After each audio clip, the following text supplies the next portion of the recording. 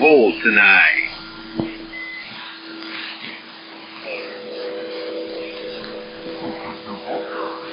4-0 Brewers, no doubt about it.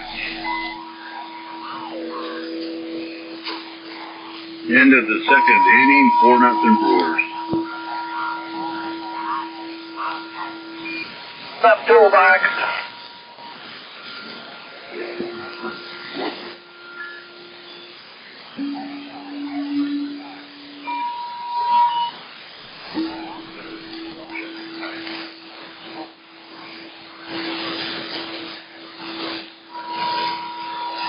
Only quarter two.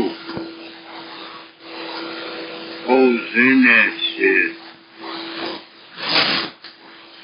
No, Mary. Hey, man, you got something wrong with your Kulu, man. Kulu tonight.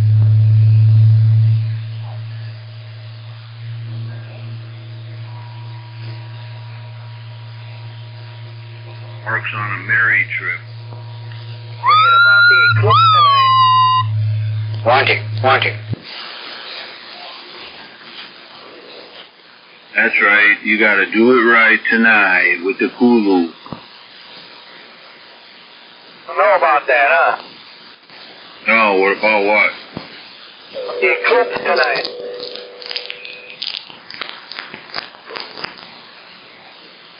Oh, pooping. What an eclipse is?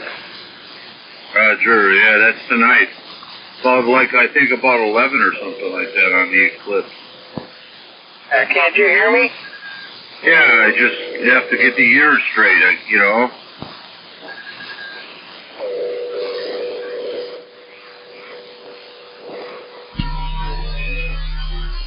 Total eclipse, no doubt about it.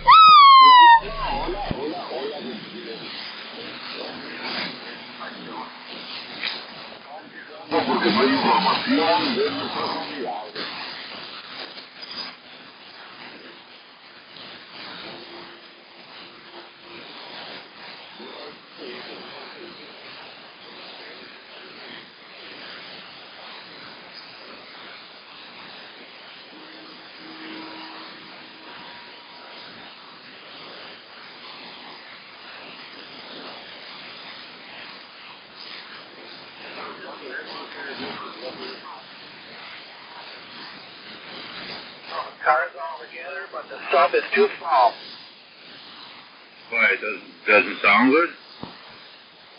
Sounds good, but you can't really turn it up because it's just too small, too weak. What is it, an 8-inch or a 6.5 or what? 8-inch. Roger on the needing a 12. Of pure pleasure. I hear you.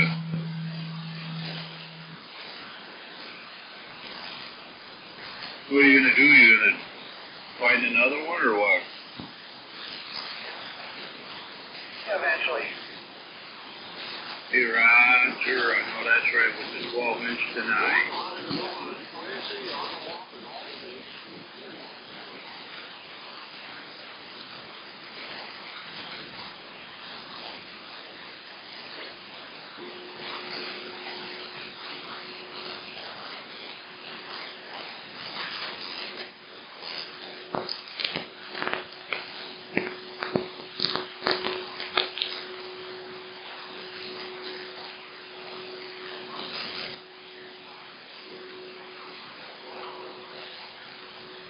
No copy on the silly sideband out there, no doubt about it. 500, we're standing back.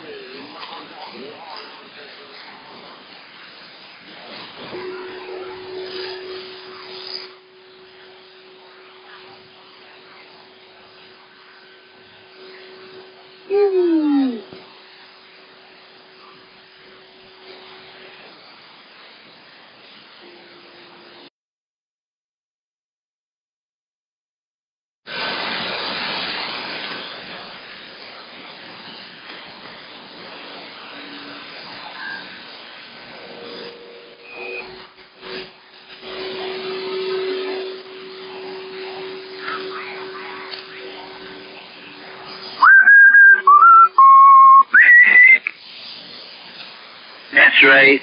Keep 'em keyed down tonight. And that's a big 10 for a burger, man. Jose blowing smoke from the other side of the county, no doubt about it. Sounded good at my receipt by the airport. 500. What up with that? What up with that? We talk about 8-10 inches here, man. I know you're talking a little bit, but no doubt about it, it sounds like it might be a little bit of bullshit tonight. Well, we know we're talking about ourselves, so you know that. We were just dreaming.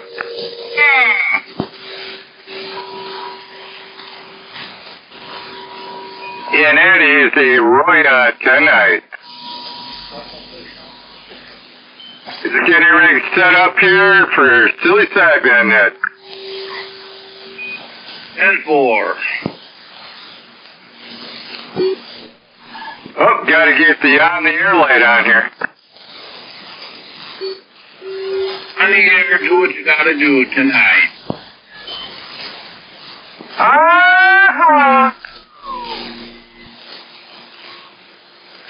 And it's a Roya.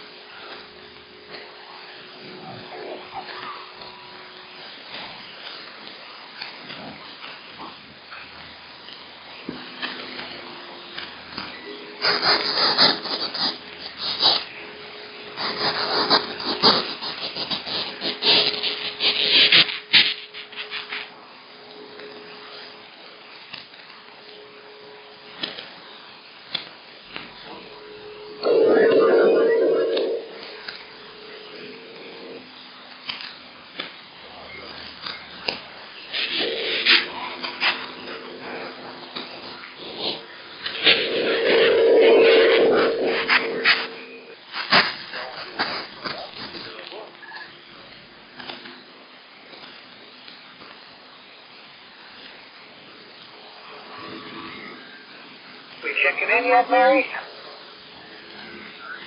5 minutes to check in.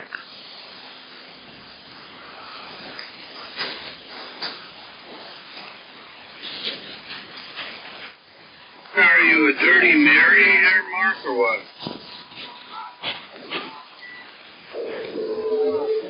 Who's in that shit, man?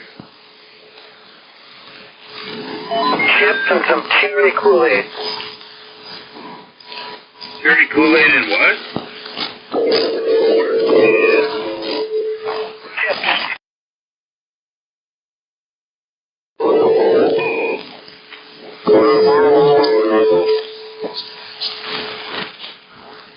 I keep getting an SWR reading here that's higher than 1.5. What's up with that?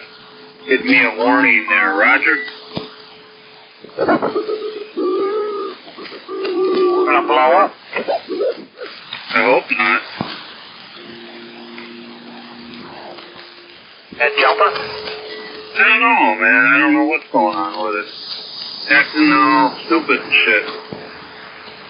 Well, it vibrates or you move it, and it could just be a bad jumper.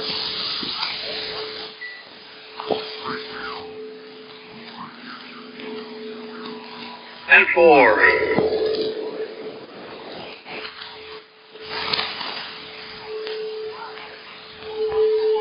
But to put that antenna switch back in, you wouldn't be unscrewing it and into another radio, unscrewing it, putting it back. Screw up the jumper. Hey, Roger. Well, we'll think about that.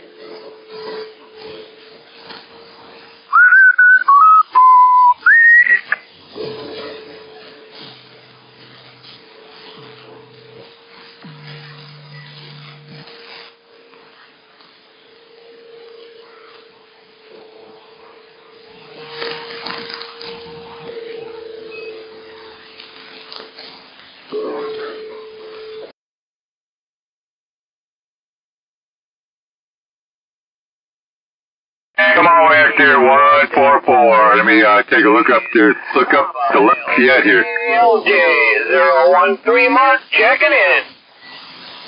Hang on a second.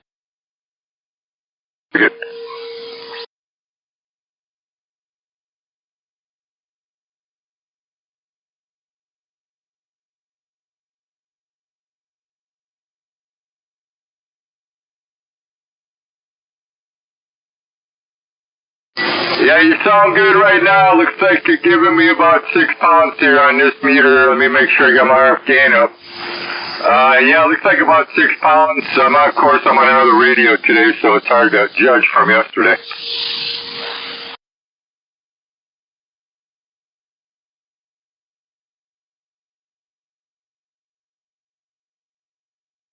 All right, you want? Yeah, I'll check you in right away. Yeah, it worked.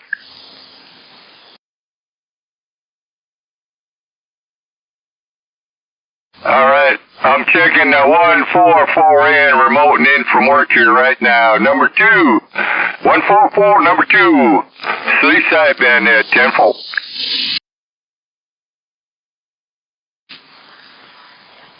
All right, come on back there, 013, come on. Alright, LJ, we got a copy on you. 013, checking in. 10-4, 013, Mark, over there on the south side, checking in tonight, Silly Sideband at number 3. No, that's right. We're just going to key it down and do our thing tonight, too. 500 on the south side. 500 by the airport, checking in tonight. 500, Bill, smoking tonight. Sounding good, Bill. Got you checking in at number 4 from that south side. Hey, Roger, we're doing what we can to get across the street tonight. Yeah, 10-4, you must be on that striker. Must be on the big striker.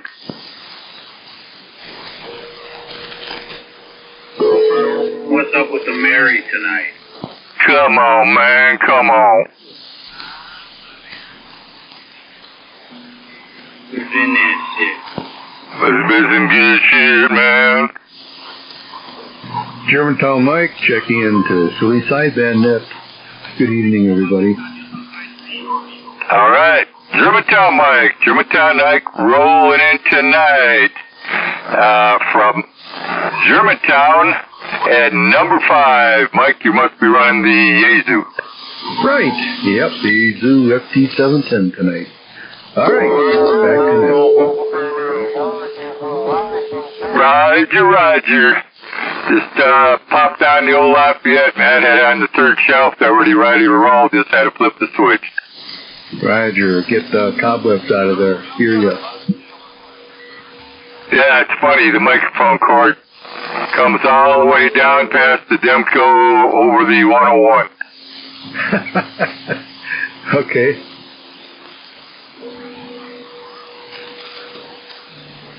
Yeah, I looked around and I was like, what should I throw on the bench? And I was like, oh yeah, I threw this on the 3rd shelf. Hooked the coax up to it to the switch, and I was like, well, that's the one. Yeah. Well, doing a good job for you tonight. Temple.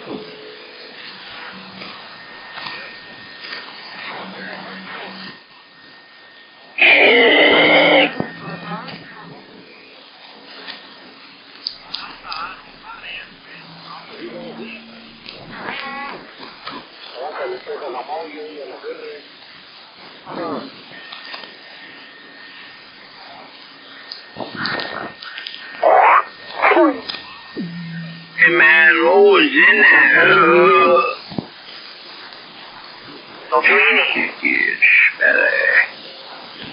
Bring it on, Silly Sideband Net, Southeast Wisconsin, taking check-ins tonight. Come on. Alright, the toolbox, check it in. Alright, we got the toolbox out there tonight. How you doing, toolbox? Gonna check you in at number 6. What you running out there?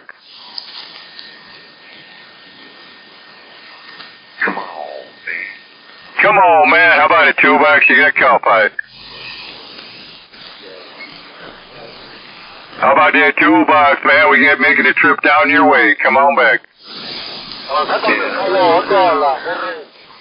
Yeah, 10-4, you're like coming in pretty strong, and then you kind of dropped off on me. I don't know what's happening your way, but checking in tonight, number 6. Yeah, it's like you're coming good, and you kind of dropped down a little bit. I don't know what's going on.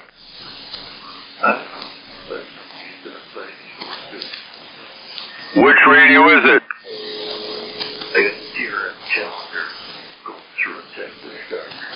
Oh yeah, the old Challenger, man. Them are cool radios. The Challenger. Yeah, I don't know if it's not driving it hard enough or what, or what's happening, but it's like all of a sudden you pop up and you kind of go down. But I do got a copy over here on the north end of the spectrum. Challenger, on the Challenger, 383 Challenger.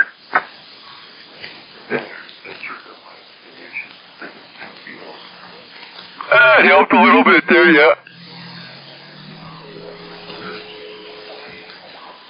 Craig, everything did right. Oh, yeah, Challenger car. He was talking right time about radio. Okay. Yeah, the Challenger radios, they're cool radios, man. You got a 6-pack in there?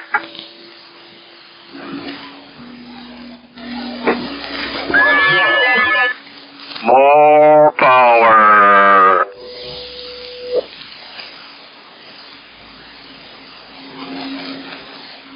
What you got in there? 340, 6-pack? There we got all those winkies. Great. How automatically sounding on to you right there? Alright, Yeah, you're a little off. Alright, come on back so I can dial you. All right. Just need to tweak it a little, and he should be right on. Alright, how's that? 1, 2, 3. That's better. Alright, Jeff, I heard some other stations rolling in there. Come on back for checking. Come on, bring it on back to the Sideband net tonight. How is it sounding now on the GTR and Challenger? Is it coming better? Yep, sounds much better right now. I don't know what you did, but it's better. Hit the button for SSB. I forgot this doesn't have auto SSB. Yeah, I was gonna ask you. That say, man, check your SSB switch. It sounded like I was dropping in and out, you know? Sounding real good right now, though. Toolbox sounding good. Hit the damn button. And for that thing. What do you say?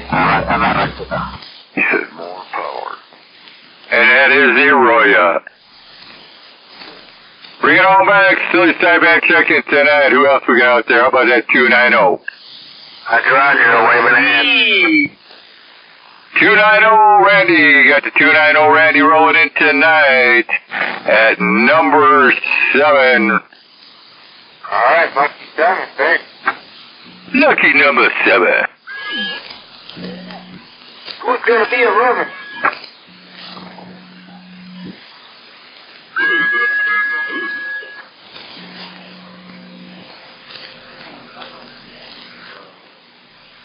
Wow. Hey, man, what's up with you, eh? Come on, man. Come on.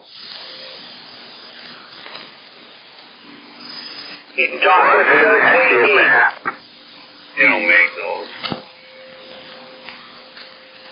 I had a lot of empty ones. I put chocolate in them. That's bullshit.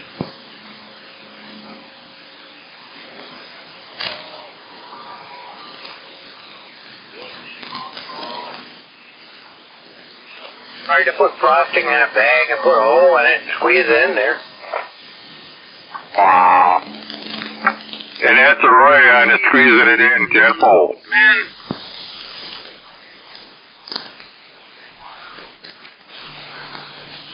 Bring it on back, Southeast Wisconsin. Silly Sideband net check-ins. Taking check-ins. Bring it back. 358. I got that 358. 358 rolling in tonight. Sounding good. What number am I tonight? Audio 358. Kingfisher's rolling in at number 8 tonight. Oh, number 8. Number 8. Slow start tonight. Oh, it's only 9 after, so we're doing pretty good. I'm going to eat this old bag of chips.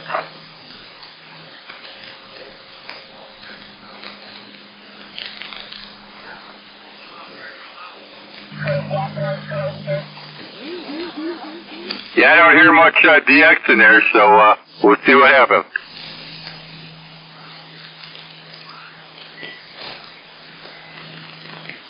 Yeah,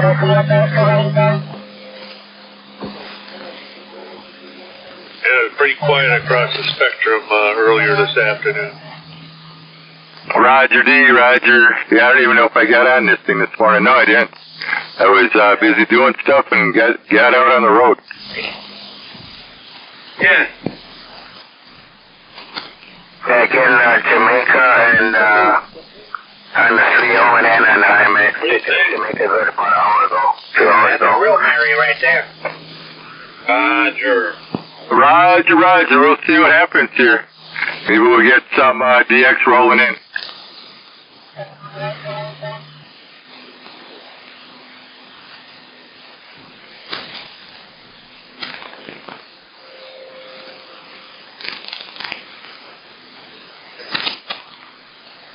Quiet night. Where is everybody? Come on back. Bring it all back to the Sideband net check-ins. Come on back. 519, checking it. All right, 519 over there on the south side. We got all the south side guys checking in here tonight. 519 got you in there at number 9. 519 is number 9 tonight. 519, number 9. 519 tonight.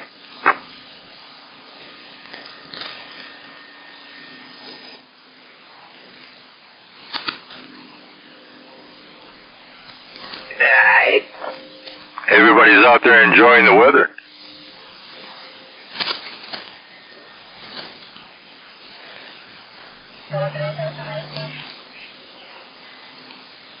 Enjoying it right now. I'm in the garage radio.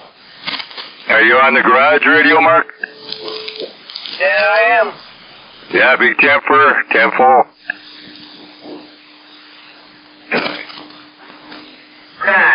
What are you doing in the garage? Sitting here eating chips. You should be doing something else. I'm eating chips. Big beers and big chips. The munchies, man. Straight, no doubt about it. Brewers score update. Brewers 4, Mets 0 in the bottom of the 4th inning tonight. Big 10-4, sounding good.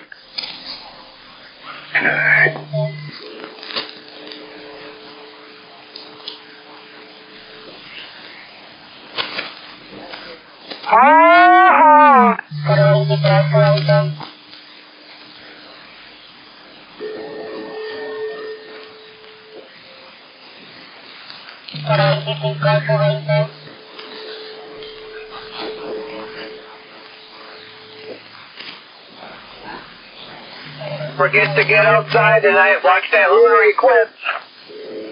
Yeah, what time's that's happening? I think they said it starts at 8 o'clock and the peak time would be 11. What part of the sky you gotta look in? The west? The east or the west? To the north. So all the booger men come out.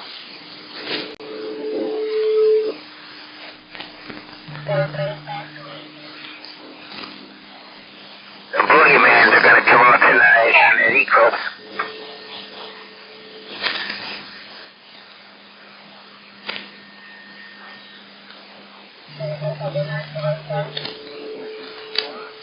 They got a fast watch up there in Newburgh. Hope it don't come out tonight. And then eclipse, I don't know. Yeah, I guess it all depends if it's gonna be clear out. So we'll get some midnight skip, LJ. Some late callers when that eclipse happens. We'll get some skip coming in. Never can tell. Here in Australia, once in a while in the nighttime, real late. 4:10, all right, I'm out. Oh, he says he's out, but he's not. Yeah, I'm not out yet. I think he's one beer.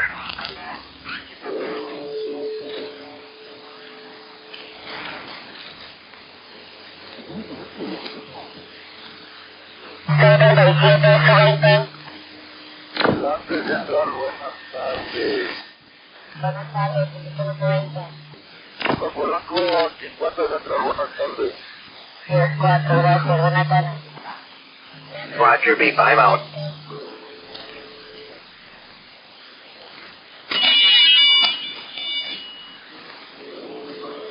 Yeah, right.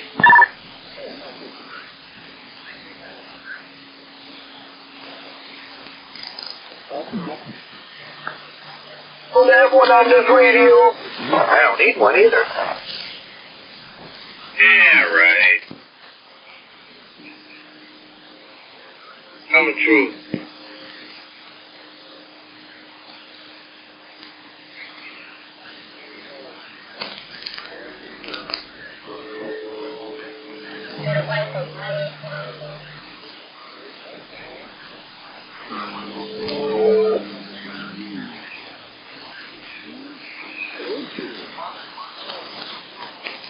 Tell the truth, huh? All right, there once was a guy named 500. His real name was Barry.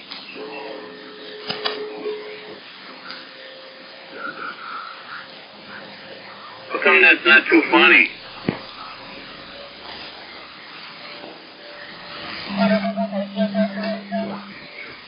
Tonight. Tonight, bring it on back. Sweet Sideband net, southeast Wisconsin, doing check-ins. Come on.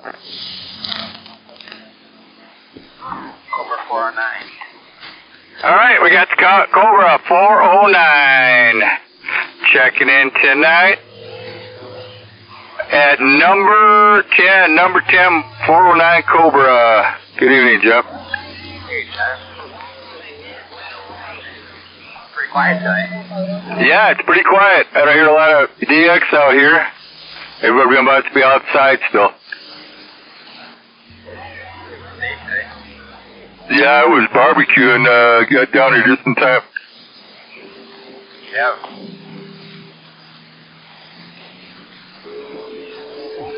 Weekend roll. Some fillets, potatoes, and corn. Sounds good. Corn on the cob, you know, soaked up the corn, put it on the grill, comes out great. Pretty quiet tonight, though. Yeah, it is. I didn't even turn my noise blanker off, but it appears to be that it's pretty quiet here. Let me check and see what I got for static here.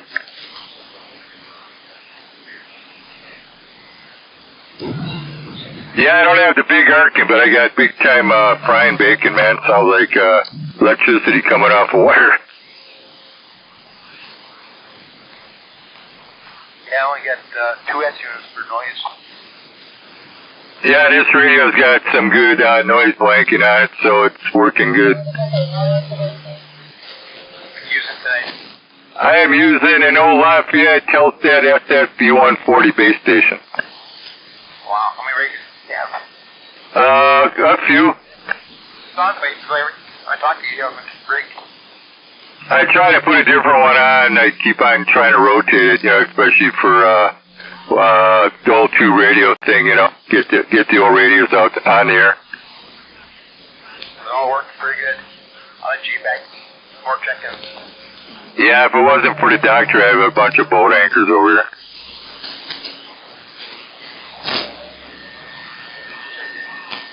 No, I never heard Ray out there. Wow. I think Ray went with Mr. Bill and the Thrifters for a benefit over in Jackson for this Jackson, I think he used to be a police chief over there. I guess there was an explosion, or he was at his father's house, and they both got burnt up pretty bad. Yeah, it really sucked. You heard about that, Mike, right? Yes, I did. Yeah, I guess they were having a benefit over in Jackson tonight. I think it started at 5. Roger. Yep.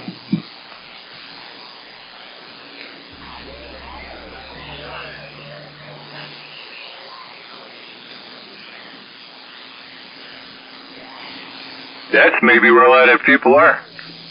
Yeah, could be.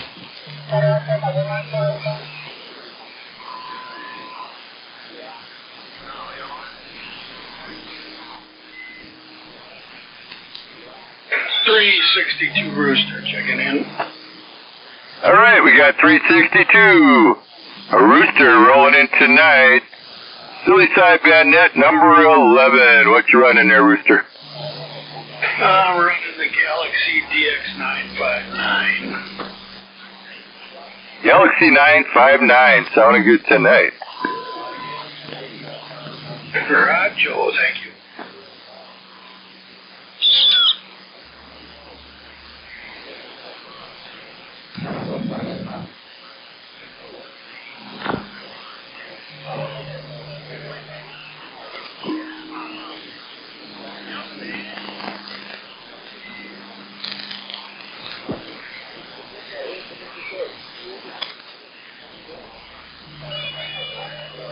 Sounds like I'm getting some from the AM side.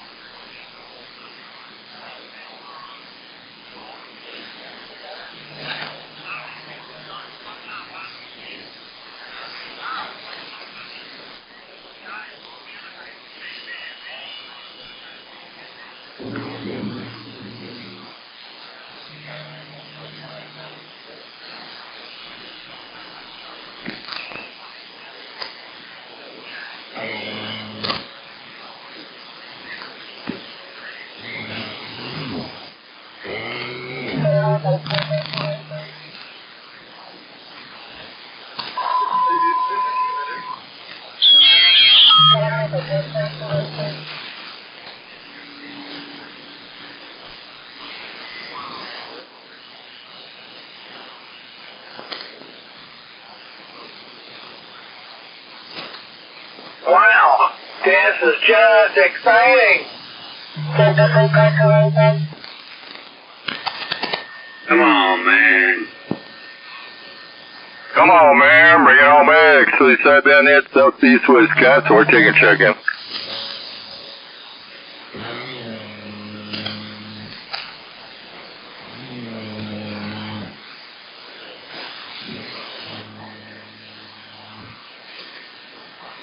Hot Rod must have took off, go camping. I think he's got a gig over in Grafton, Cedarburg area. There's some kind of band thing going over there.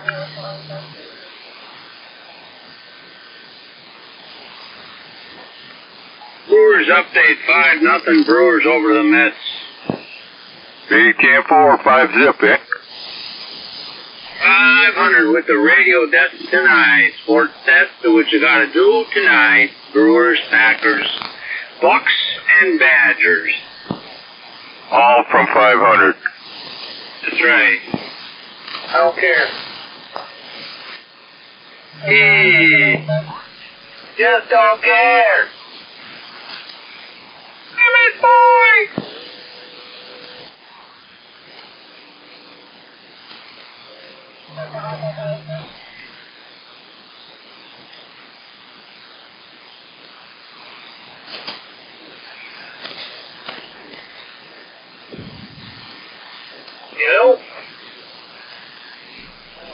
Hello, radio. Is that Gary? Hey, Mike, did Stevie Ray Vaughan die today?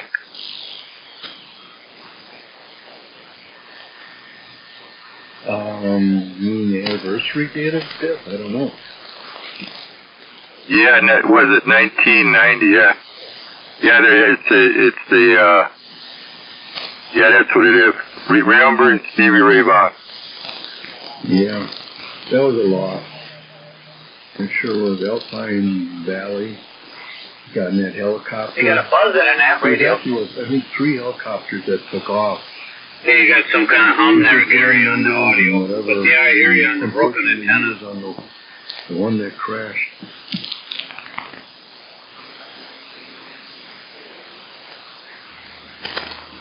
I remember the first time I heard him, man, I was like, wow. Yeah, I mean, he was beyond excellent. Man, he could shred that guitar big time. It's just a little light hum in there somewhere, but I don't know. Something's picking up something somewhere.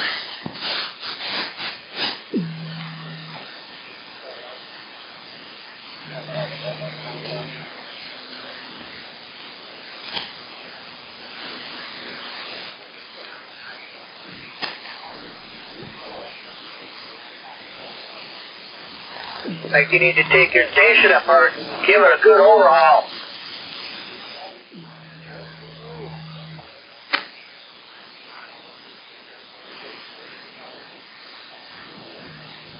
Oh.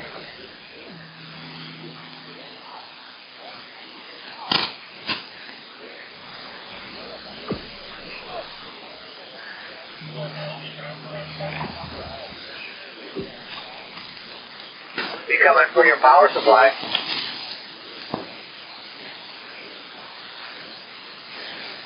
Oh, man. Come on, man. Bring it on back.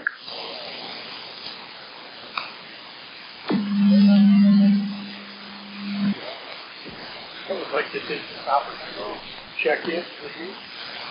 Bring it on back. Bring it on back. You have the opportunity to check into the Southeast Wisconsin Silly Sideband net. What we got? Mark number 3. Mark number 3, Roger. Cobra 134. Chief Spider's off. Roger, Mark 134 Cobra. Sounding good tonight. Got you checking in at number 12 on the Super Snake over there. Oh, righteous. Well, hell yeah, it's a Super Snake.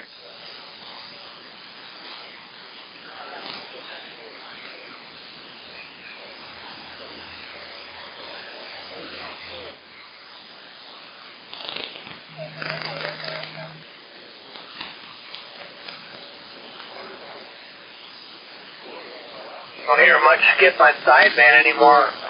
Is it over? We had a little bit last night on the AM side. That's AM. I'm talking about sideband. Yeah, if you go up, go up 36 and up that way, there's stuff in there.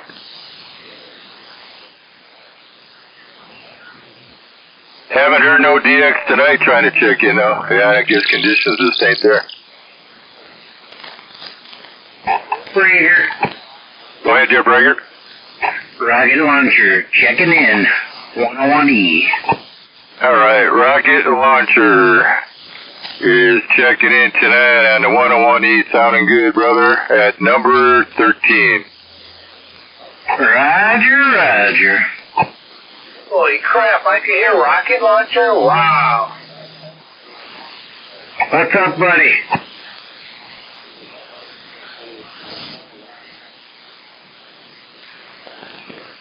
Up there, real quiet night. Never can hear you. Yeah, it's quiet. 013 down in South Milwaukee.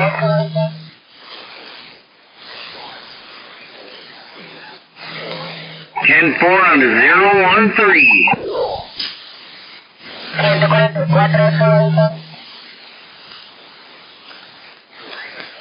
Hear him, Bill? Yeah, I can hear a rocket launcher doing what he's got to do. Sounding good in my receive. Brewers update. Brewers 5, Mets 1. Wait, it must be exciting for you, Art. Not often heard. I'm so excited.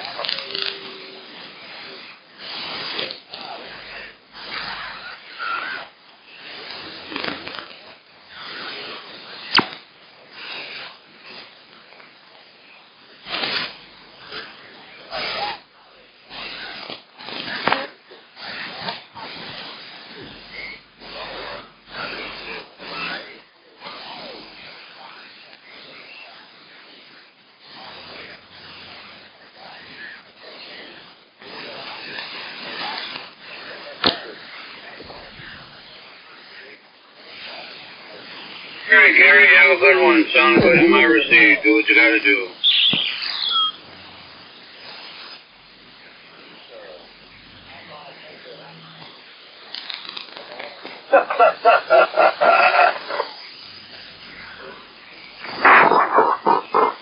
Who's in that shit? The label. In that shit toolbox. That's right.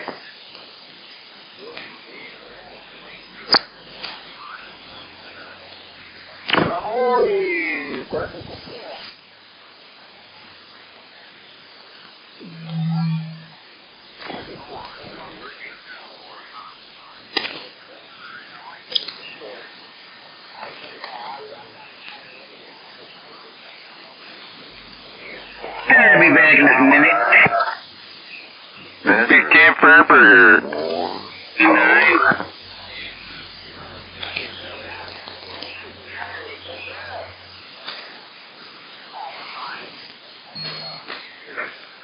Oh, man.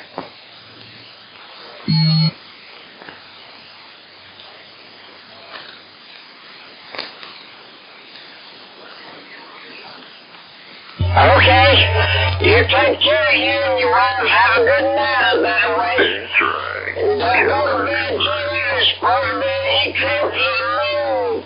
Tomorrow night. We'll catch you then. Good night and God bless.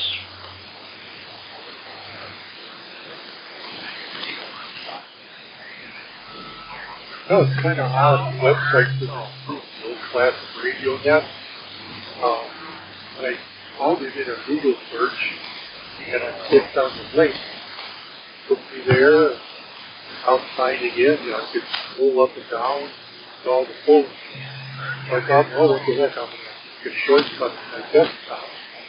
I did that, and every time I tried running it off of that shortcut, as I started scrolling, it out to the sign-up screen. Why that is. Yeah, 'cause it's unusual and it's old. It's really old. Yeah, I'm not sure what you got going on there. You have to talk to somebody at maybe Rooster out here. It's old for old people, huh? What do you say? It's for old people, man, it's old. And it's Arroyo. For old people that can't eat it, just sitting at the lakefront in a rocking chair, Trusting his underwear. eating Cheetos and scratching his balls. There's a big 10 prayer burger. That UKW? Check it in, man, check it in. Alright. We got KW County checking in tonight. Silly Sideband net. Dropping in at number 14. Hey, I wish it was 14 again. Me and you both. It was 14 with the mind of a dirty old man. I'll settle for 30.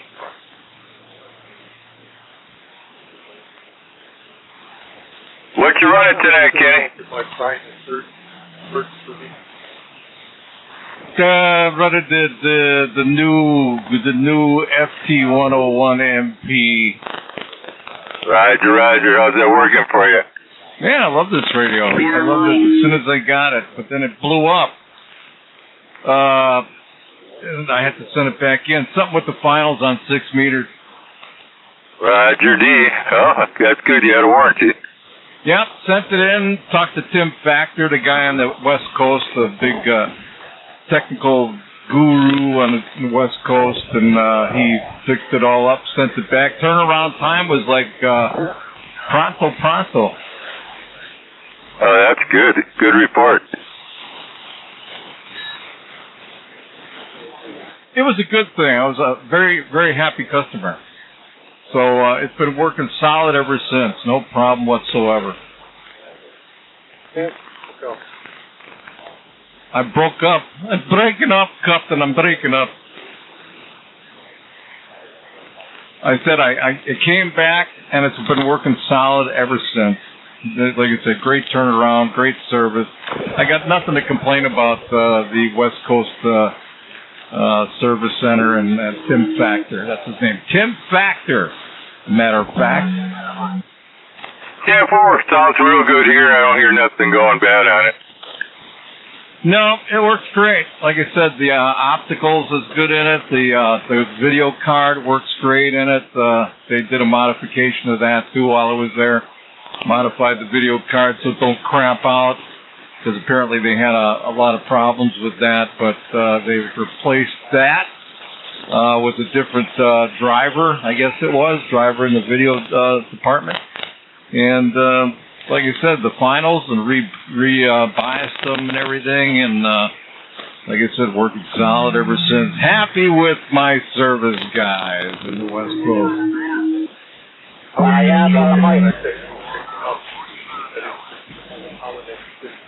I'm breaking up, Captain. She's breaking up. The dilithium crystals are deteriorating. The toilets are backed up into the warp drive.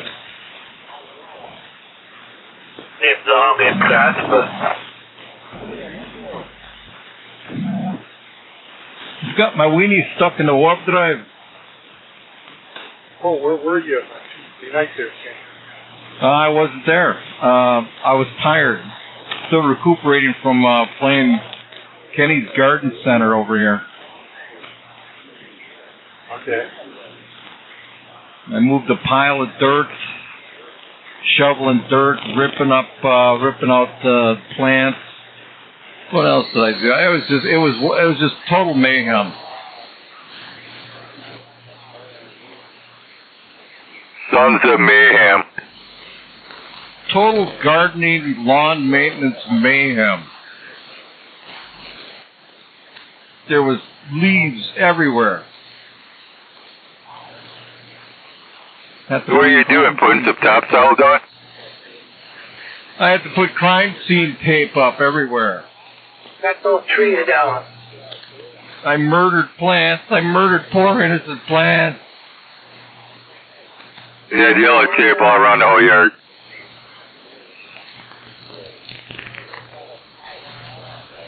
Now I go outside and all my plants got little picket signs on them. And you murdered the plants and all the bugs and all that good stuff. They want to put me on trial for murder.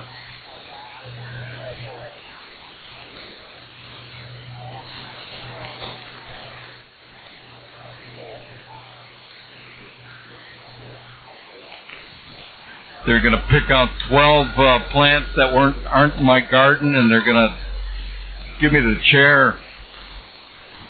Murder, death, kill. That was that monster from Lost Space. MDK, murder, death, kill.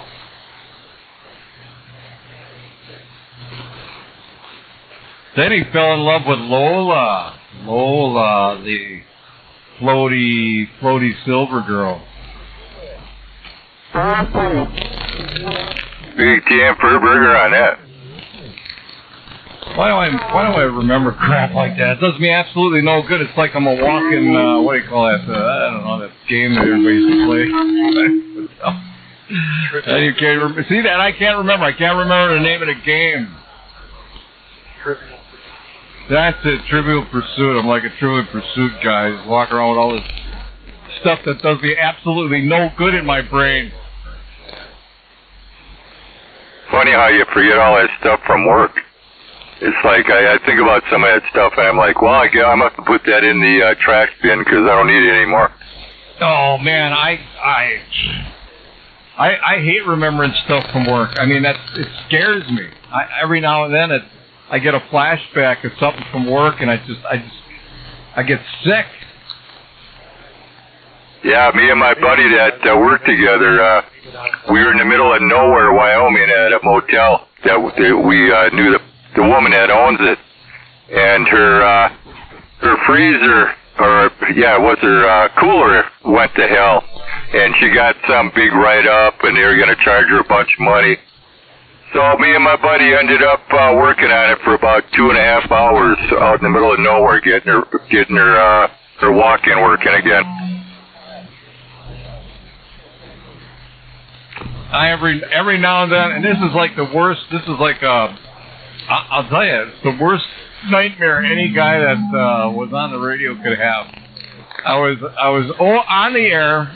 And I ran out of music. There was no music. There was no records. There was no cart machines. There was no CDs.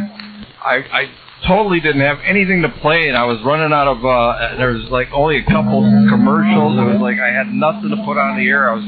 There was gonna be dead air, and I was just freaking. Oh, 10-4 on that. CQ. Party Animal Walkie Show, checking in. How about that Party Animal, man? Bring it on back. Party Animal Walkie Show checking in tonight, number 15. Copy that. Yep. So I got you tuned in. 10-4. You sound good to me on my end. Sounding good tonight, man. I appreciate it. Thank you. 10-4. Got a good copy. I guess you can hear me tonight. Party Animal. Brewers update. Brewers 5, Mets 2. Brewers are going to win the Super Bowl.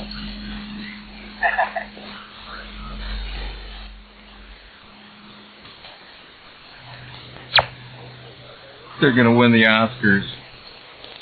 Packers are going to win the World Series. Packers are going to win the World Series. Brewers are going to win the Super Bowl. The Bucks are going to win the Oscars. The Admirals are going to win an Emmy Award. Big Ken Furberger on that. So South Milwaukee Rockets, they're just exploding. They're exploding on the launch pad. Can you hear about that motorcycle stuff up in the Dells? Now what happened? Was somebody making bad things for us? No, it's actually the first annual Dells motorcycle event up there. Show, and they're trying to have a little event up there. They're starting. Yeah, people go up there for, I think it's Friday, Saturday, Sunday. Oh, yeah, I remember that. I saw a little blurb on that. They're going to try to make that into the new Sturgis or something. Yeah, right. As soon as it starts getting popular, they're going to charge everybody $1,000 a night for a room. You watch. Of course, you know how that shit goes. But I was listening to some stuff on it. I guess it's what is this? That big weekend coming up here? Yeah, Labor Day weekend. Yeah, not next week. Is it next weekend? No, I don't know. I don't really care. It's just, I might go to the Lions Fest, the Lions thing down here in Oak Creek. They got the Lions thing. Go to that a couple days maybe. And then they got another thing too over here. They got a St. Francis Days in St. Francis, Wisconsin, right next door to my town. You got a parade, all kinds of gobbledygook. Yeah, Labor Day is the weekend of the 4th. Yep, I think it's that weekend up there in the Dells. Yeah, well, that's one mistake, having it the same time as the 4th. That's going to take a lot of draw away from that. People are going to stay home and, spend it with their family.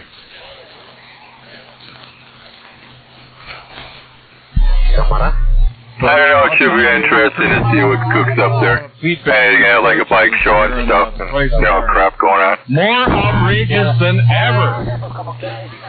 $12, $13, $14 for a drink, $10 for a beer, $8 to $10 for a beer. It was insane. Where was that at? Sturgis. Oh, it's even more now, Kenny. You wouldn't believe it. No, I got feedback on that. What was it? $25 for 2 tacos and a cup of Coke. Yeah, it was outrageous. It was outrageous out there. Average, at a nice place, average $500 a night at a motel room at a nice place. $500 a night. Yeah, Big 10-4. Yeah, that's what I heard. You're going to have at least a minimum of $10,000 to go to Sturgis for a week. That's ridiculous. That's why I go out there July 4th. You know, that July 4th weekend. I go out there. It's great then. Everything's back to normal, or everything's still at normal. You can have a hell of a good time, and there ain't a bunch of rookies out there, you know. Right. I used to go out there regular a long time ago. I was out there first in '79, and then I started going back out there. I think it was like 1991 till about 2000. And so I went out there probably about 10 years in a row, and then the last year I went out there, that's when I made up my decision what was going on. They wanted to crack down on what women were wearing on Main Street.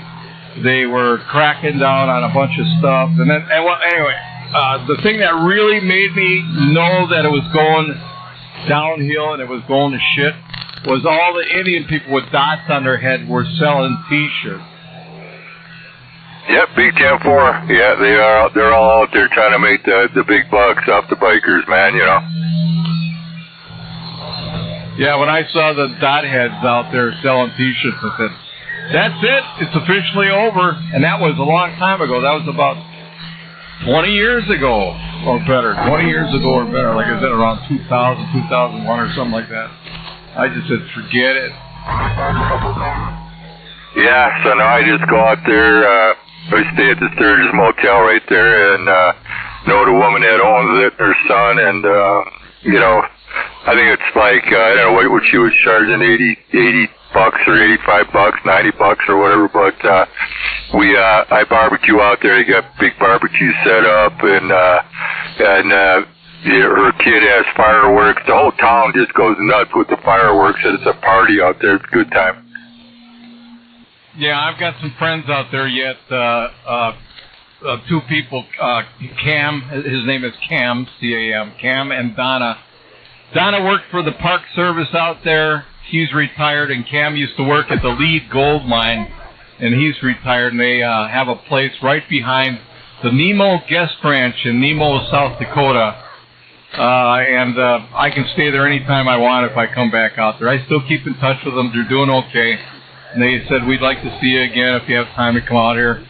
And I could stay there for free to visit with them as long as I want. And they're really good people. And, you know, like you said, I made that association with them a long time ago, and I still keep in touch with them.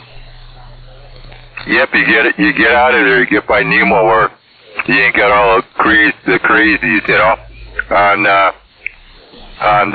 I just can't think of the name of it out there. Yeah, I've been out there. That's nice. You can get out over there. Yeah, the Nemo Guest Ranch, and there's a road that goes right into Sturgis. You don't have to go through Deadwood. It's called Van Acker Canyon Road, and when I was going out there, it was just big chunky gravel, and now it's all paved and real nice. But Van Acker Canyon Road. Otherwise, you go up toward, got to go around through Deadwood. Yeah, but anyway, it's a good place to go. I mean, I could be a damn tour guide. I was out there so many times I could be a tour guide. I was going out there when, let's put it this way, I was going out there when Geronimo's nose was just the nose hair sticking out of it. I was out there, and before they had all the big hype, they had that little building, and you walk out on a platform and they had a statue, and you look up there and there was nothing up there. That's what I said. Like I said, it was just a nose hair sticking out of a piece of rock. Just a nose hair. There was nothing. And that was 40-some years ago. We were all laughing our ass off. They had like a painting up there, And it's pretty impressive now, though, if you haven't seen it in a while. Oh, yeah, the statue, it's come a long way. And if you go through Custer to go into the Custer State Park road there, it goes through comes out by Needles Highway. If you go in Custer, there's a place. It's my store. It's called Ken's Mineral. Big 10-4. Did I hear Chucky out there? How about a Chucky? You want to check in?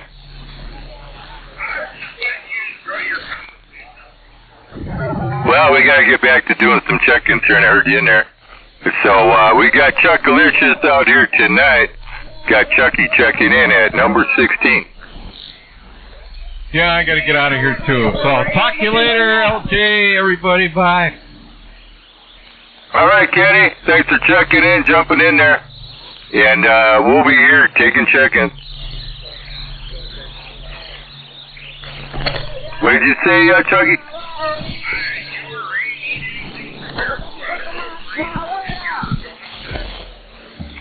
Ray hasn't made it in yet. I think he went to a benefit. He'll probably be in here, a little while. But I think I just went through Baraboo. Oh, no. What is that, Saturday?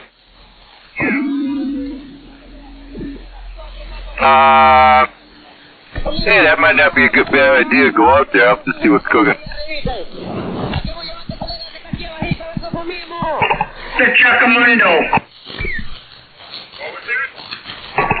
Chuckamundo. Just Mexican for the Chuck Monster.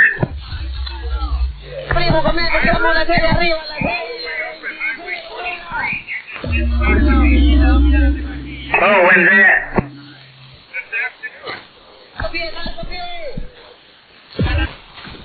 I was off at 23 on my bike.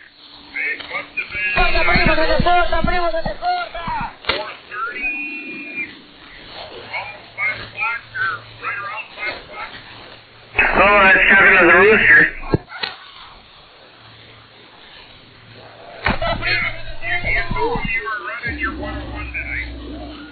Yeah, 10-4. Yeah, it's probably when I was talking to the rooster earlier.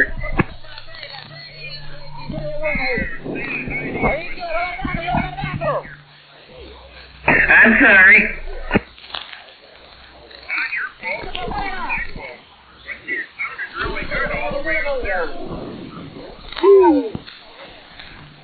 Yeah, conditions were right, I guess, then, but right now, no.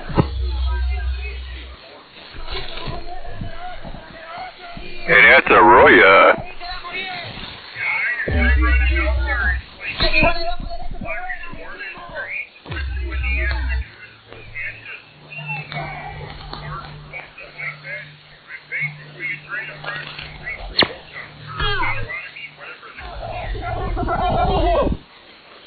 I'm 23. Before you get your base antenna up yet? But everything else is ready to go together now. Yeah, 10-4. What do you do then? You can just pull the main mast and put a pin through, and then just tip the thing straight up, right? Yes, sir. It'll have two bolts in it. One will be a pivot bolt, and the second one is a locking one, and it'll tilt down, and you can assemble the antenna onto the mast, and then just push it up when you're got everything situated. Yeah, it looks like a good setup.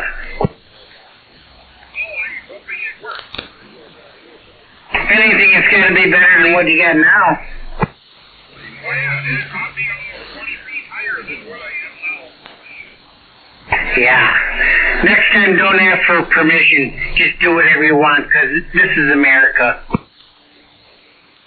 Yeah, well, at least I won't have to worry about the city coming telling me I can't do this or do that. They've already approved it. 10-4. None of my new neighbors can say anything because I have the permit.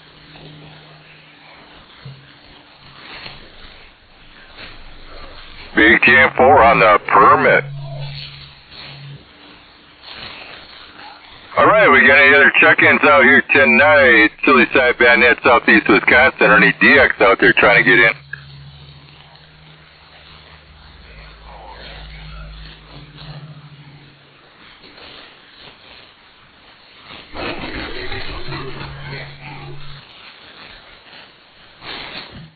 Mike, how's the look on the scope? Anything on the AM side? There's some spikes in there. Not a whole lot. But, yeah, there is some activity. I can kind of hear it. I can hear it on the AM side. Yeah, it's there. It's not real heavy, you know. But it's probably creeping in right now. Dr. Ray's out here. Check me in. All right, we got Dr. Ray checking in tonight. Silly Sideband at number 17. 10-4 and a 17. Hello, everybody. Hello, Dr. Ray. Sounding good tonight. What's that? I said you're sounding good tonight. Oh, you guys kept doubling there. Okay, Germantown Mike waving a hand. Doc, you sound good tonight. 10-4 and that. Yeah, I just got back. I was over at Jackson. Oh, okay. The doctor. It's a doctor. What's going on there, buddy? How you doing? I'm doing quite okay. Excellent, excellent. Oh, hi, Mike. Hey, Rocket Launcher. How you doing tonight? Good, yourself? I'm doing great. Excellent.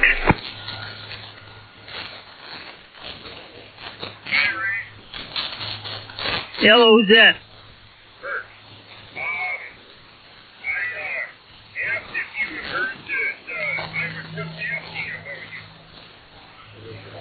Yeah, what about?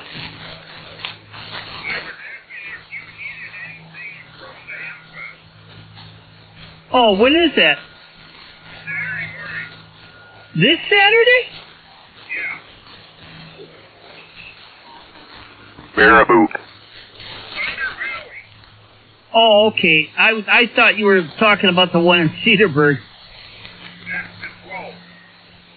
Yeah, that's the one I'm going to go to. No, I can't think of anything right now.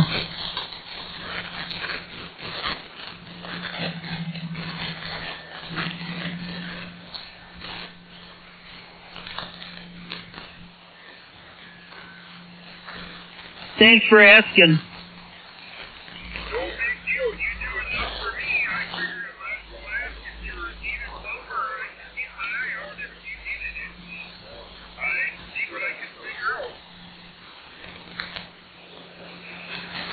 Ten four. 10 foreskin. Oh, Bill was a riot. Yeah, how'd that go over there? It went real good. Me and Thrifter and Bill and Poppy walked around quite a bit.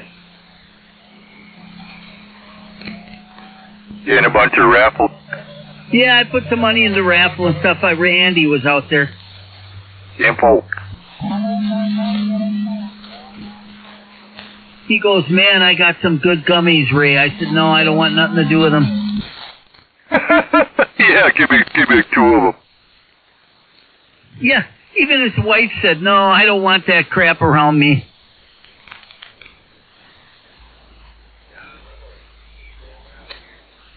He said he was going to come out here, but I don't think he's going to be home in time. He'll be on cloud 9.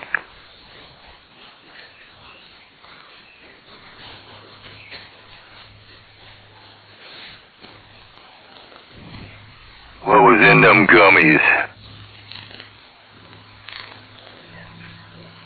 Yeah, the old Mr. Bill was getting out last night with that little bit of help there. Everybody could hear him good. Yeah, that's good. That's what he told me. Yeah, Rocket Launcher, Mike, a couple other people. It's like, wow, they can really hear you now, Bill. What's he running? Oh, he's running that Cobra 138 XLR. Right. What was he using on the side? Oh, it's a modulator, a white tornado modulator. Yeah, it was sounding good. He was blowing smoke. Yeah, it's only like 75 watts. Well, it made a big difference. Everybody could hear him good. Yeah, he's nice and strong here in Germantown. Yeah, that's good. He's supposed to go up on the roof and put his antenna up a lot higher on the peak up there. Yeah, it's definitely going to help.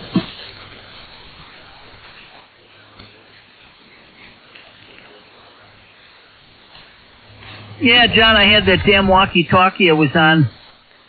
I worked on it twice, and I thought I had it fixed, and it was holding up for about a month, and it puked out last night again.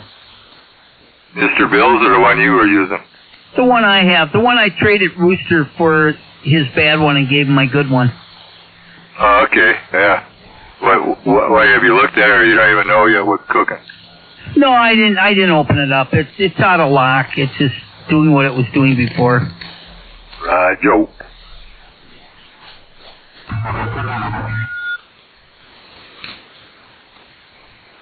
It's something I'm not going to press too much time on. Roger. Yeah, I got that 109. I don't know, I put power to it. Something wasn't right with it. I can't remember what it was. That's that latest style Johnson I got with the rubber ducky antenna. It's the 109. Okay. Yeah, I've got so many other ones. There's going to be no loss here. It'll be just nice to get this one going because it's part of the Johnson walkie-talkie collection. Well, that's different, yeah.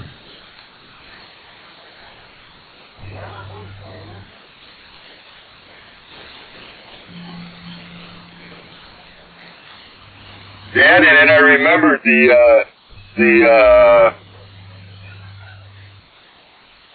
old Pace 1000B. Last time I used it, someone was weird about the modulation. I'll have to throw that one on the bench here and have you listen to it. Not right now, but some morning. Oh, transmit audio screwed up? Yeah, I think the audio was really pinched up or something sounding really bad on it. I switched mics and it still was doing the same thing, some on the audio. Received fine, everything else, transmit had power, but it was just something. Remember that mic, that Sideband 1000B? I remember, yeah, you were having some major difficulties. I don't know what radio it was, but yeah. Yeah, the PS1000B side talk. Okay, yeah. With no amp? Yeah, with no amp too, I believe it was. I'll throw on the bench here one of these mornings, or just get up on a bench and just give it a whirl. 10-4, yeah, probably worked in. Yeah, well, of course. It'd be like that 132 Johnson handset radio. Thing works good and then it flakes out. It's weird. Yeah, I just got 144's Heathkit SB200 all working for him. He fried the new tubes in it. He smoked the tubes that were in it?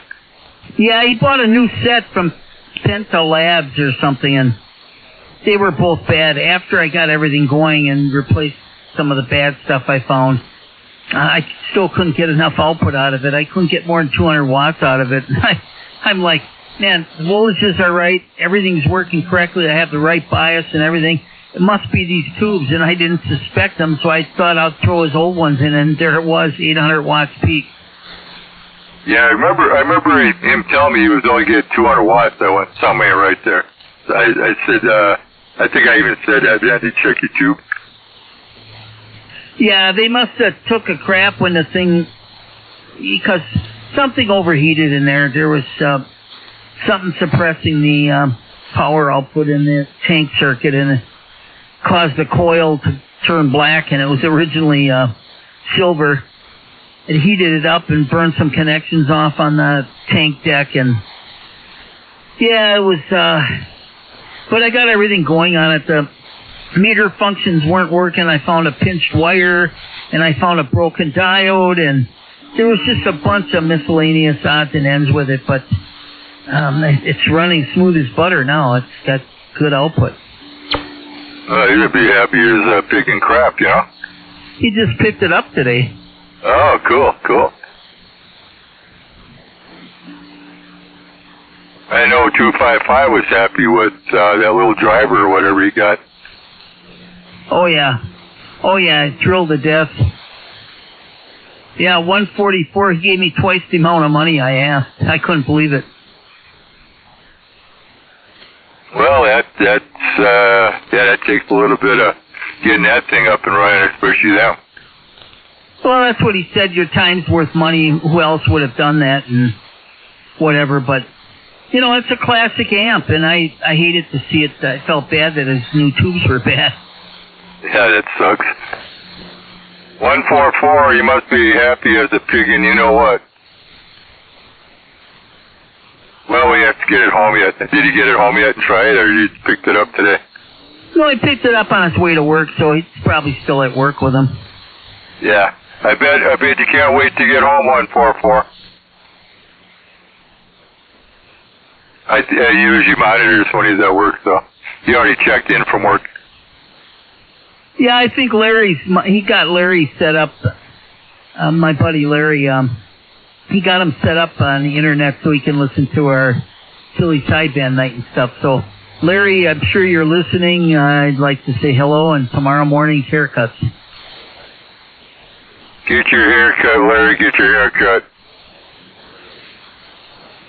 Yeah, he was telling me he got Larry set up, and I tell you, I'm getting Starlink.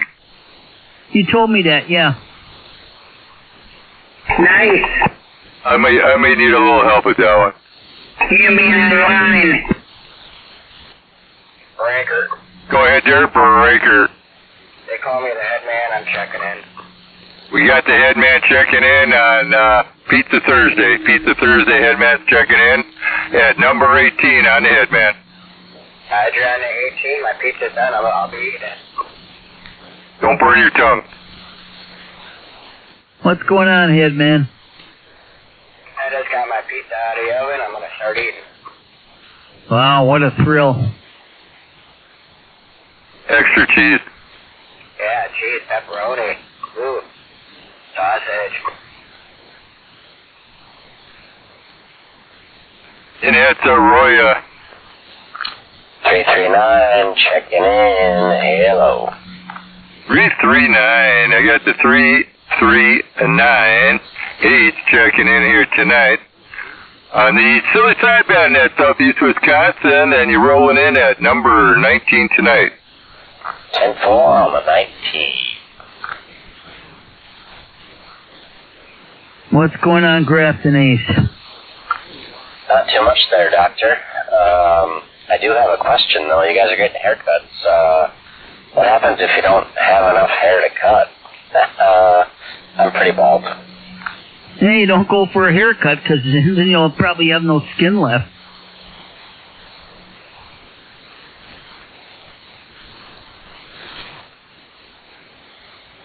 Then you just use the KY40 and shine her on up. I'm the old road squawker.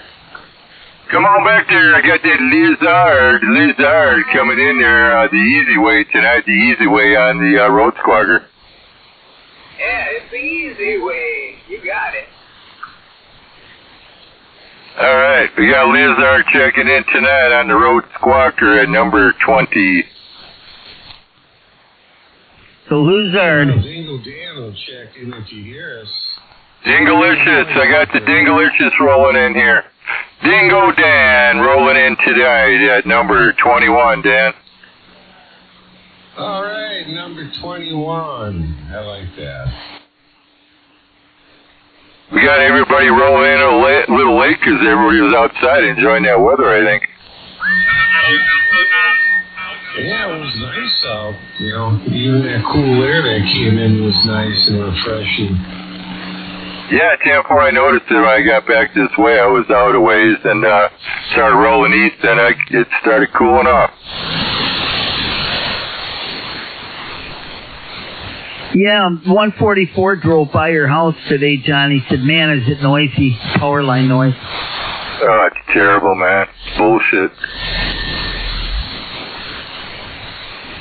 Ever since they did those new lines over by you, they screwed things up. Yeah, it must be. I did some wrong. Bob was telling me about something about grounds or something.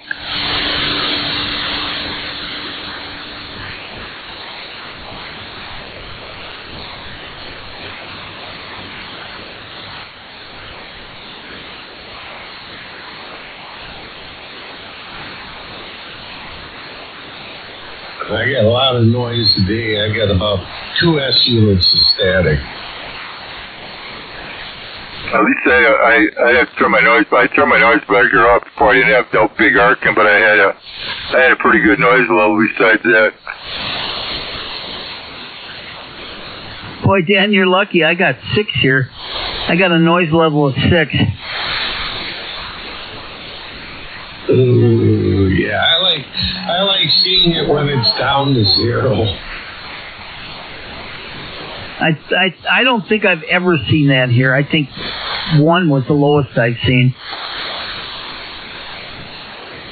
I gotta go pick up that unit from Bob.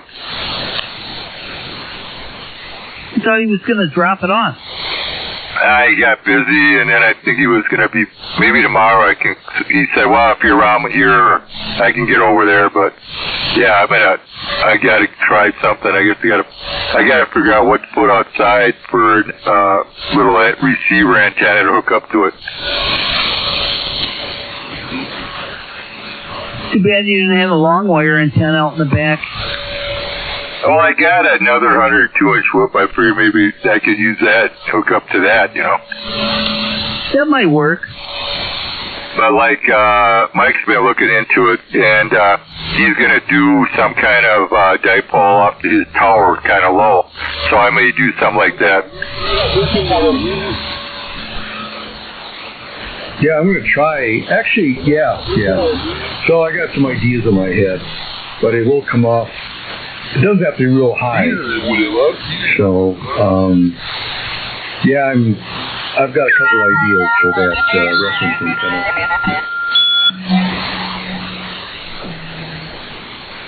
All right, guys, I'll be right back. I got to take care of 2 things. Sanford.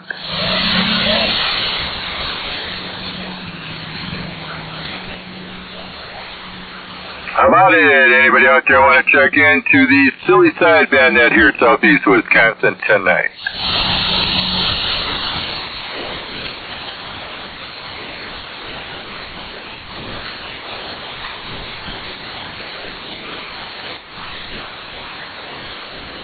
How about it, 339?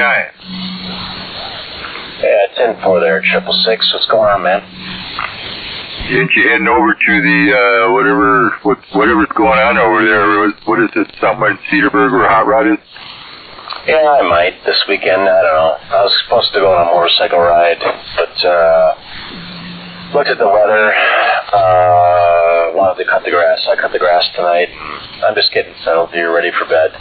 Early day tomorrow, but yeah, weekend plans. I don't have any. I'm just gonna wing it. Hey, 10-4. I got out a little early today. Put out about 2:20. Roger that, man. Oh, it was a gorgeous day today. The weather was absolutely perfect. Where'd you go? I kind of swung up 49, 44. Came around the lake up there, Winnebago.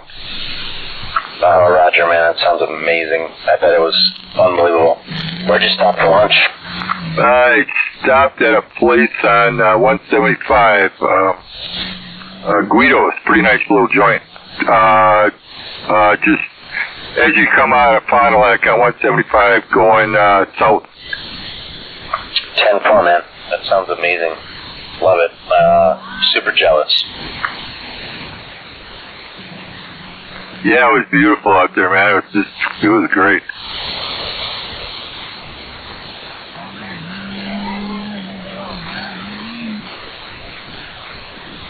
I looked at the forecast and I was like, man, it sounds like a good day, you know? Yeah, some cloud cover, sunshine, yeah. This is why we stay in Wisconsin for days like this. Yeah, I got up toward kind of ripping up there, 44, 49, and looked like it was almost going to rain. So you were pretty far north. Holy cow. Yeah, I came up 144 and then came around that way and around. Roger that, man.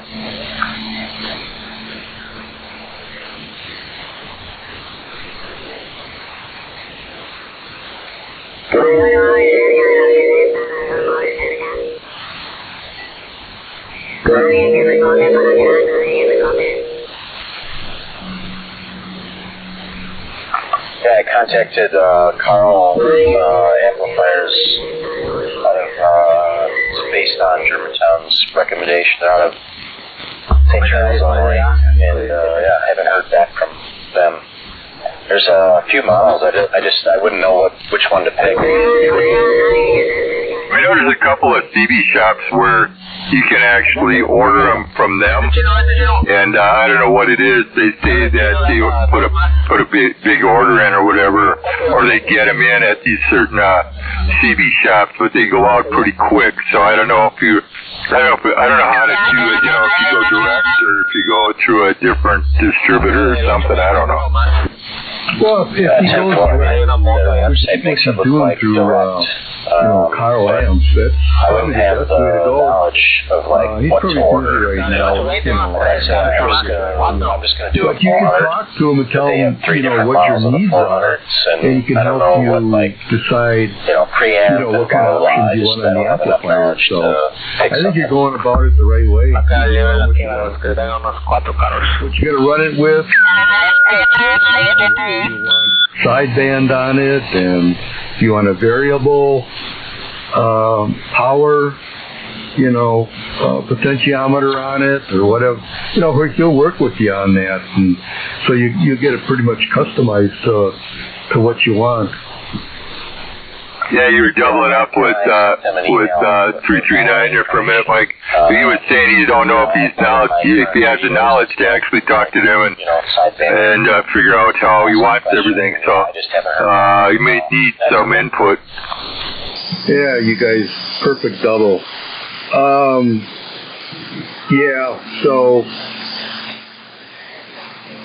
339. I would just work directly with Carl. And, you know, I'm sure he's busy. I get my amps, I mean, I could go directly through them too, but I get my amps through this Rooster in Tennessee, and I watch his website, or his store actually, so I know if they come in and he's got what I want, that I put my order in right away for it. But the route you're going is probably the best. Yeah, it's a big 10-4. Yeah, I think that's exactly what I should be running here with, you know, my antenna setup and, you know, the radios and what I got. I mean, I'm not a big station here, but I do want some power. I'd like to get out. I want my output to match my receive. I think 400 watts will be great. Transistor, and that's it. Exactly. And Carl's been making amplifiers for years. He actually got out of it, and so you know some of his past customers begged him to get back into to making amps again because of the crap that was out there, and you know, he said, okay, yeah, I guess I will. So he started making them again. They're top of the line, high quality. If when you get it, you'll see. I mean, it built like a battleship, and you look inside, and it's really clean. You know, this guy's a master at his soldering skills and the way he lays out circuit boards and that, and the components he uses are just top notch. That's a big 10-4. Yeah, I just gotta get a hold of him, ask some questions. Yeah, you covered. I did copy you, 339. Someone covered you, but yeah. He'll get a hold of you. He's probably super busy right now. I mean, as soon as this Rooster gets his amplifiers, they don't even 2 weeks and they're gone. So Yeah, I'm sure he's just really bogged down right now, but I'm sure he'll get back to you. 10-4. 339, stand by. Big 10 for a burger. Bring it on back. If we got some check-ins, come on back.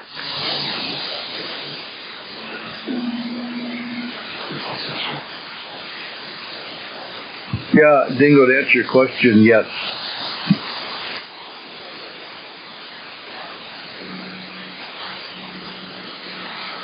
I know 1084 Brian's got a bunch of stuff from him. Yeah, was it 1089 out there in Jefferson? He runs all the Carl built amps too. Yeah, he's been dealing with him and getting all his stuff from him. So, yeah, it's a 1084 or 1089. I can't remember now. I have to look. But yeah, he buys them direct from Carl. 1084, Brian, right? Yeah, it's Brian. I don't remember the numbers. Yeah, I'm pretty sure it's 1084.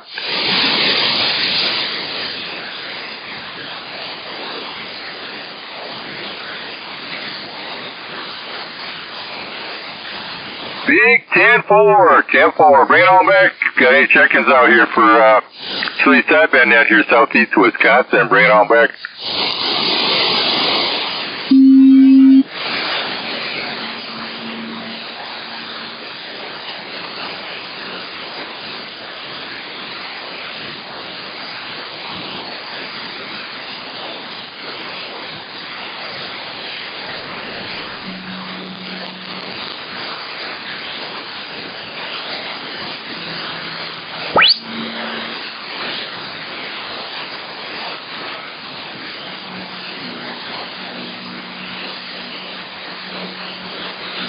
All right, guys, we're back. 10 for a burger. 10 for a burger.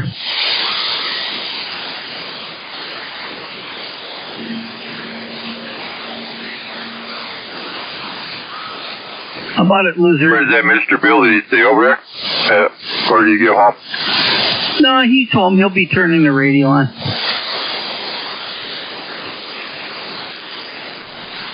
Mr. Bill! He used to put that Mr. Bill on top of his antenna. He should. That'd be funny as hell. Put some little LED lights in them. So when you RF lights them up. 10-4. Right up the old bunghole.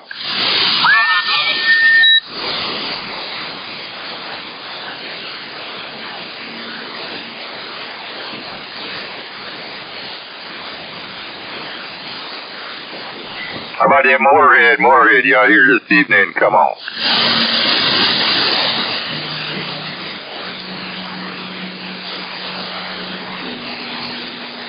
Come on back, you sandbaggers. How about that 255 sandbagging it tonight?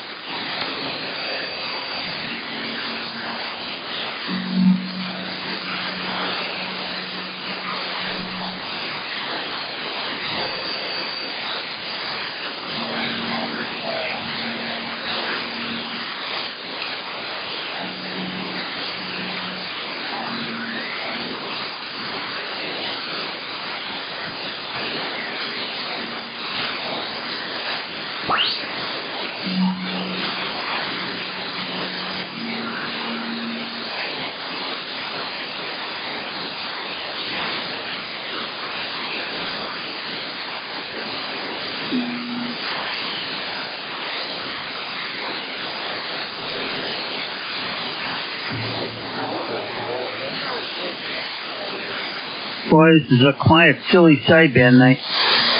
Sure is. No skip whatsoever. Pretty quiet. Well, it's quiet since my blankets are working, so. Yeah, I don't hear a whole lot out here tonight for check-in southeast Wisconsin, silly sideband net. think Mr. Kenny was in there with bullshit for a while. Yeah, Roger. Yeah, there's that thing going on at 10:30. Is the peak for the shadow of the Earth going across the moon. What time? What is that called? A lunar eclipse? It's called the Looney Tune Calypso. Yeah, I think 10:30. If you go out, you're going to see the maximum amount. Which way do you gotta look? To the east? Yeah, I think it's going to be more overhead.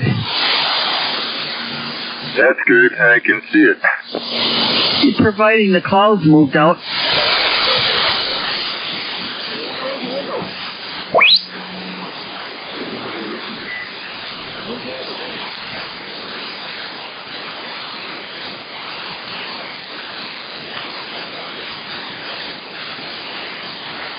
Man, Headband's over there enjoying his pizza. Pizza. Pizza Thursday.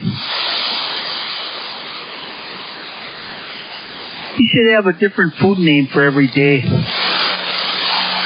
Yep, on Wednesdays it's Pot Pie Wednesday. Yeah, so you should fill in Monday and Tuesday.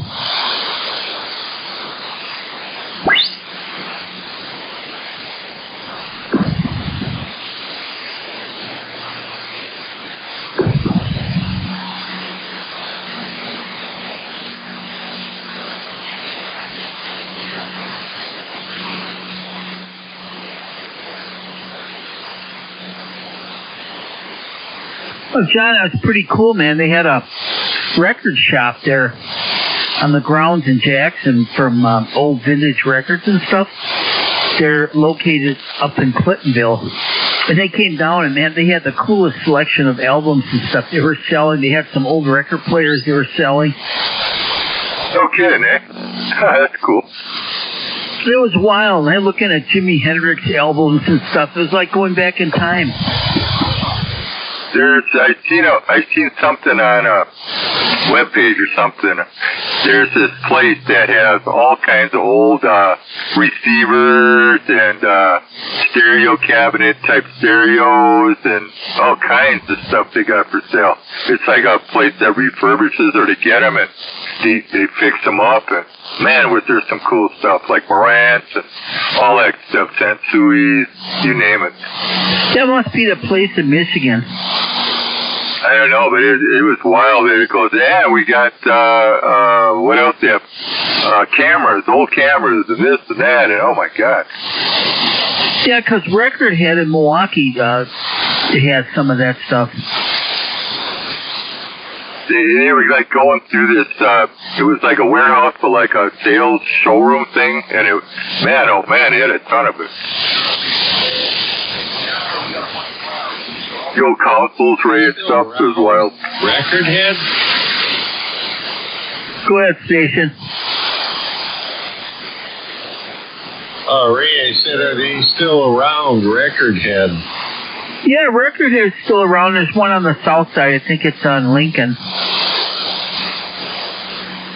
Oh, okay. So that one on Hampton probably ain't around there anymore then? No, that guy died. Yeah, the guy that owned Record Head on Hampton in 76 there, he died. Oh. Yeah, I used to go in there a lot and buy albums. But the one on the south side's pretty big. They're doing pretty well. And then we got a record shop in downtown West Bend that has all vintage albums and stuff. And they get every once in a while get old stereos and stuff. And that's kind of a cool place.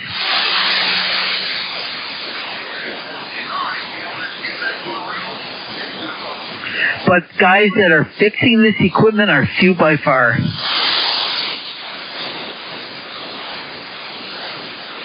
You probably want a lot of money for some of that stuff, too. Oh, it's up. Some of them receivers are in the thousands.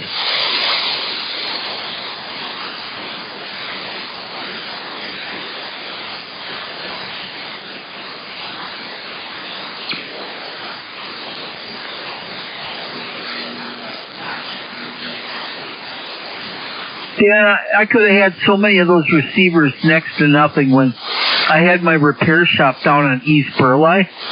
I was getting guys coming in all the time with old, high-power stereos and stuff.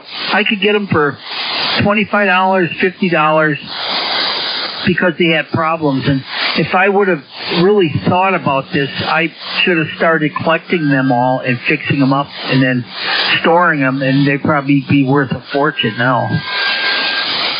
Yeah, if you really know, right? Yeah, it's hard sometimes looking down the road because you don't know which way it's going to swing, but the quality of that equipment, I don't see how it could ever lose value. Expensive now.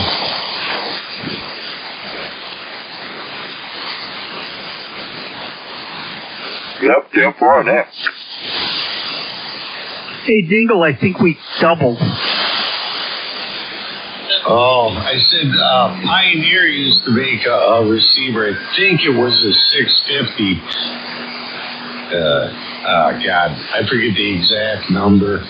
But all I know is I see them on eBay and they go for thousands. Yeah, look up the Sansui 9090 DB. There's a 6060 dB, but look up the 9090 dB. That's the real prize.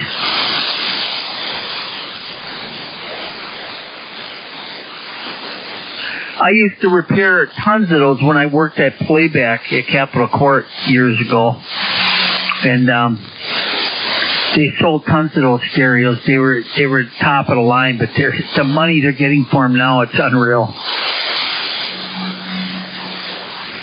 Yeah, it's probably in the thousands too.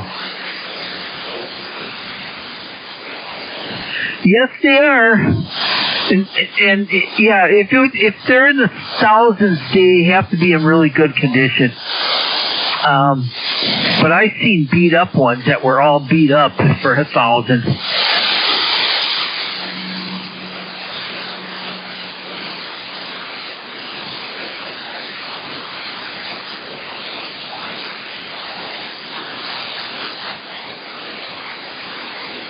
Well, there's always Macintosh, but that's all big money too.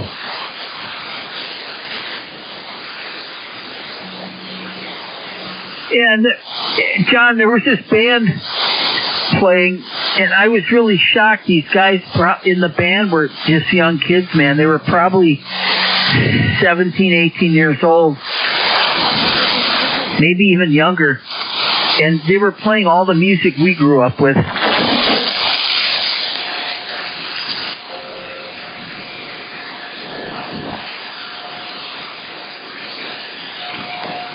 there, eh? Yeah, it was really cool. I was like going back in time, and these young guys were playing some really good stuff. They were even doing Stevie Ray Vaughan and stuff. It was great. That's cool.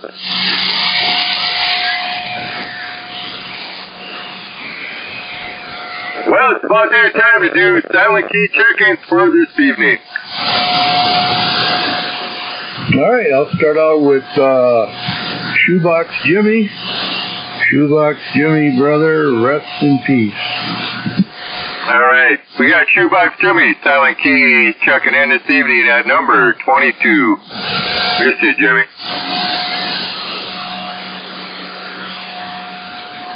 We'll check in. Dennis.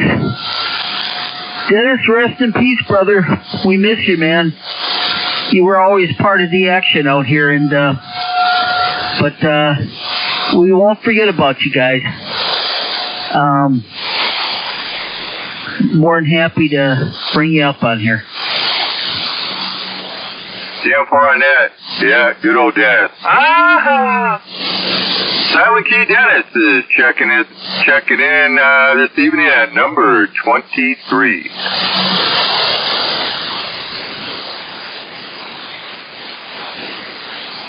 All right, I'll bring back 454 Wally. Wally, miss you, brother. Man.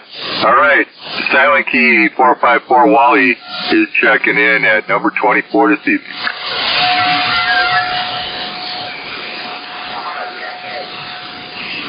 Come on back, who wants to check in? Rusty Ranger, wanting to check in this evening. You in the mobile? You're trying to tune the tuna, man. All right. Well, we got Rusty Ranger trying to tune it. And got you checking in tonight at number 25 on the Rusty Ranger.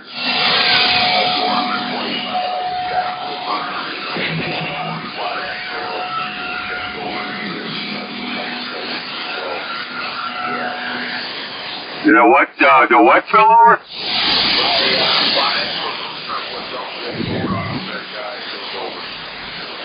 Man, that's not a good report.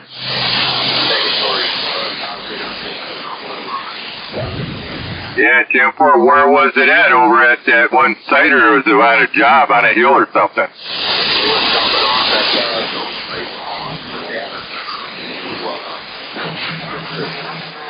Well, that sucks ass. Was it that new one you just bought?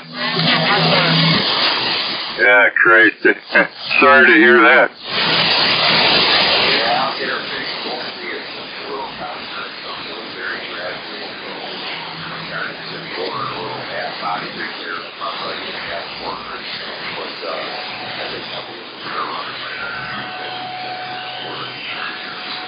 Roger D. All right, sounds good, man. What are you waiting for your amp to warm up or what?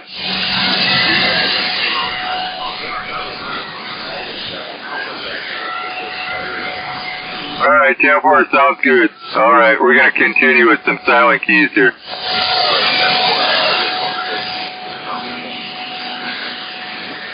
All right, continuing the silent key, I'll bring in Chopper Bob. Chopper Bob, brother, rest in peace. All right, can't get a word in edgewise. Chopper Bob, silent key, Mr. Brother. We're going to bring Chopper in at number 26 this evening.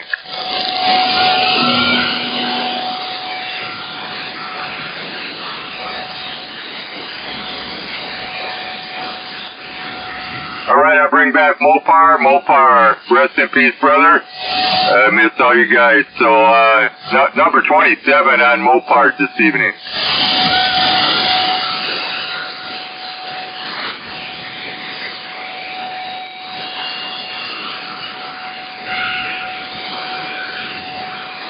Man, I got some weird sound on the bottom end of the listening band here. Do you hear that?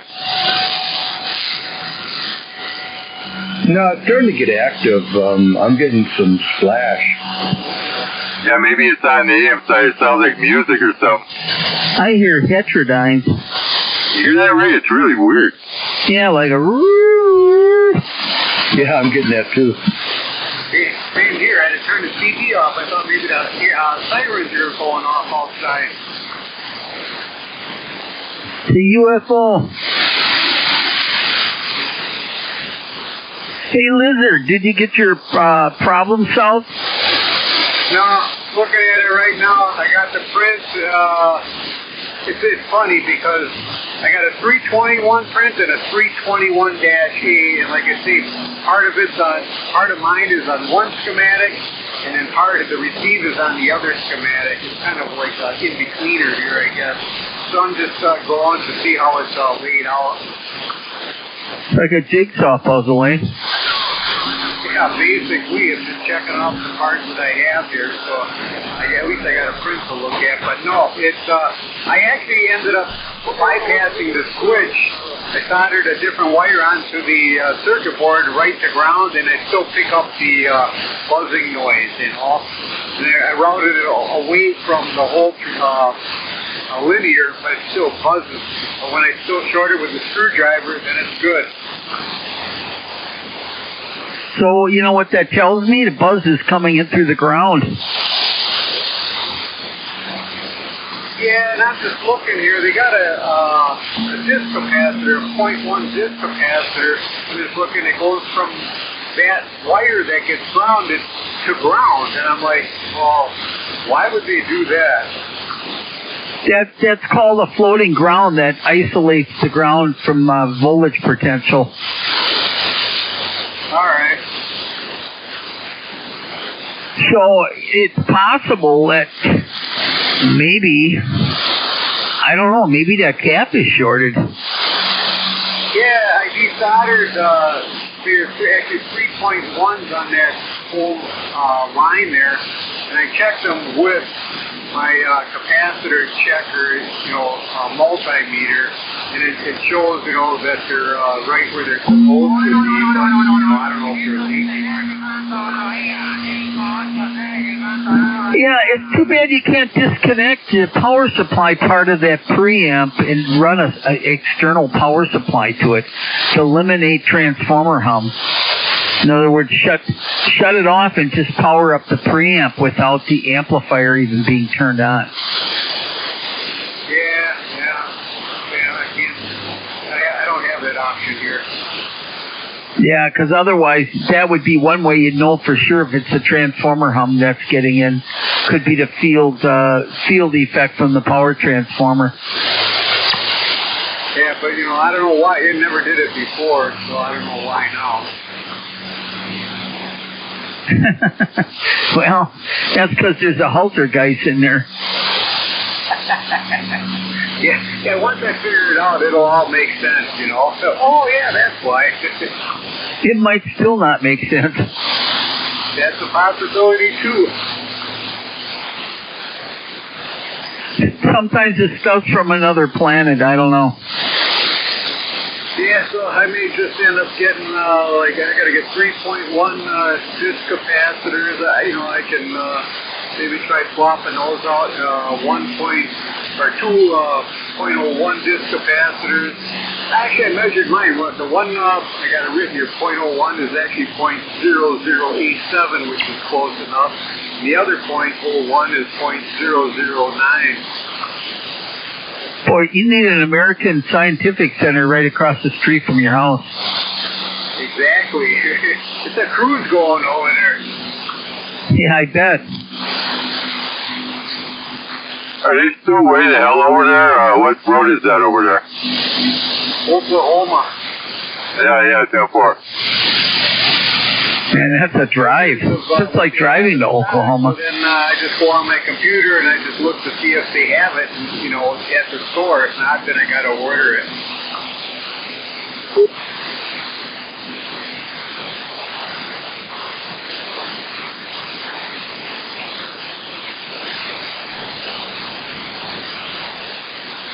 Man, I ain't been over to that place in ages. Yeah, and actually I needed some parts. This was, a couple months ago. So I'm like, look at my pictures. Sure enough, they got the parts. And then I go there, and I'm like, the whole section is moved. I'm like, hey, what happened to all your parts? Oh, they're over here. I'm like, all right. Well, I go over there, and then I'm like, well, where's the rest of it? Well, we downsized. I'm like, crap. So they had nothing that I needed. What a bummer. Come on, man. Come on, man. Come on. Come on, good buddies. Here we go. Here we Oh, good buddy. 900WBOB out there in Colgate rolling in. Yeah, 10-4, good evening, everybody. LJ Ray, I think I heard the Lizard, and we could call him the Wizard, then he could be the Wiz. You could be the Wizard. You could be the Wizard Lizard. Or the Broken Lizard. Number 28 on WBOB. That's right, WBOB, Milwaukee. Kill Milwaukee. Whoa. Not kill Milwaukee. All right, we won't drop the bomb until you move. Adios, muchacho. Maybe the dingo is your baby. No, it's no bomb dropping. I'm still here. Maybe the dingo is your baby. I love it. The dingo. Good God. Now you're playing this. You gotta get the, come on, man, come on. Come on, man. Come on. Maybe the dingo is your baby. What a guy to be reminded of. Oh, yeah. That just sounds so funny. That tone of voice, it just killed me. You know who started that? Was that, you know that Dan guy? He's not in the air anymore. I think he's in a nursing home. Oh, yeah, I remember him. Yeah, kind of a gravelly, unusual voice. Yeah. Yeah, he had that. He was playing that, and I found it. It just sounded so funny because it's such a weird, like, monotone, just a weird voice. Yeah, it's all the way around. He's a real dandy, that son of a... He's a piece of work. How about that 519? I thought you were trying to get back in there. Come on back. Come on back here, 519. I can't hear him. I heard him jump in there. He already checked in, but I heard him jump in there for a minute. 519, go ahead. And there you have it. Yeah, Bob took a nice ride today. So did I. Went down to Joliet. Boy, Joliet, Illinois, is that a slum? Oh, yeah. Well, they had some good shit. What does it matter? Yeah, I thought you don't get robbed. Yeah, that wasn't a problem. But, yeah, I've been down there a couple times. But, yeah, that was good. Hectic. I didn't get home till 6:30. I left here at 9 o'clock this morning, but 3 pickups and my truck is full. And you going to Baraboo? You know, I'm starting to think about it because I have so much stuff. I haven't been there in years. I don't know what the turnout is like there. Baraboo. That's not that far, right? Yeah, it's up past the Dells, or around the Dells, kind of. You go through Portage, and you go across the freeway. I don't know. I haven't been there. I gotta look at a map. He's right by Portage, or just past Portage a little bit, right at 33. Yeah. Man, it's been a long time. Like I said, I gotta look at a map. I just went through there not that long ago. Where'd you ride to today? Oh, man, I took a nice spin around 49 to 44 around Winnebago. It's great. Oh, yeah. Okay. Beautiful. Yeah, I left early, man. I didn't get home till like 5. That's the way to do it. Stopped at Guido's, man. Had a good burger. Where's Guido's? It's on 175, just north of 49. It's about 5 miles on 175 before you get into Fond du Lac. Oh. It's kind of like, I try to remember that little town. It's so small, it's easy to drive right through it. I just can't think of it. Started at A, I think. It's a cool place, man. Okay. I have to go up there sometime. They got killer food. It's like, I'm going to have to look this up now to drive me nuts. So you said it's 175 before you get into the Fond du Lac? Yeah, like if you're on 175 and you go across 49, there's that like restaurant on that corner right there. If you keep on going out about another, only about 6-7 miles. Toward Fond du Lac. Yeah, I'm trying to think where, I can't remember what 175 is awful rough though, isn't it? No, it's not bad at all. Not bad at all. It sucks. Like when you're coming toward Teresa on it, yeah, it sucks there. But once you get past Teresa, 28, man, it's real nice. Byron. Byrone? Byron, yep, the town is Byron. With that in. What's going on, G? Nothing much. Just got back from a birthday party. Not mine, but my son-in-law's. All right. So you're full like a stuffed pig, eh? Yeah, we went to Ninja. 10-4. All right, man. You got ninja'd up over there, eh? Yep, Ninja vanished now. 10-4. All right, G4. Second, yeah, 29. 10-4, yeah. I think it's Guido's Byron. Guido's Spirits and Sandwich Company is on 175 in Byron. Yeah, Byron. That's it, Byron. That's a good place right there. Little dive joint right there. So they got good food. It's pretty cool. 10-4. Got a 4.6. Out of 5, I think. Yeah, they got homemade pizza there, man. Great food. 4.6, pretty good. About all you get, as good as you're gonna get. I'll have to take you up there, Bob, and we get Highway F or B and cut back across toward 45 there. Oh yeah, yep. 45 is good. Yeah, if you ever been on F, man, it is a cool road, man. It gets real high. It's like hilly, up and down.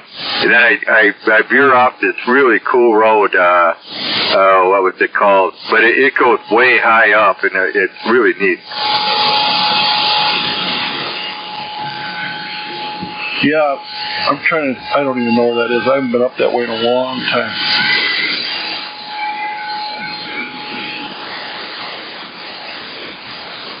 Yeah, it was very nice though. Very nice. I thought it was going to get a rain. I was up by kind of Ripon there, and then shot over on 44. It looked like it was going to rain.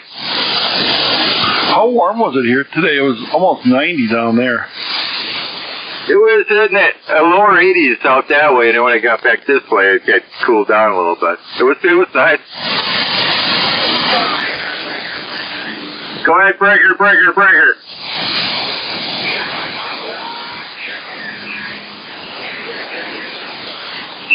Chicken on the hot rod. We got a rotisserie chicken for hot rod checking in tonight.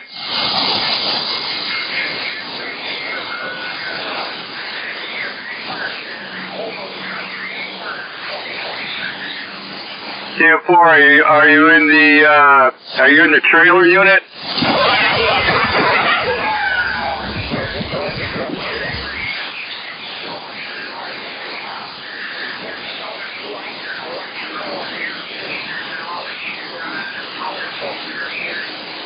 Okay, 10-4. Well, I got a good copy. Running barefoot off that striker.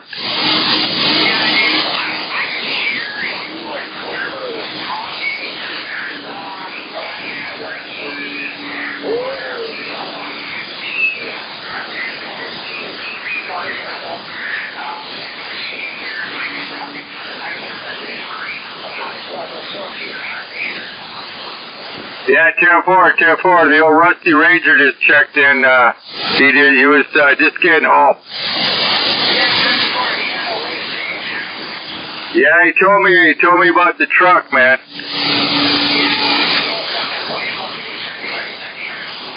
I didn't check. He was just gonna eat or something. He stopped in the garage.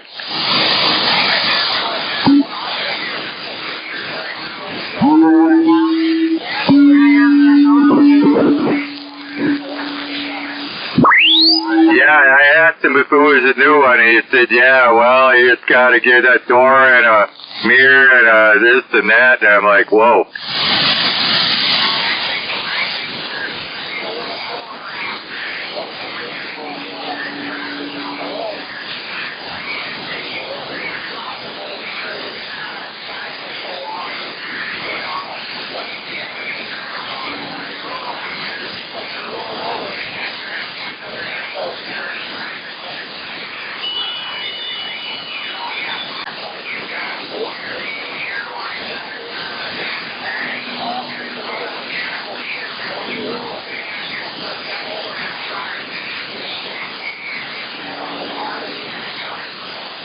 Hey, that's a big 10-4 on that. Yeah, you never know what can go haywire there.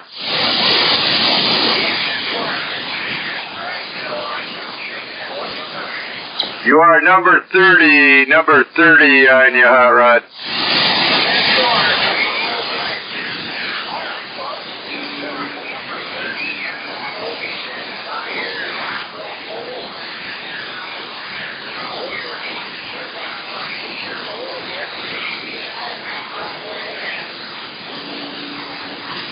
Yeah, it's me, Bob. Ray's out here. Bob.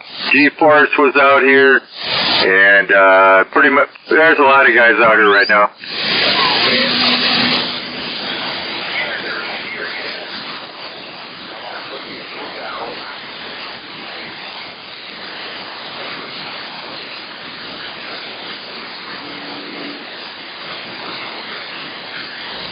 Ingle Dan and Grafton Ace. Grafton Ace is out there, but he's just going to go to bed early. Betty bye. QSK. Come on back. I hear QSK out there. I believe it's 6000 Mark in Waukesha. Yeah, how do I sound? You sound fantastic. What are you running? Cobra 132 with a Turner +2 microphone. 10-4 on the Super Snake is sounding good tonight, Mark. Copy on the Rusty Ranger. Yeah, I got the Mark 600 up here in Mequon, too. All right, 600 Mark, Waukesha, number 31. Mark 600 in Waukesha. You keep on doubling. Go ahead, guys. You want to get back to Mark. Hey, Mark, you sound great on that radio. Waukesha, hot rod waving from the mobile unit in Cedarburg. Okay, got you in there, hot rod, and the other station, I heard you too. Thank you. Yeah, Mark, it's Ray out here in Newburgh. Oh, okay. Yeah, the radio sounds very good. Yeah, you did a fine job on it, that's for sure. He's loud and proud, this Super Snake. I just wiggled myself out of another travel to Winona, Minnesota tomorrow. I basically wiggled out of that one. They wanted me to go tomorrow, and I said, nope, I just got back, man. Good God. You don't want to go over to Minnesota anyway with them nutbags. Yeah, Tim Gerber. Which one is that? The 132? Yeah. That's a lot different than the A version, John. Yeah, 10-4, okay. They made a lot of circuit changes with the A version versus the 3132. Oh, it sounds really good.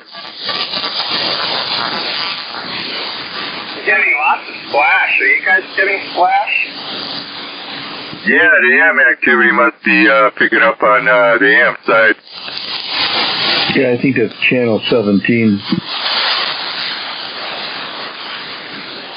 Yeah, 10-4. That's why you got to enjoy your communication before that crap starts coming in. Yeah, I've been pretty lucky so far. Didn't have much skip at all, but it's been pretty quiet.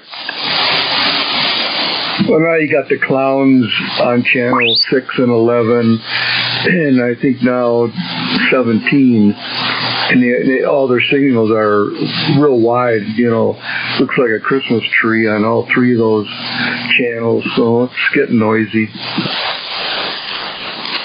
Oh, maybe this loony eclipse is bringing them out. Yeah, there's some major signals in there right now, so skip is definitely increasing. Maybe we're going to get bombarded. Hey, Mike, did you hear about that QRM eliminator, the Chinese version? What a piece of junk. No. I'm looking at that time wave, that ANC 4 Plus. It just came out. It was the ANC 4, now it's the ANC 4 Plus. Everybody's sold out of them right now. The time tunnel. Well, I'm going to probably have to get one of them for sure. The time tunnel. It's on TV. The hell is that? The time tunnel. Isn't that right? The series. Yeah, horrible. Yeah, you don't remember that? What was that guy's name? It's Mr. Bill on another adjacent channel. It might be. He's on 21. It's terrible right now. It's Billy's on 21. He forgot to switch it. Yeah, he's got something screwed up again. He forgot to switch to 16 lower. You're probably right. flip over to throw you on one.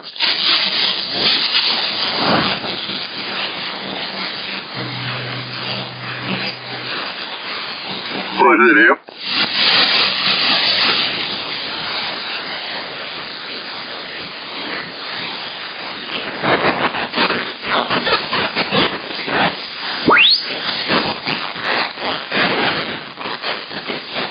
Oh, God, that's ridiculous. Yeah, I think the guy's on channel 17 running a really dirty amp. The thing is looking on my scope here. It's taking up a lot of frequency. Yeah, he's about 10 kcs wide. Guy's on 17. Fireball. Guy's on AM 17. Yeah.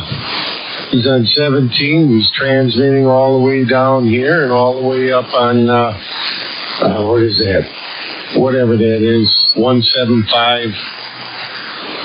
Yeah, he's one channel up. The guy's just running a lot of power. Yeah, I checked it out. There he is. What a punk. The guy's a complete ass. Oh, it's just dirty equipment. It's way too wide. His modulation level's got to be 200%.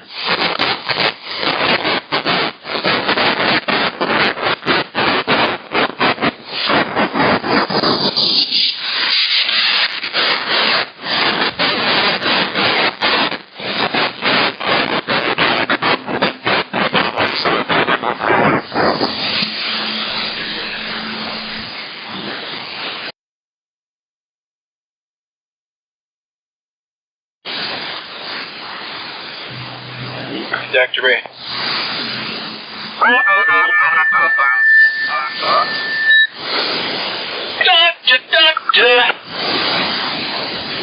That's that cat out in California. I can't remember what his handle is again. He's out there all the time.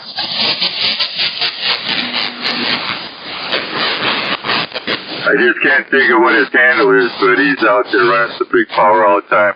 He's down on 6. He's a white dude.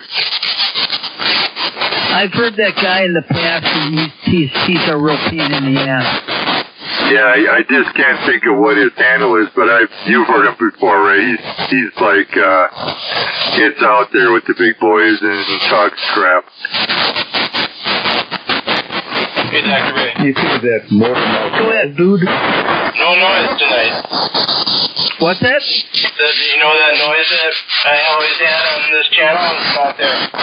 It's gone? Yeah, it's gone. You gotta be kidding. What's gone? That crazy noise that I've had for months and months and months on this channel. They must have had a problem with the reception. I bet you they came out and replaced it. We can only hope. Yeah, that would be the best thing. Jennifer, like maybe they, had a little something to do with your visit, and then they thought, well, geez, it has been acting kind of stupid lately. Well, I told their neighbor, I told him that I'm sure it was the satellite dishes and they're interfering on emergency frequencies. That's kind of how I put it. Must have scared the shit out of them. Jennifer.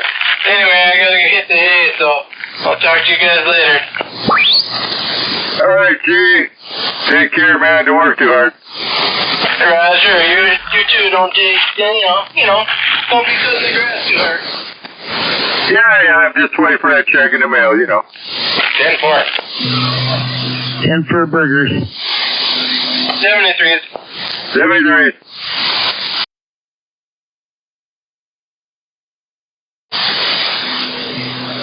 Hey, 144, I bet you can't wait to get home to plug that big unit in.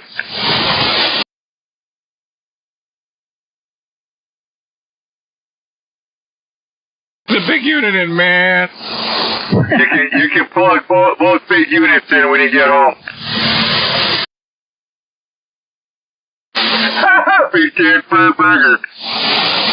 What's going on, Kenny? Hey, what's going on, man?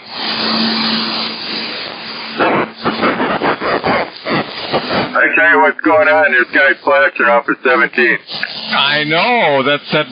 What's that guy's name? I forgot. I don't know, but he's an idiot. Yeah, I can't think of his name right off the gate right either, but it's that same dude that's always out there. I think he's in California. Yeah, definitely California. I know Motor Mouth Mall is up on 235 or something like that. Yeah, this cat, he dropped out. He's all over the place, 28, 6. He's got 6, talking crap. Yeah, but did you notice this? I don't know if you have a readout or anything, but his signal is all going to the upper side of the band. His hash is going to the upper side, not down to the lower side here. He splashed me so bad that he's covering you up. This guy's taking up a lot of band space. Yeah, but it's all up towards the top end of the band, not down toward us. Yeah, I see that. The one leg is, yeah, you're right. That's what I call a screwed up radio. Yeah. I think he runs like Cobra 29s or some shit. Well, one of two things. It's his amplifier's got a bad tank circuit or his radio's bad. I'm sure it's probably in the amp portion of his crap. Kenny, it's probably both of them. Yeah, he's just amplifying, he's amplifying a bad radio, and then the amp is bad. They got a bad, a non-tuned tank circuit. I don't know. I know a lot of them guys take them 29s and modify them somehow. I guess they're supposed to be pretty good AM radio. Hey, Mike, you see the Brewers are kicking ass.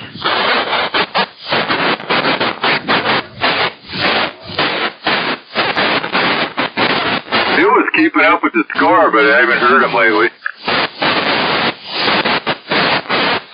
It was 8-2, I think, the last I heard. That was in the 8th.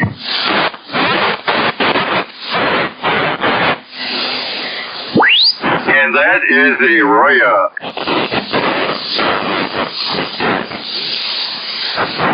Hey, Kenny, you ever deal with one of them time wave ANC4s? No, I never had a need for anything like that. Okay, I just wondered. Okay.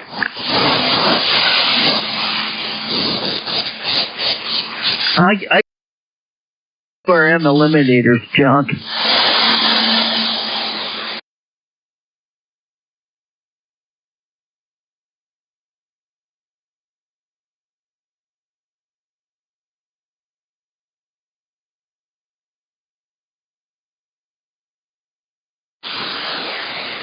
I'll give this one that Bob has. I believe it's an ANC4. I'm going to give it a try.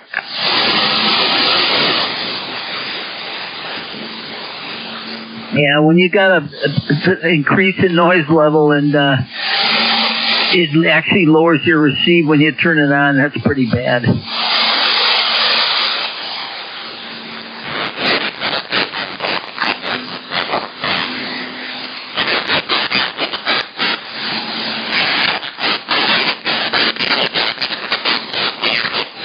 I don't know, a lot of my radios cut it out pretty good, but the 101, it just messes that thing up. Yeah, and that thing the one you're talking about, John, I'm sure that would work really kick-ass for you. For the 101. Wish them damn fools just go out there and fix their crap, That's really the best thing that could happen.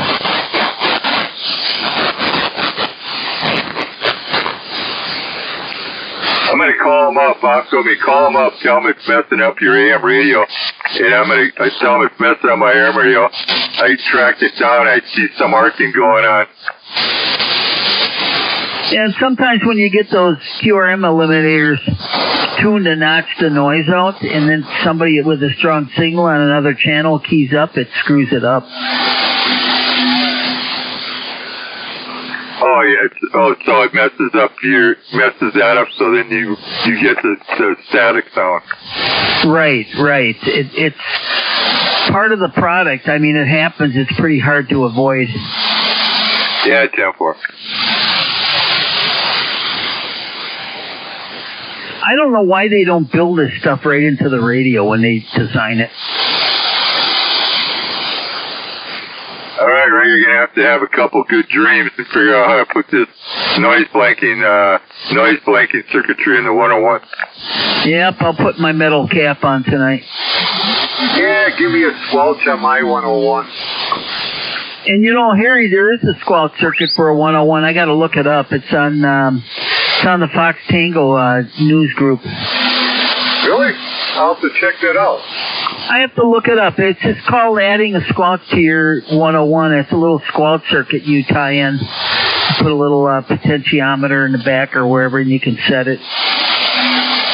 Hey, Ray. Go ahead. I made a thinking cap when I was working. I made a thinking cap when they gave me a problem. I got an old noodle strainer and I glued a bunch of octal tubes to it, and then I put a bunch of battery operated blinking Christmas lights on it. Oh, that's great. That was my thinking cap when my boss gave me something I had to think about.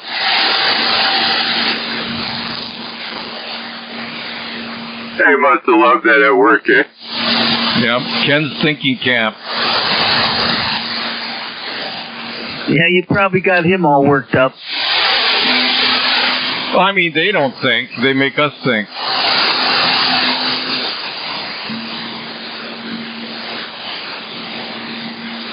Yeah, see what you can do and get back to me on that. Yeah, big 10-4 on that. By that 255, you're sandbagging it, ain't you?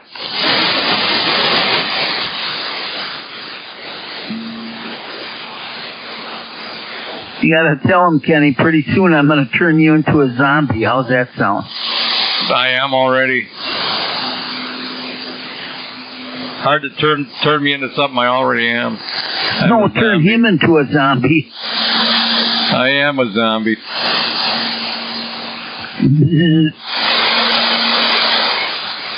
I'm surprised it's still out there. I figured you'd be sleeping. Kenny, I'd love to see you take a picture of you with that hat on. Double. Oh, I said my girlfriend turned me into a zombie.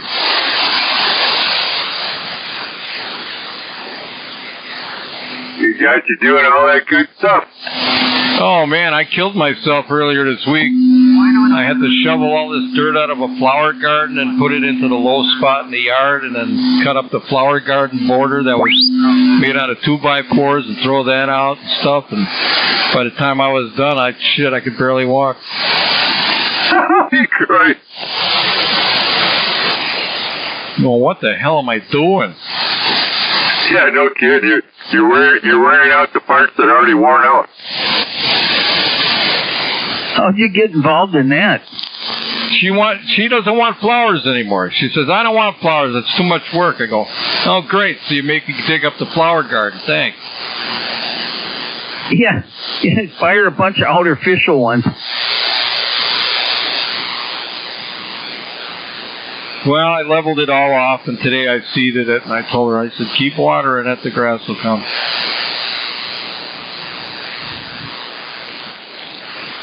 Roger.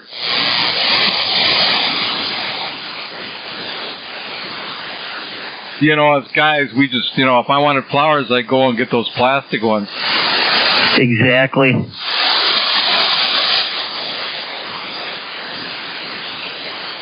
And a lot of the new plastic ones now, it's the intensity of the colors, and they don't wash out from the sunlight or nothing. It's unbelievable. Yeah, they're not color fast like the old ones used to be. Exactly. That's what we got hanging in front of the house, Kenny. We got 3 of those batches. I told my wife, what are you breaking your back for? Getting up there and watering those and everything and pulling leaves off and everything. We'll get these artificial ones and we can put them up every year. Yeah, that was, I'll tell you, I'll give you an example of my one girlfriend I had, she had a wreath, and it was a real nice wreath, and she goes, well, we'll have to throw that out. I go, no, you're not. I said, we're just going to hang it in the garage. She goes, why? I go, because I'll just get a can of green paint and paint it and hang it back up. There you go. Who wants to know where I bought those? I do. Who is this? Lizard. Oh, Lizard. Yeah, your voice sounded different. My wife ordered them off Amazon. Yeah, I saw those on Facebook in spring. They were like $50, and they're really huge. They take them out of the box, and they're really huge.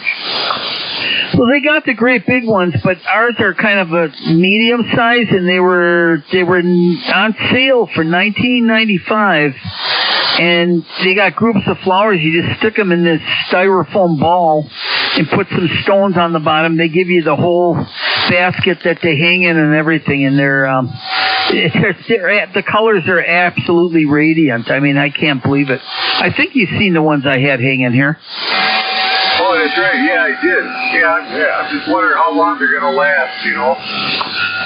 Well, they've been up all summer, and I don't see any fading or anything, so I'm thinking they're going to be good. Yeah, you got to take a picture when they're new, because when it's little by little, you don't notice. Well, that's true. I mean, I'll find out when I put them up next year. If I get 2 years out of them and the colors still look brilliant, it's going to be a good deal. Right, and you don't have to do nothing with them. No, just look at them. That's what I need. No, I took a picture of my wallet when I started going out with a new girlfriend. I had to take a picture of what it was before. Got the wrong girlfriend. Yeah, by the end I didn't have nothing in my wallet. Good one. Breaker. Go ahead, Breaker. 255, checking in. All right, 255. You must your ears must have been burning. What's up, man? Oh, I was just calling for you. I was calling for the 255 Sandbagger out there, but you got right back at me. 255 Pioneer checking in tonight at 32.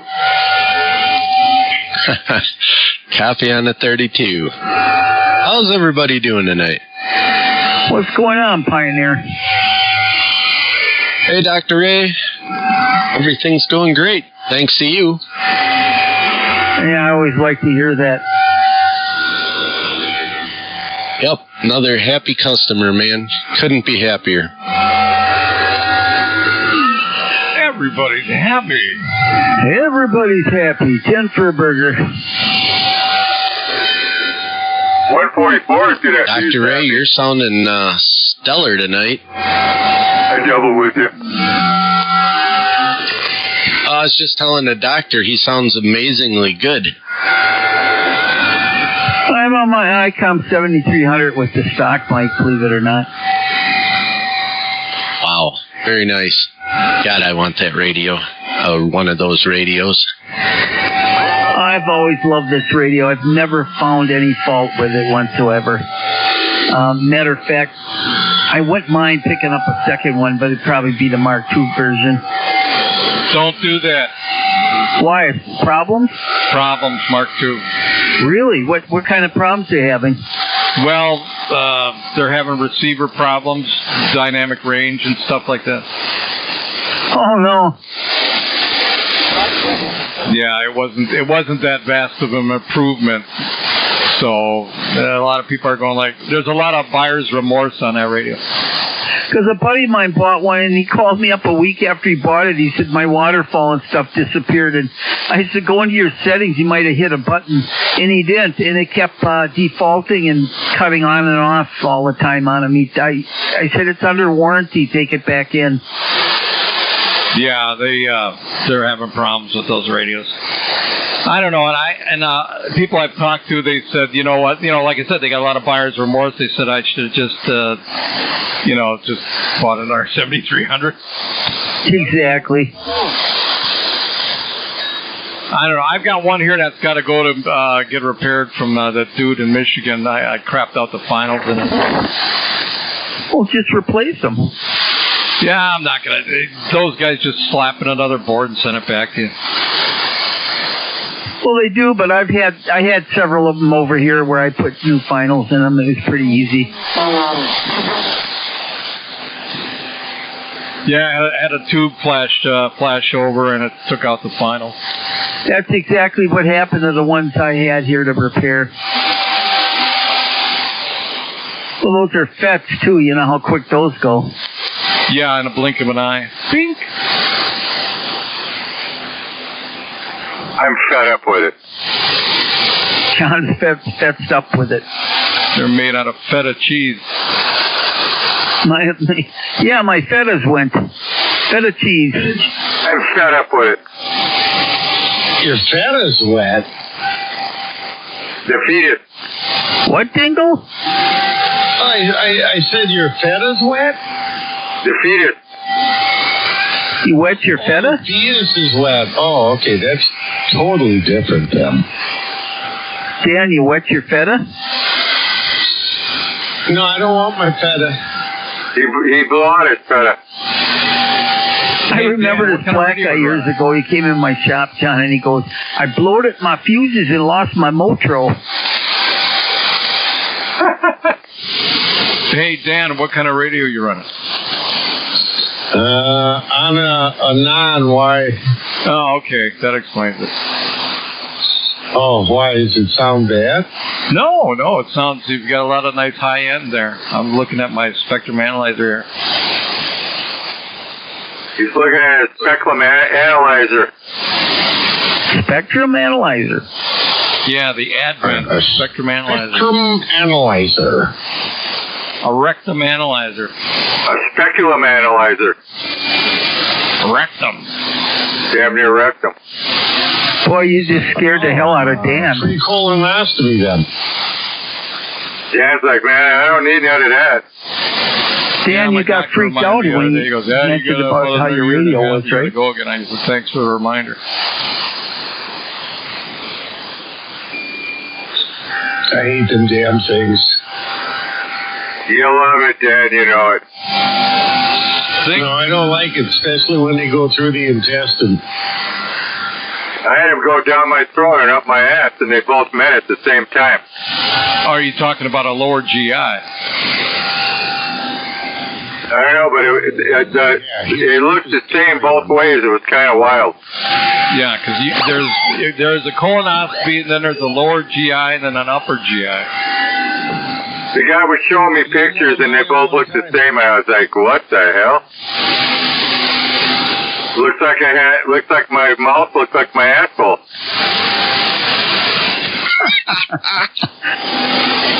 I told the doctor, you got to give me some pictures of that. My buddies are going to freak out when they see them. You know what I hate about that whole process with a colonoscopy is it's trying to get back where there's something to stop the food from going through. Yeah, I guess I had this problem down my throat, and it basically ended up it was a hilated hernia. Oh, so they looked at your trachea and all that. Yeah, they went right down through my throat. Your throat. My throat looks like my asshole. Your throat, man. To say it right. You're from Wisconsin. My throat. And then he put a device in there. He put this device in there and opened up my, whatever that is. They opened it up, you know. Yeah, were you like regurgitating food and getting stuff caught? Yeah. It was actually when I was swallowing sometimes, it would get caught.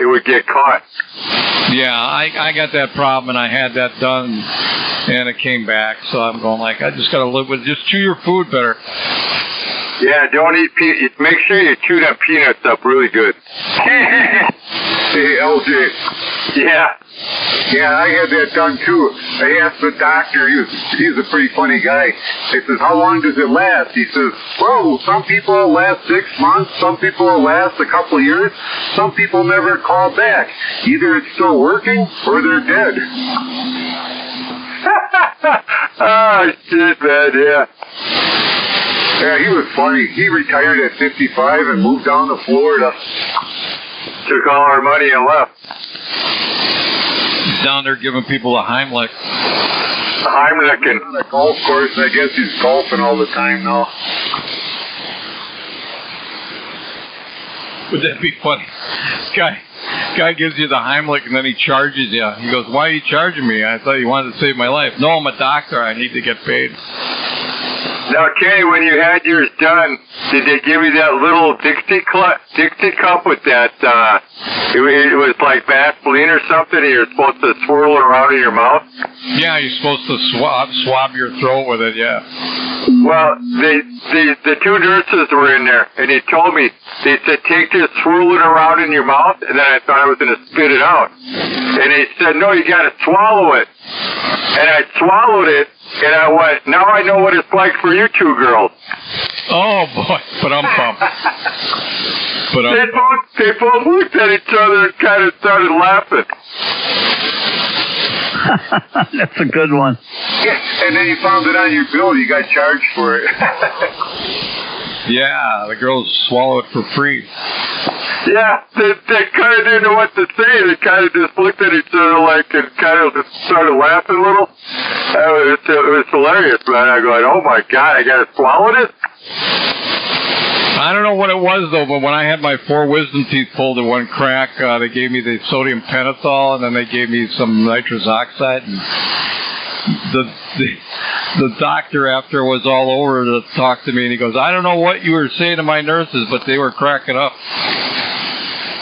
Yeah, well, my doctor's like trying to explain this to me after I, swallowed that shit and all that. He's explaining to me what he's going to do. And he already, gave me some anesthesia or whatever, and I'm like, "Just do it, man. Do it." I put this thing down your throat and I open it up and I'm like, whatever. Well, they got to relax you so you don't have a gag reflex when they're jamming that thing down there. Yeah, he always explaining to him that I'm going, "Dude, you don't have to get into the big, just go ahead and do it, Yep, upper GI.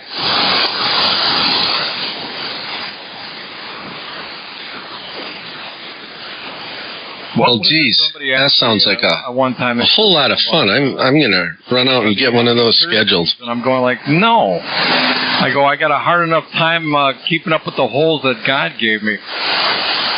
Big 10-4. There you go, 255. Go have that experience. It's wild. Yeah, I want to run right out there and get her done. Wow, sounds like a blast. Well, a new thing I got to get done is that scan of my aorta or something like that goes down your chest. That thing that John Ritter died from. He had a abscess on his aorta or something. I just had that done. Yeah, I guess that's a new thing that they're pushing. Yeah, I had that done. I went to one of those lifeline screening things where they check 5 different things. Oh, for heart and everything. Yeah, I suppose they do your cardio, your veins in your neck, that thing, and heart, whatever. Yeah, carotid arteries, heart. They check the blood flow to your legs, and I don't remember. I did that probably 5 years ago. How'd that turn out? It turned out like $168 worth. Well, I'm sure it's a lot cheaper than what they're going to charge me when I go to the hospital to have it done. Exactly, but I was like every year, "Oh, you should have it done again." And I'm like, "No, I'm good for a while now." Every year? Crap. I think I'll pass on all that stuff. But the good Lord wants me, He'll take me. Well, I got my test a long time ago. I had a minor heart attack, and that was my warning. I have that every time I open the mail. Electric bill. Yeah, that's one of them. Water bill, taxes. Yep. Anybody get any electric bills over the winter, or actually over the summer, over $300 yet? No, but They got approved for another. The Wisconsin Energy Commission just approved them for another increase. Yeah, I know. I got my last one was I think $306. Yep, so was mine. And that's during the summer? It was the second last one. Now this last one was $286. Were you running your air conditioner a lot? Oh yeah, that thing would never shut off. I'm just like, come on, man. That's why you got such a high bill. July was brutal. That's why you got the high bill. Yeah, I know that, but you know, at least I slept good. Yeah, mine was running constantly, and mine only was like $178. Yeah, mine was pretty low, my last couple ones. Yeah, but I also only have a 5,000 BTU air conditioner. It does my whole house. Yeah, mine don't come on too much. I keep everything shut. It stays pretty nice. Yeah, when you got like a 1.5 ton unit, man, those things just munch up electricity. Yeah, I think mine's a 1.5 ton unit. You know, when the sun starts beating on the house, all of a sudden about 1 o'clock in the afternoon, it kicks in until like about 8 o'clock at night. The thing's just running and running and running. Yeah, well, they might have undersized it for your house then. Yeah, and then you can only run it, if they do that, then you got to keep it like at 78 and shit like that. You can't go down any farther, else it just stays running. You know what really kills me? They sit there and go, oh, you know, this product's energy efficient and blah, blah, blah. Yeah, they're all undersized. And so it runs longer. Even though it's energy efficient, it runs longer, and it's too small for the application, so your bill's actually bigger. Yeah, that's what they do, man. They don't size it right, so yeah, you end up with that. Higher cheap. Plus, you gotta keep that thing clean out there.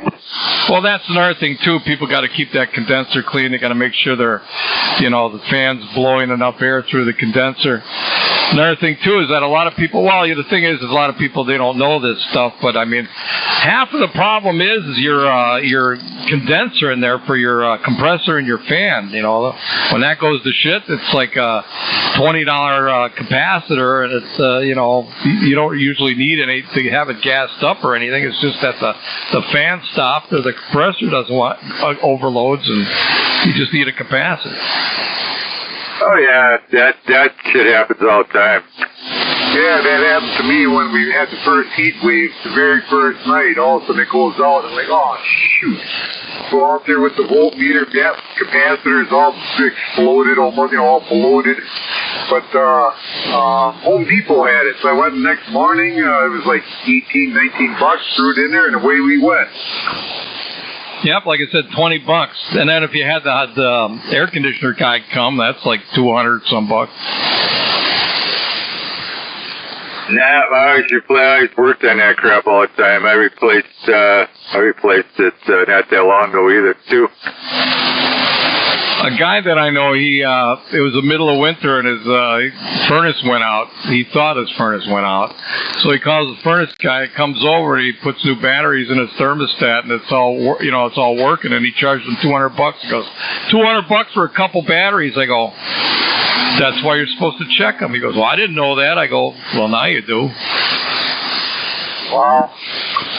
Yeah, that's another thing we did, Kenny, when we were out in Wyoming at that lady's motel.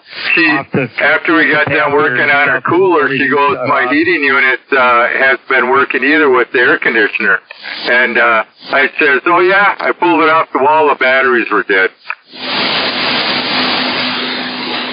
We put a new set of batteries in it, we fixed that, we fixed her other thing. She gave us $250. That was nice. No, I always put, you know, I have a manual thermostat. I don't believe in those electronic thermostats. So I've got a manual Honeywell. But the people that do have them, like my girlfriend's got that, I put lithium in there. Yeah, damn far. I was like, oh, that's kind of nice. Now we're out here on vacation, we're still making money. Can't beat that.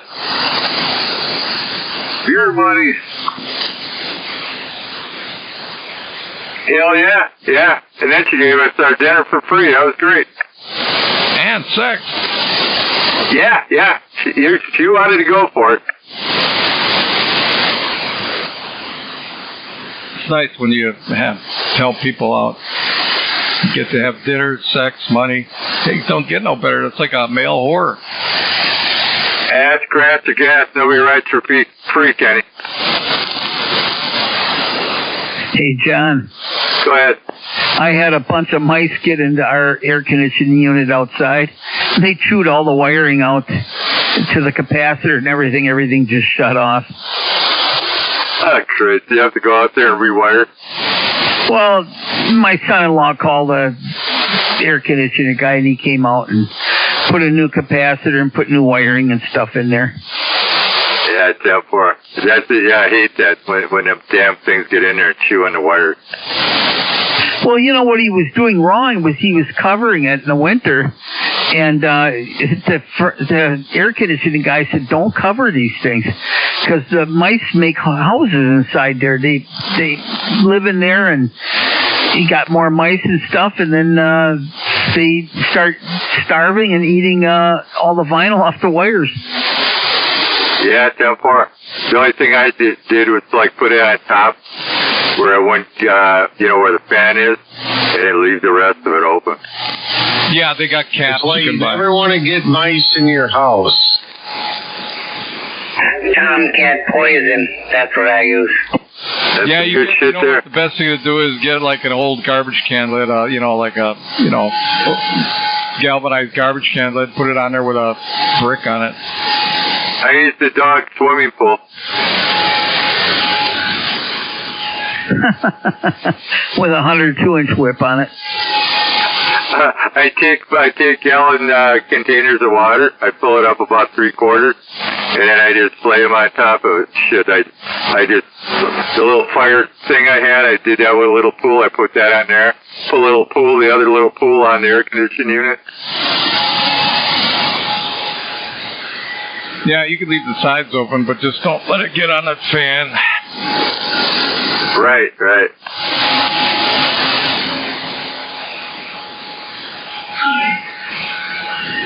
Yeah, I think Thrifter Mr. Bill booted out. Yeah, I think they're eating big wieners. That's what Bill was eating at the park, over wieners. Mr. Bill's Mr. Wiener. We should call him Mr. Wiener.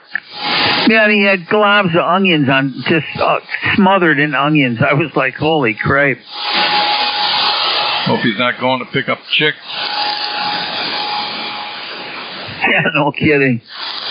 Told the wife about that throat stretching thing. How you doing? She says she has me. She doesn't need that.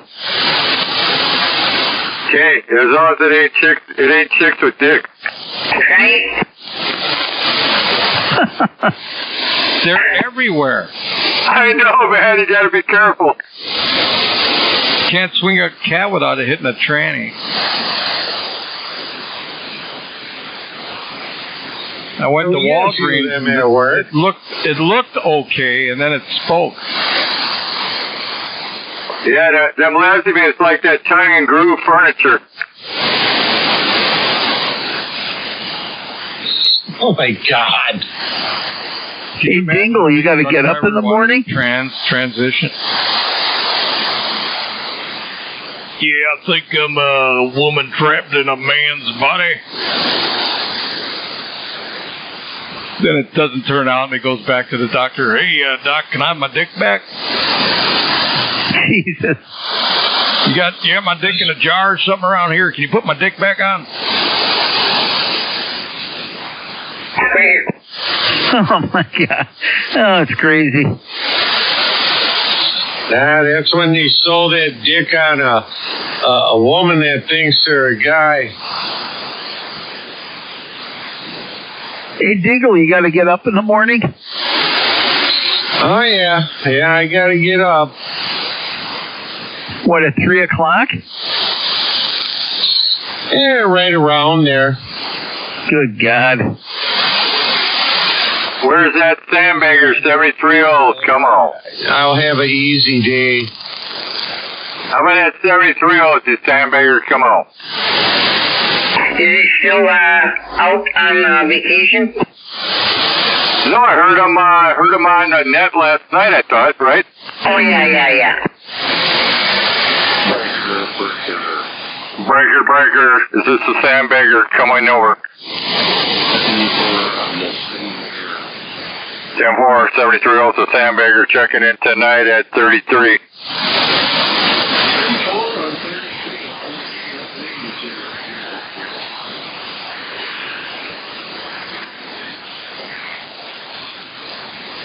All right. What are you running tonight? Heavy rain. What are you running tonight?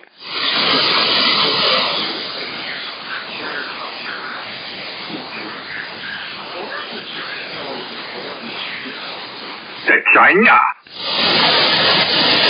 Yeah, where's 1084?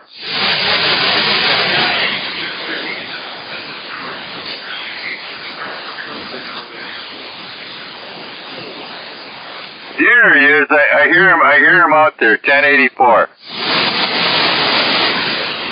Good evening, 1084, Brian. Okay, sandbagger number 2's checking in at number 34.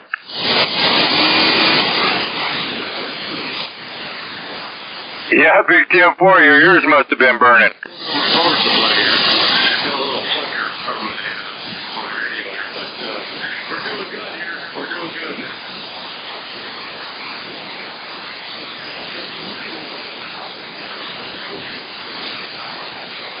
Yeah, it must be conditions tonight because I don't have a real good copy on you, but I do hear you in there.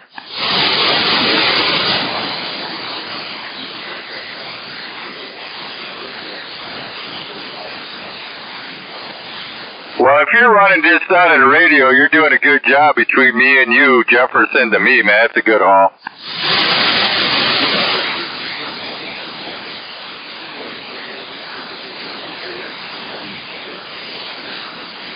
Big 10-4. All right, I'm going to step back and see if any other guys want to jump in and make the contact with you out there.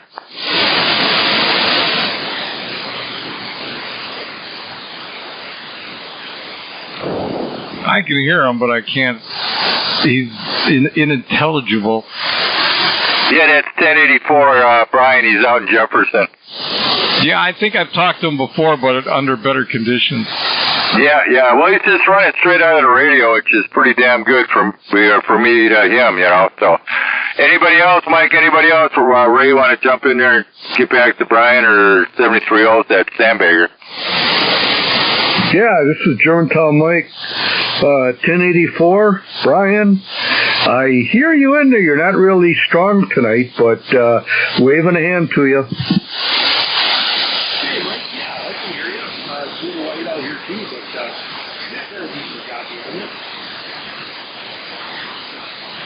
You got to get one of them Carl builds fired up. Yeah. And watch your electric meter go round and around real fast.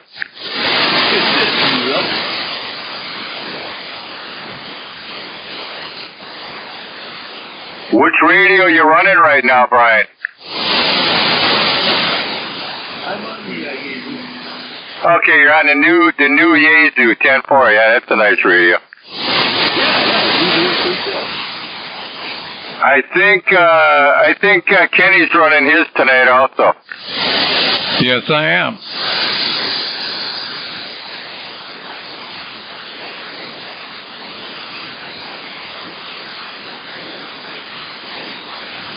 And that is the Roya.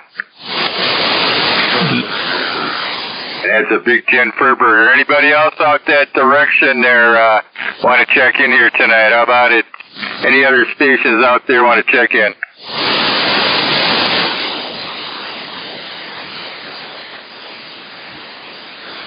What happened to that WBOB, man? He was in and out. Nothing to the left, I guess. I don't know. He was in there for a minute. I guess that ice cream was calling his name.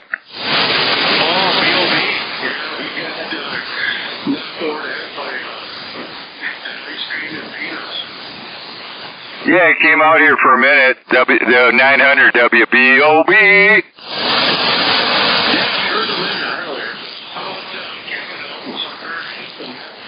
Man, I ain't heard from Kevin in a long time, man. I think I'm not even going to say what I'm thinking. Kevin McAllister.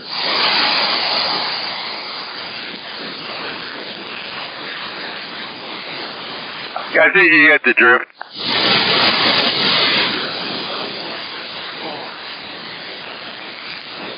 He's pixelated. Go ahead, Breger. I'm 10-7. All right, 10-7. Rocket launcher, you're out of here. 7-3s, man. We'll catch you. 73 is, unlike last night when I fell asleep right here in front of the radio, woke up at like 11:30 or something.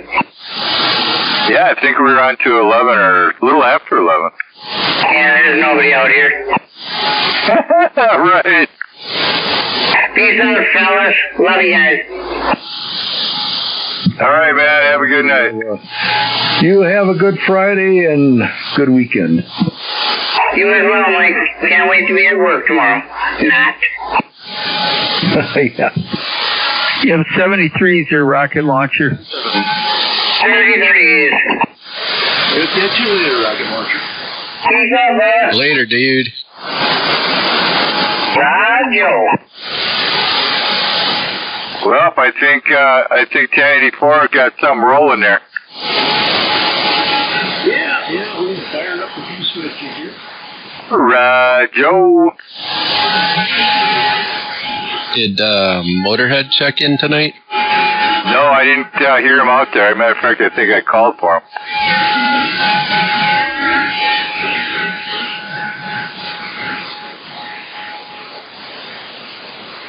How about that number 20? Number 20 out there in Beaver Dam, you out there tonight? Number 20 is going to be Delafield. Come on there, Dr. Strangelove. Good evening, one and all. George. All right, what are we putting down tonight? Or is it Dr. Strangelove? What's it going to be? I think I'll be ground control tonight. All right, ground control is checking in tonight at number 35. Good evening, George. I thought you'd pick Groovy Guru. Hey, Ken. Hi, George. Mike, and there was some guy out in Jefferson, but by the time I got my beam around to see what he was all about, he was gone. No, he's in there. That's 1084 Brian. He should be in there. Oh, yeah, we're out here yet. Oh, I can barely hear him, but I'm not his way anymore. Yeah, he's doing good over here, George. That's a good pulse between us. He was running just straight out of his Yaesu, and I could hear him. He's got a little bit something going now, so you should be able to hear him pretty easy if you point it his way. Oh, I imagine so. Yeah, I'm trying to get an old Yaesu going again here. I'm working on a 101 double E. All right, I got one sitting right in front of me right here. Is yours the one with the 11-meter position, or do you have a later one with the AUX, the auxiliary? Mine does say auxiliary. Oh, good. Do you know what that looks like inside? Well, Dr. Ray is the 101 guru who keeps this thing rolling, so if you got any 101 questions, you got to talk to Ray. I think he's still out here. How about it, Ray? You hanging? Nope. Come on, man. He was just in there. Dr. Ray calling Dr. Ray. Actual schematic for the late model, it's right at the end, within days or weeks. This one here predates the F, the last run. This is like right when the F came out.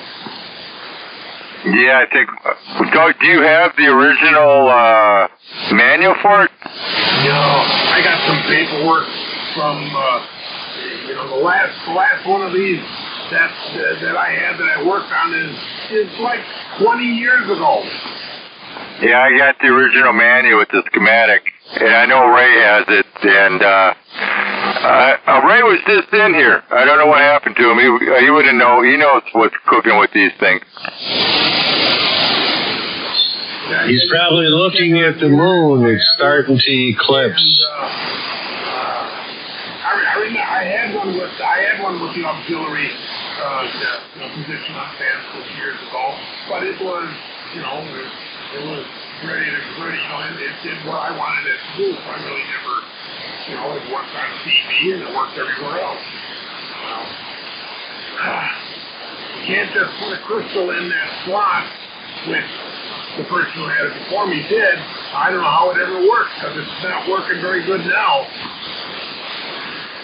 Yeah. I don't know what happened to Ray. It was just here. How about Ray?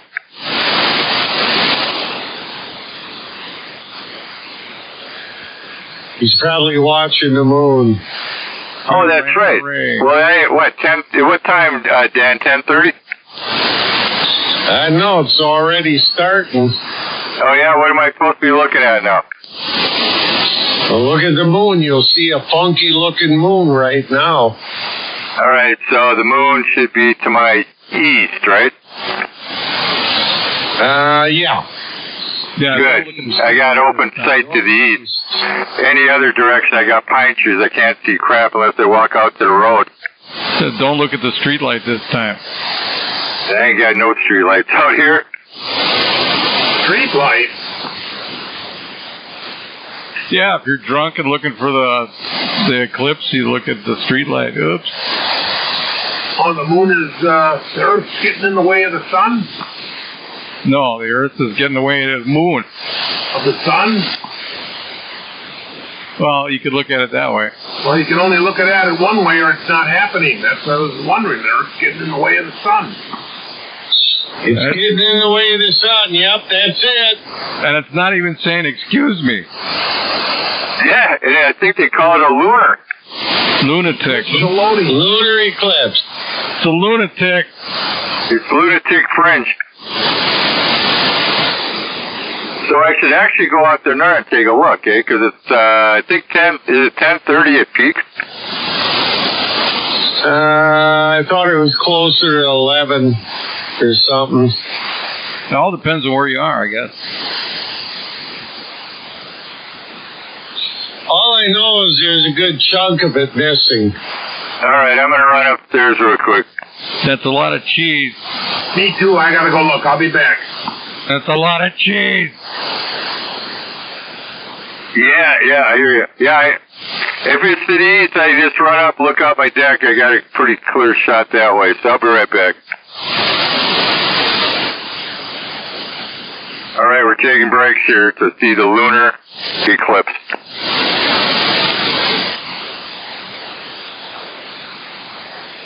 We shall return shortly.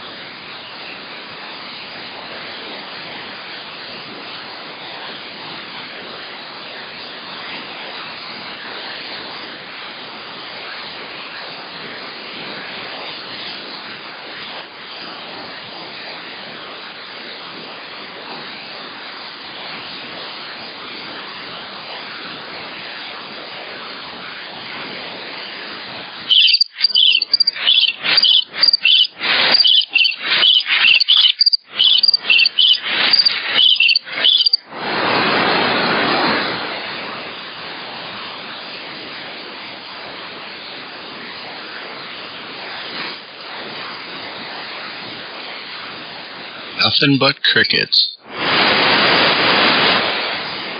What is that, maybe 10% right now?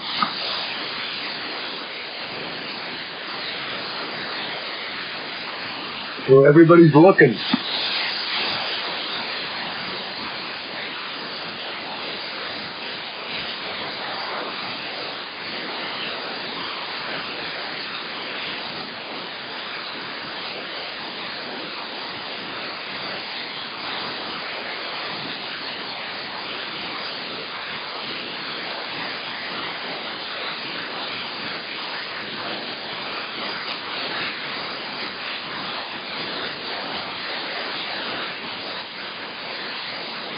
And then there was only part of a moon.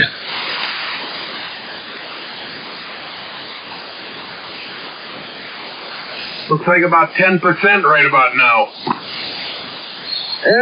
Maybe a little more than that, but yeah, it's getting there.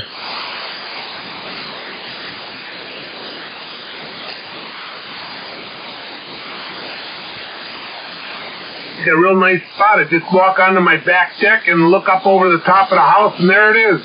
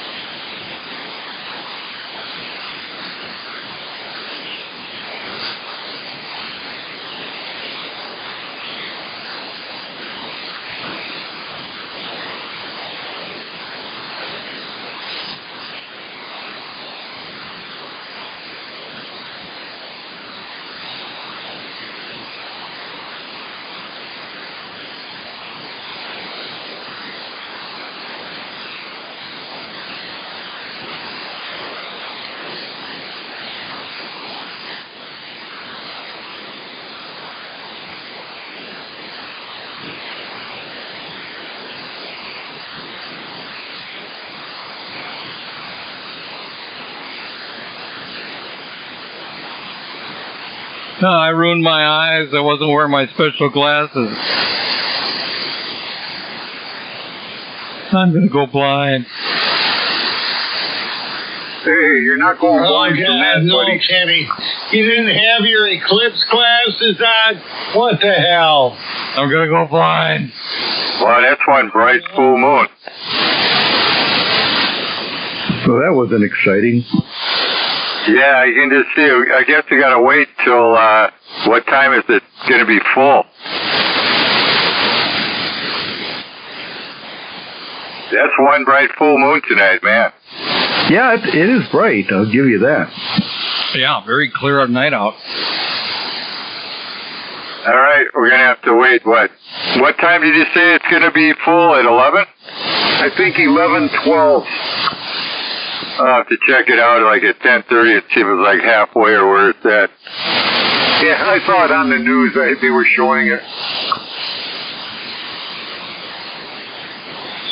I got a webcam here at it.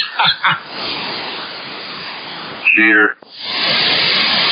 Yeah, I'm cheating, but I can see it. I don't have to go outside now. I went outside, forgot my flashlight. I walked off the deck and down the hill into the backyard, and the backyard was lit up pretty good from the sun. I mean, from the moon.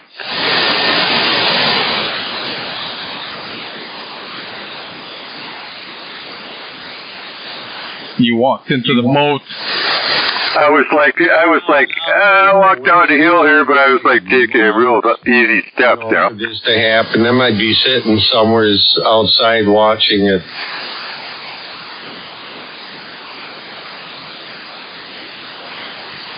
Big 10-4. Anybody else show up to check in here? Come on.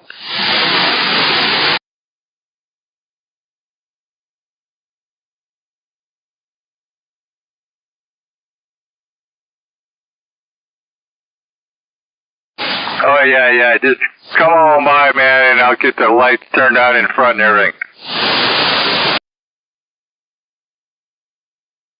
Big camper, I tell you what, it's bright out there, man. It's a trip. Are there people on the moon watching us right now? Yeah, the aliens, you know. Moon base Alpha? Yeah, it's actually just a big hollow thing up there that the aliens watch us from. So that's where Wally went, hey?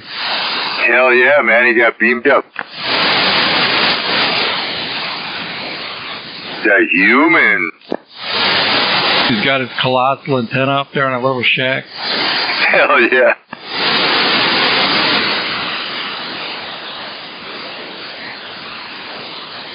Humans are bad. They quit messing with me. You know, I used to get beamed up and harvested, but that ain't been happening lately. Yeah, what's with all the anal probes? Yeah, that goddamn machine, that milking machine, man, that was rough.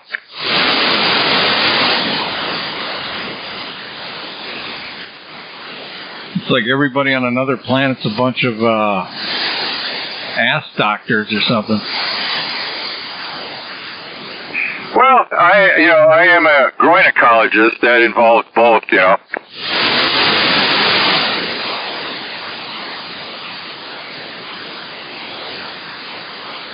I'm a boobacologist. Big 10-4 on that.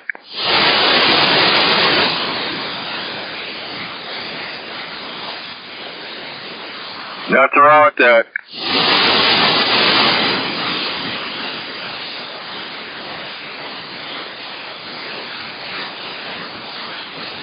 $255, you still hanging in there? I sure am. Okay, all right. Did you go out to check on the eclipse? Oh, I just walked over to the window behind my back and had a look-see. Yep, it's still there. Roger. I was looking to the east and I was trying to look through the pine trees, but I could see it, but I walked down the hill.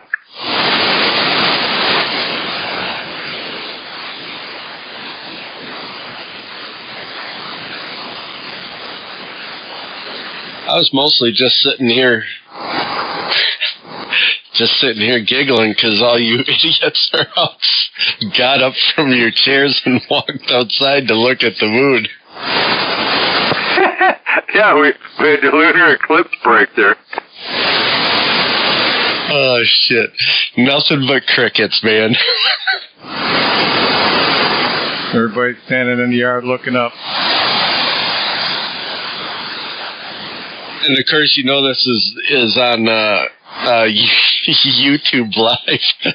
YouTube Live, because 144 is streaming it, so either everybody was sitting there laughing with me or they were all outside with y'all looking at the doggone moon.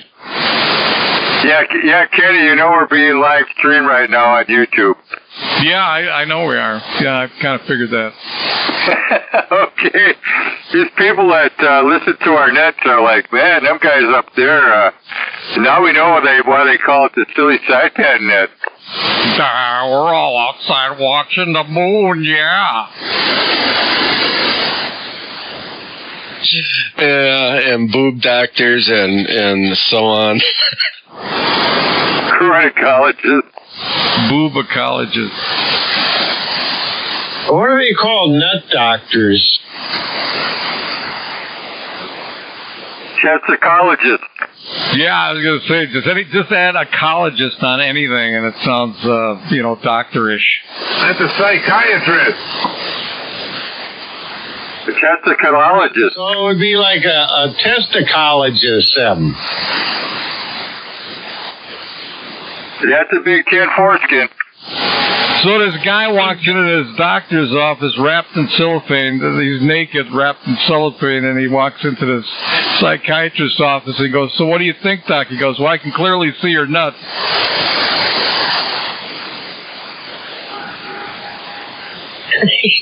Yeah.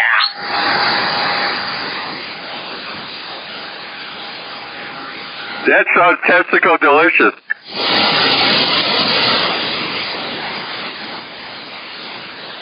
Almost as good as Dingalicious. Angalicious? Yeah, Dingalicious, Testicalicious, Dingalicious, same damn thing. That's right, Dingalicious.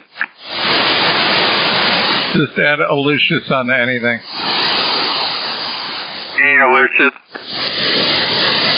Just like a Tiddalicious. Oh, yeah, I like that. Tiddalicious.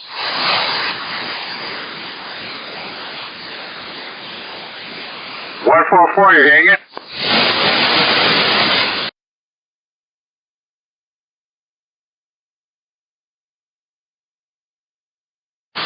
All right, you taking that big unit home?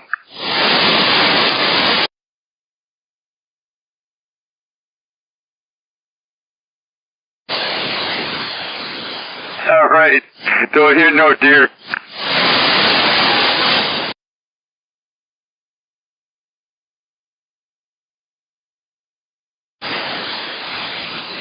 Hey, you should make a stop at my house. Yeah, let Pioneer use it, see how it's working. There was a bar named My House.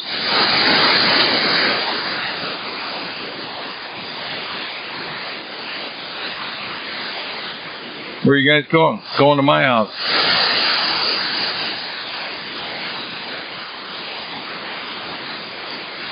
Big Damn Fur Burger.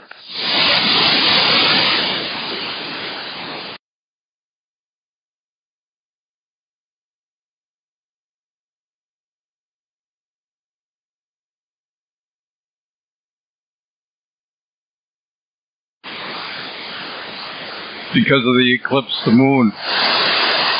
It's the eclipse party.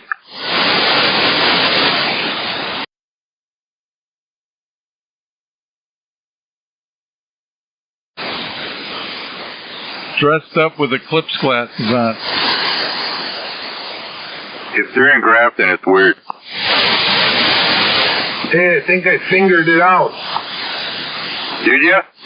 I don't know yet. I have to solder a couple of wires in there. Needs a couple of jumpers on the band switch.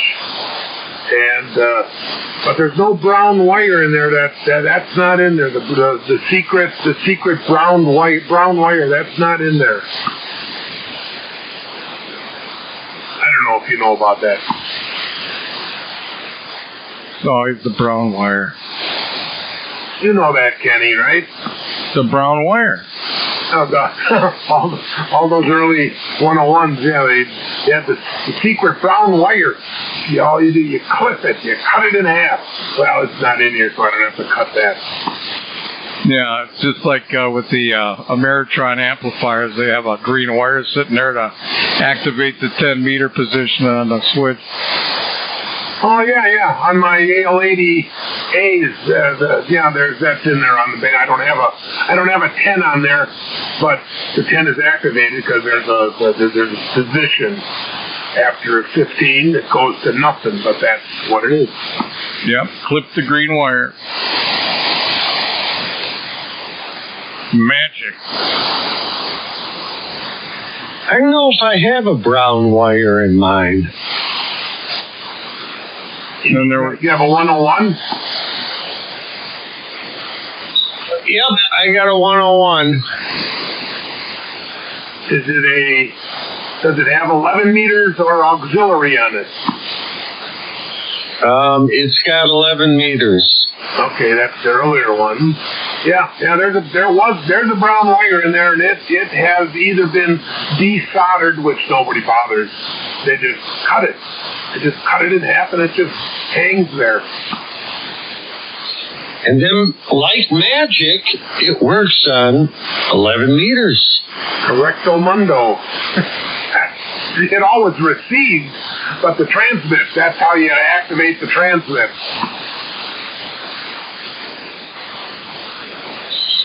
It's a lot simpler mod than they do with the other ones. or like the Yaesu FT757GX2, there's a switch in it. An actual little mini switch. You just switch it. This one is really easy. It's just a mouse click. All I know is on my 7200, that was, you had to get in there and you had to take one diode out and move one diode over. And these diodes are about, how big are they, Kenny? They're about, what can I compare it to? It's like a 64th of an inch. Yeah, they're definitely not a, actually the way to put them on is you actually sweat them on. Well, the one that I had to remove, I just heated it up and moved it over to where it had to go as the replacement on it. I just slid it over and held it down and tacked it on either side, and it worked. Yep. Had to do that on the 746. I never opened up my 56 Pro 3. That's never been modded. Yeah, both of mine have been. The Pro, the 2 and the 3 both have been modded.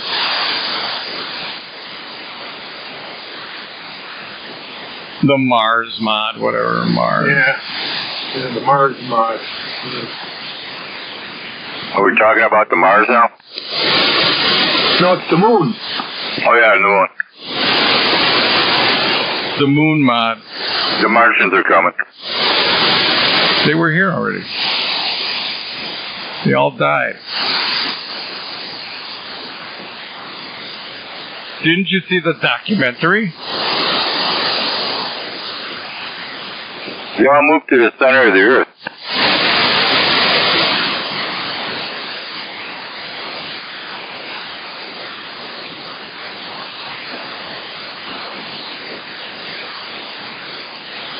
And that is Arroyo. Hey, all the skip is gone. Yeah, the guy that was blasting up on, 17? Yeah, I'm looking at the scope here, and I don't see anything. It's all looking smooth. All clear. Were you talking about Fireball earlier? That's the guy. Yeah, that's the guy. I can't remember his name. Fire turd. That's who I was thinking of. Me and Kenny couldn't think of it, but yeah, that's him, a Firebird. Fireball, ball. Fireball, yeah. Where's he out of California, right? I don't know if he's I don't know. Yeah, he's gotta be. I think he is. Because everything from Cal was coming in, even at Motormouth Mall, John, he was coming in on 27-235. Yeah, it's been rare lately to the west. I don't know. Everybody says, I don't like the way the guy sounds. I mean, I don't like his audio. It sucks. Oh, he was terrible tonight. He was all distorted, more so than usual. He was all left up, and I thought it was this guy that's out here on this side of town And when I spun down there, no, it was the Fireball. But then the knothead that lives out here, who sounds the same way with his amplifier. Of course, his radio was sounding just as bad a couple days or earlier in the week. I don't know. Then he was on there, so I had to deal with both of them. Well, I just don't like his audio. I never liked his audio. It's got too much Hall effect in it, and it's too muddy. It just sounds bad. I mean, you can tell it's higher fidelity, but it just sounds bad. It's so muddy. Hey, you try to tell these guys, and they get all bent out of. They want to kill you. Then they want to come after you. They want to kill you. Well, I'm sorry. I like clean, crisp audio. I even told somebody the other day too about people adding this echo shit. I said back in the day, in the 70s and the late 60s, they used to add echo, a spring reverb to the radio station, the AM radio stations, to make them have more depth to them. But it was so slight. That's why it worked. These guys make it sound like you're in a frickin' well and Lassie's going to get help. Big 10-4, yeah. D104 set up here, and it's like 3 feet away from me almost. I get the Hall effect. Right. I mean, that's all you do. But that Motormouth Mall John there, he just went overboard with that shit. And everybody was so impressed with the frequency range of his radio and his whatever he does. Yeah, fine, but the audio may be wider, but it doesn't sound good. George, it sounds like you're in the bathroom. In the bathroom? Huh. I never thought about trying that. You got that bathroom sound, that like tiles, like you're in your bathroom, you get that tile sound, You stick your head in the toilet bowl? No, like, you said you're way off the mic. I was like, yeah, it sounds like you're in the shit house. Well, you get that shit bouncing off the wall and stuff too. If you had curtains or something that absorbs the sound, it'd be different. They got concrete walls around me. Maybe that's part of it. I don't know. Yeah, that's usually what happens. If you back off the mic, even down here in my basement, it gets that way. Well, all I know is that most of the guys, I'll tell you, the one guy that sounded good, now I can't even remember his name. He was down in Florida, and he passed away. He was a black guy, and he had such beautiful audio. It was unbelievable, and I can't remember his name. So it'll come to me.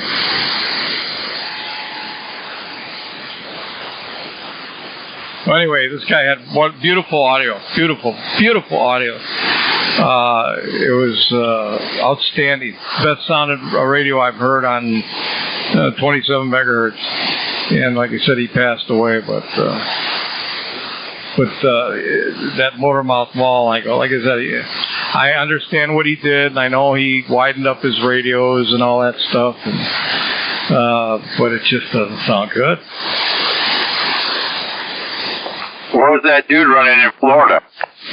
I don't know what he was running. I really don't know. But whatever it was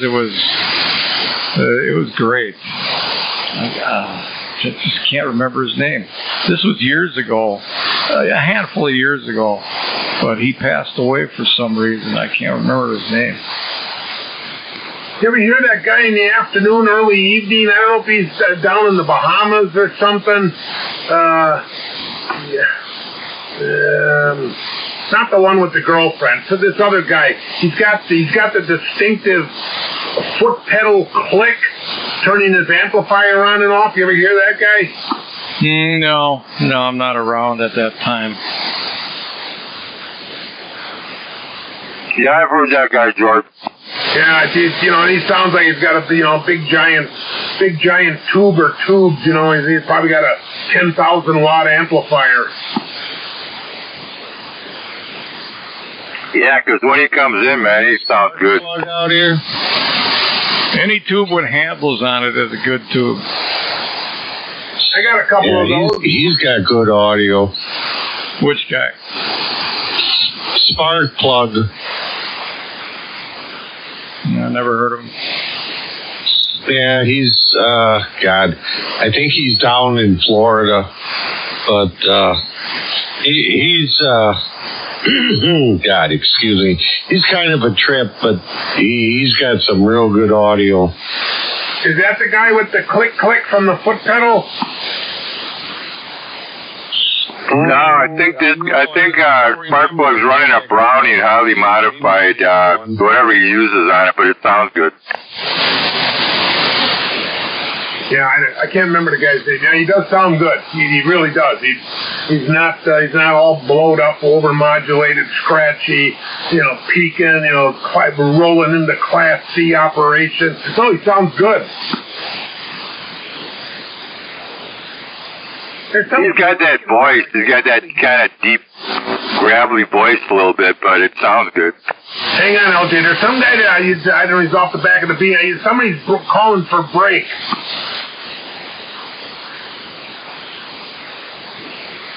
We got somebody out there calling for a break. Bring it on back.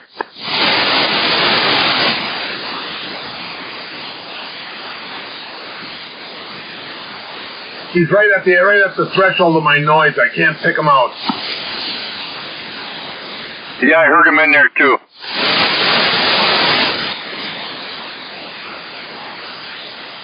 How about that squirt? About it, squirt? Is that you over there in Muskego? Come on back.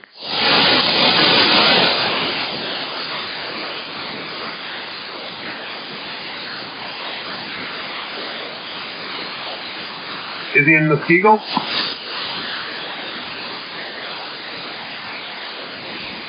He's off frequency. Yeah, he changed now. He moved. Yeah, he went high.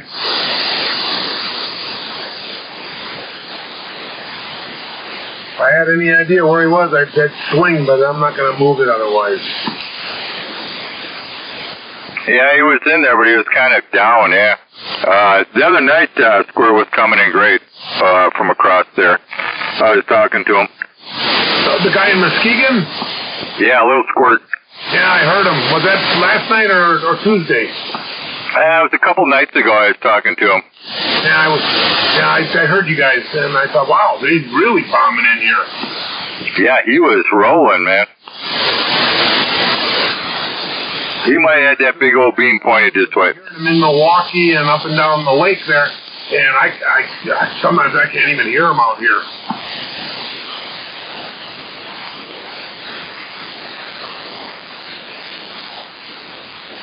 Where are you at? The guy talking out there trying to get in here. Where are you?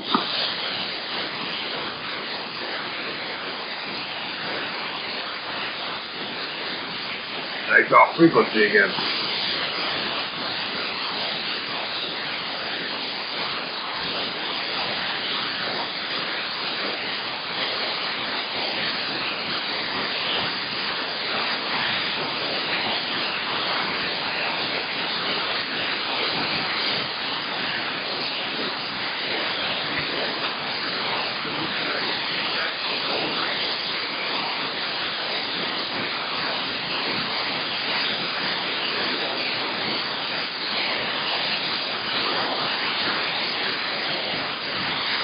Eclipse thing. Yeah, there'll be big blocks of cheese in front of our doorstep. I heard that guy in there. I just couldn't pull him out of there. I heard him talking. Yeah, I heard him too, but he's way off frequency. He needs to tune in to us, and then we could hear him.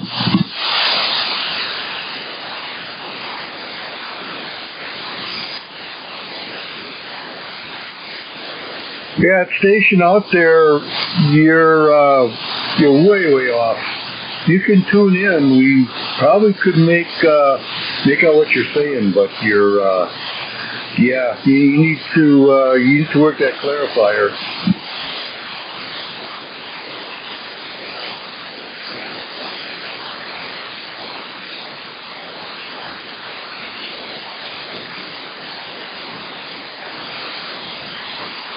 No, you're still off. You're listening.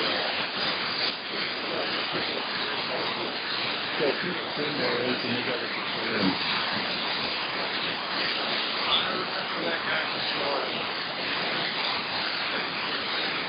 The guy's name was Bassmaster.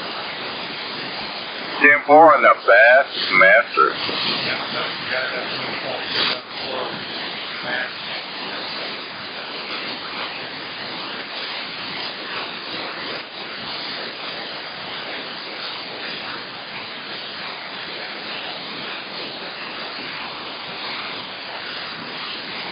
Side at 144, where you at?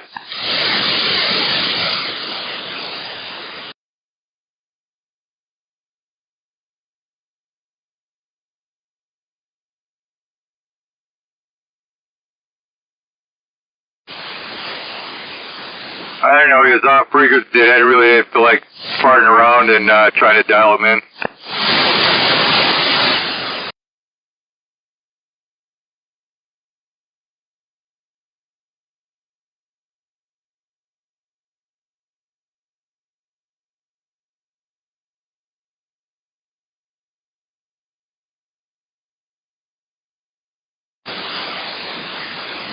Yeah, I guess some guys are rolling in from the west side there.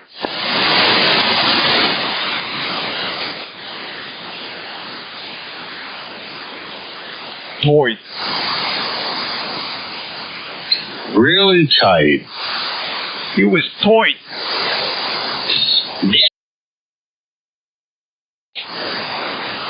He was a tight one.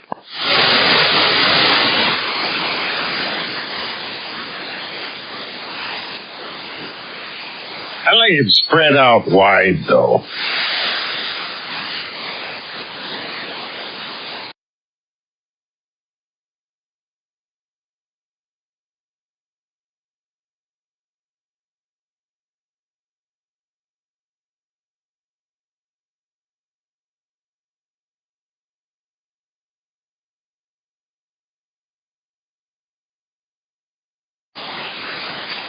Well, how wide are you running now?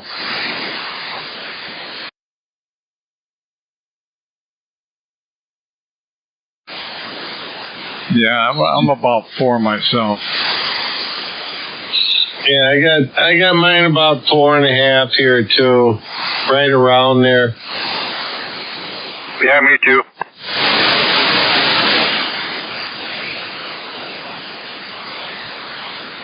I don't know. I like listening in 12 and broadcasting at 4.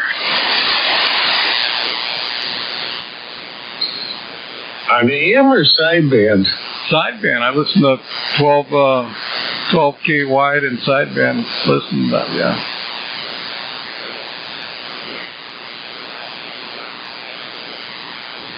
That's why I can detect all different audios, like yours.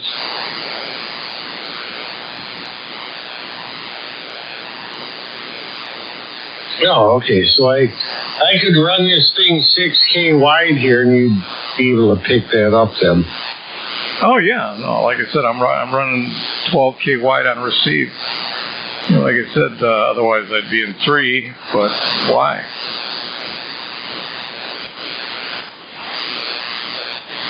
This is at 6K.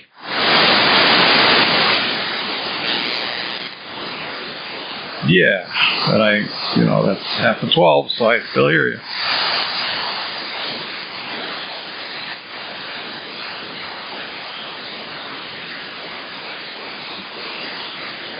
Well, 144 is going to go home, put that big box on, and watch his lights dim. There you go. Make it dim. How's that by you, Kenny? There's 6K. That sound any better? No, it sounds fine. Sounds fine. Actually, not much of a difference. The high end, I can see the high end a little bit more, but that's about it. Oh, okay.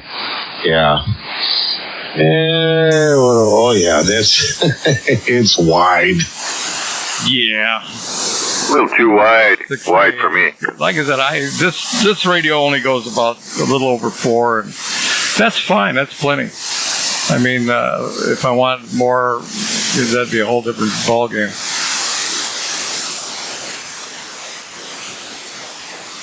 This is 16K. 16? These guys are getting crazy with their wideness. 16K wide? Oh my God. Won't be able to get down the aisle at the store.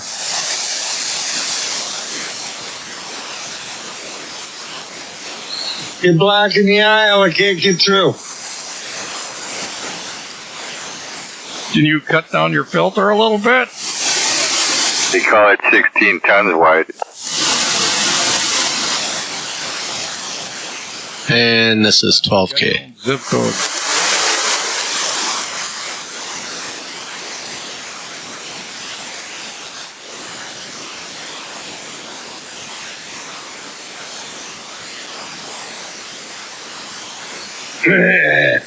Oh, there we go. Yeah. Now it's back to where I had it set before. I'll leave it here. Yeah, sounds good. Sounds good, man. It sounds good. Yeah.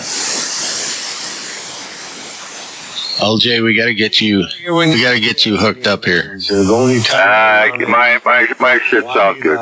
really wide is on AM when I'm on the 40.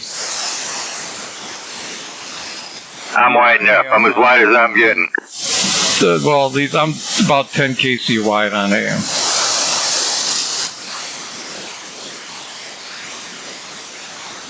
But that's with a on both regular sides or one? transmitter and an AM Optimod.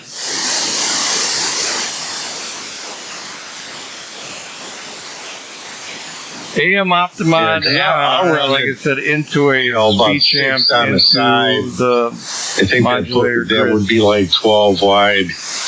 But any wider than that, then other people get a little irritated. No, that's why I limit it to 10.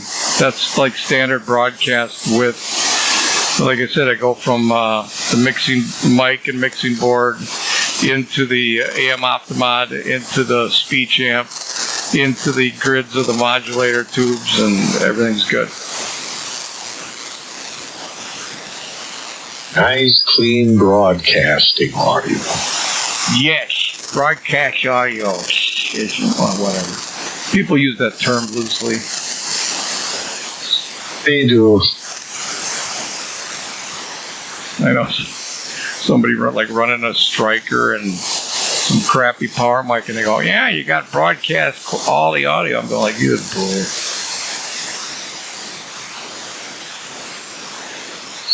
I think broadcast audio, you got to be about, what, 12K? Is it 12K wide on each side?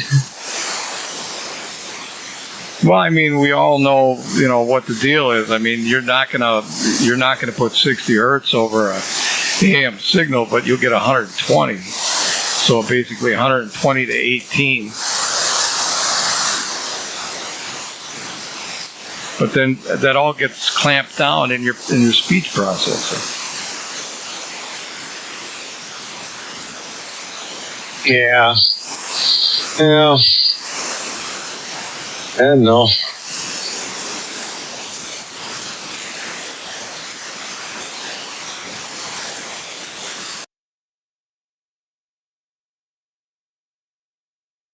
Good. A lot of people, they should do more off-air critiques of themselves and maybe run a spectrum analyzer and run some pink and white noise through it and see what comes out on the other end, so they at least have a reference line.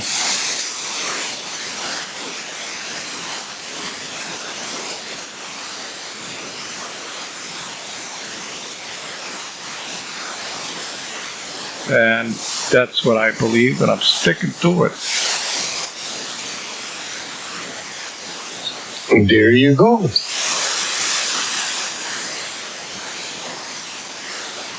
Yeah, that's a big tan foreskin. And you want to stay away from the bottom end. Bottom end makes you sound muddy the farther away you get. I know some of these guys on the East Coast, they're into this distortion-free audio, and they're really bottom end heavy, and all you hear in the Midwest and on the West Coast is moo moo moo moo moo moo moo moo moo moo moo. No, mine stops at about 100. Yeah, that's fine for sideband.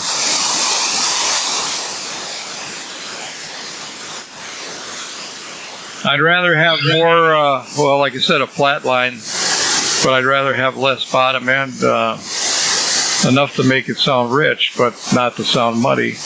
And then, you know, good, maybe peaks around 1 to 2K, and then a little high end, and you're right in there. Once you start getting that, you know, below, what is it, maybe 100, when, you know, some people run that like they're 50 or whatever. Well, you start getting really low, that's when you get some freaky, weird noises. Well, yeah, that's, you know, like I said, bottom end can be your enemy as far as audio goes. I mean, you want it to sound rich, and, you know, if you have a low voice, you want it to sound rich. If you don't have a low voice, you can boost the bottom end up so you sound better. But there's too many people that give it way too much bottom end, and it just sounds muddy. Like that mall guy, you know, the motor mouth mall guy.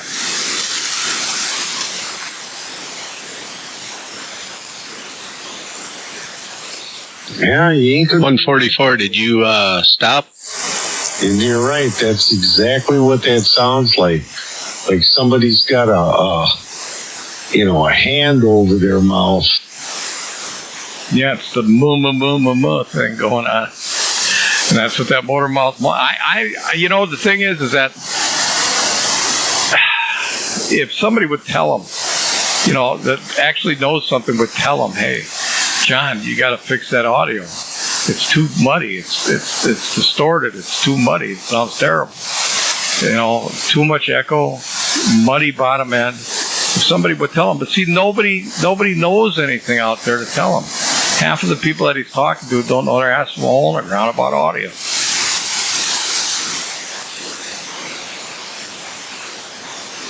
Just because it sounds different, it's great.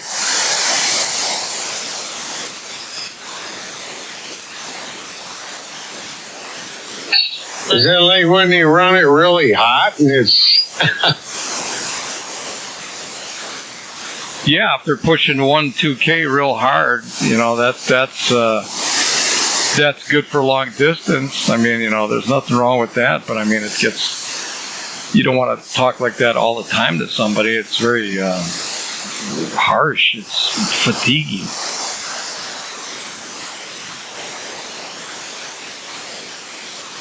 Plus, it's a good way to give it adjacent harmonics on other frequencies. So, whatever.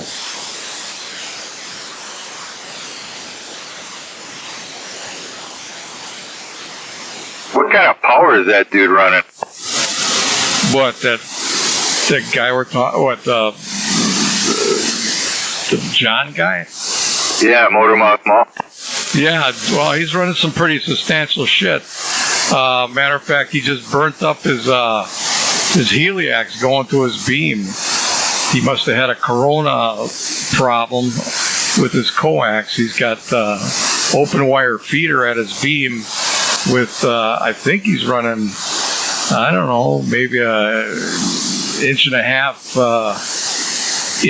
helix to his beam, and he had a corona issue, and it burnt up the beam and some of the coax. Yeah, I guess we better run that power, huh?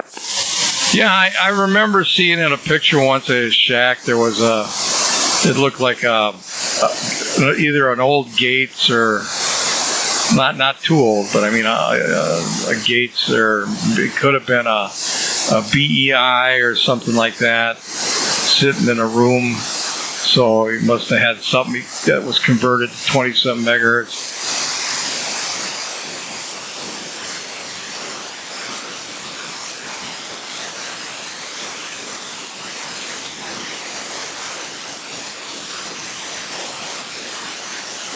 10-4 on that.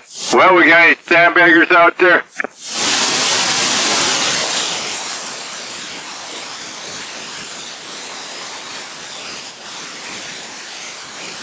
Well, is it almost to the time of full eclipse? That's right. That should be coming up. Close. What about teabaggers? Did we have any teabaggers out there? I'm sure they are, but they're not. They're probably sandbagging right now with the teabagging. I know we got teabaggers at work. How about 144?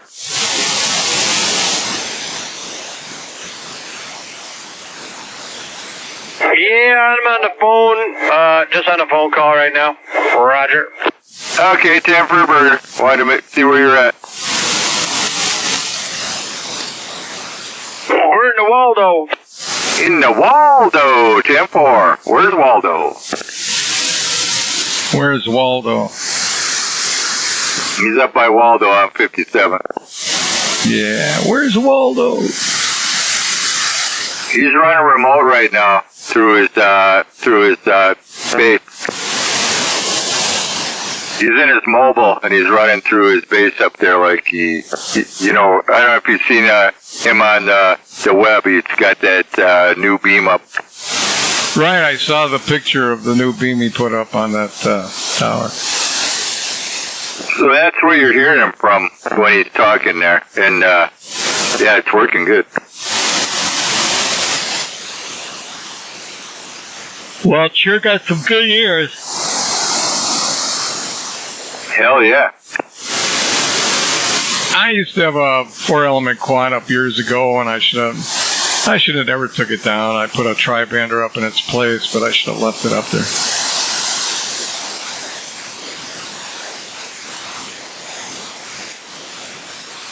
Matter of fact, George was here when that thing went up. We had a whole crew here. Did you have the big erection party? Yeah, we all, everybody chipped in and helped out, and we put up that thing, and yeah, it got out good. I remember I was running, somebody was trying to find me, and they were up by Milwaukee Harley on Silver Spring Road, and they said, oh, he's got to be around here somewhere. I used to do that all the time with my super scanner when I lived in Milwaukee. Yeah, I had the beam pointed northwest, and it went sliced kind of right through Milwaukee, especially, it sliced pretty much through Milwaukee, where I wanted it pointed. And these guys were trying to find me, and they're on, like I said, up by Silk and Milwaukee Harley, and they said, he's got to be right up here in his subdivision up here. He's got to be. Did he just turn it a little bit, right? Yeah, and if I would have turned it, I would have been gone. Or you just slowly turn it? Well, I had a guy that moved down here. Honest to God, let me see, how many blocks away was he? 4 blocks away from me, and he was down here, and he knew somebody that didn't like me, and they gave him a radio and put up an antenna for him, and they figured that he was gonna ruin my life. When he was on there, I just nulled the antenna just perfect, and it was still pointed pretty much northwest, but I just tapped the rotor, tapped it and locked it, tapped it and locked it, got it to a point where he was an S1.5, and the guy was 4 blocks away, and I couldn't hear him, and he thought he was going to ruin my life. Oh, yeah. Them things work great, man. Yeah, so they were dumbfounded why this guy didn't bother me, and I could still talk to everybody. You know, I was outside looking at the moon there, and it's about 75% covered, but I could hear you real good out there, Kenny. Oh, good. That's great. You can hear me outside. Yeah, you got enough bass tones there to vibrate the sub here. All right. The other story, there was a whole bunch of hubbub out there one night, and I went flat side on that cubicle quad, and a friend of mine lived up above, matter of fact, up the hill even more from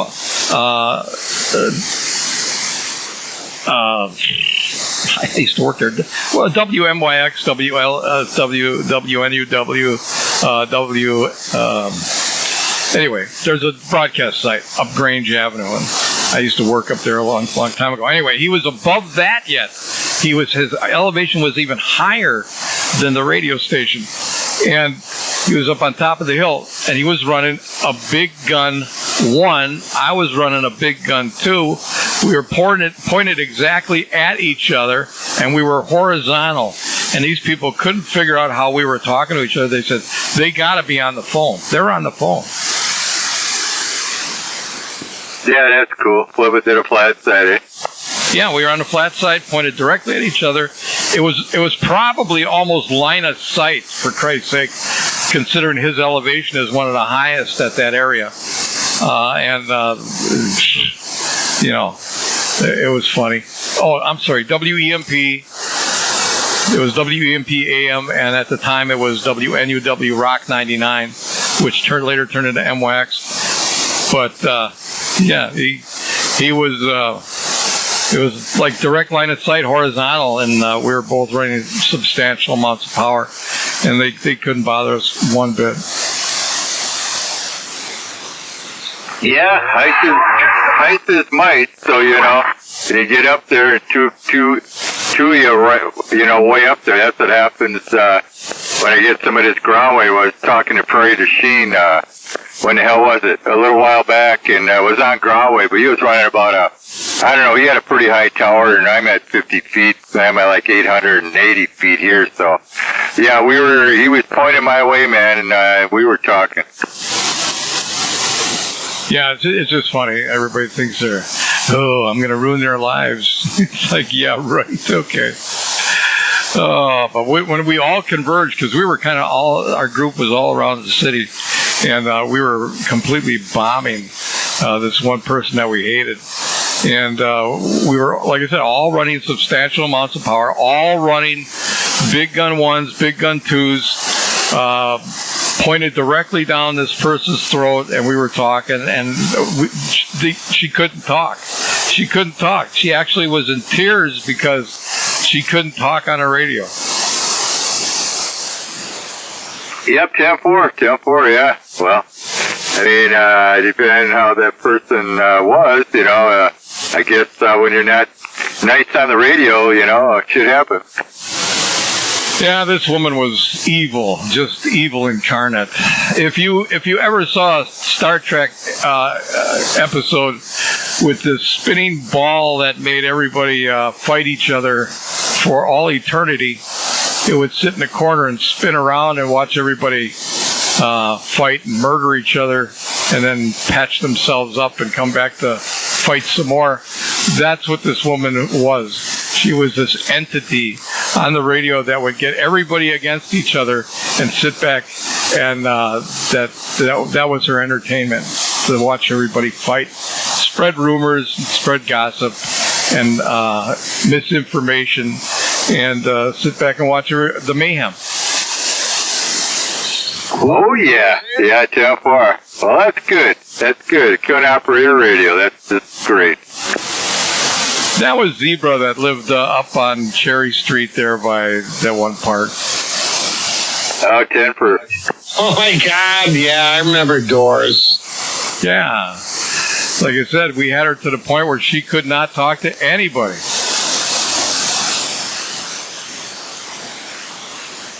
Do you remember Rita? No. Oh, that was another one. Well, all I know is that Doris she was just incarnate evil. That's all she was. She was just an evil, evil person. And if it wasn't for our old friend Tradewind He's the guy that broke we had her down. We had her, like I said, practically crying on the radio. And then our friend Dave Tradewin, he messed it up by starting to talk and say, well, you know, if you this, that, and the other thing, we'll make a deal. And I'm going, everybody's yelling at him, no, we're not making no goddamn deal. But he was the one, he's like, he relented to more punishment for her.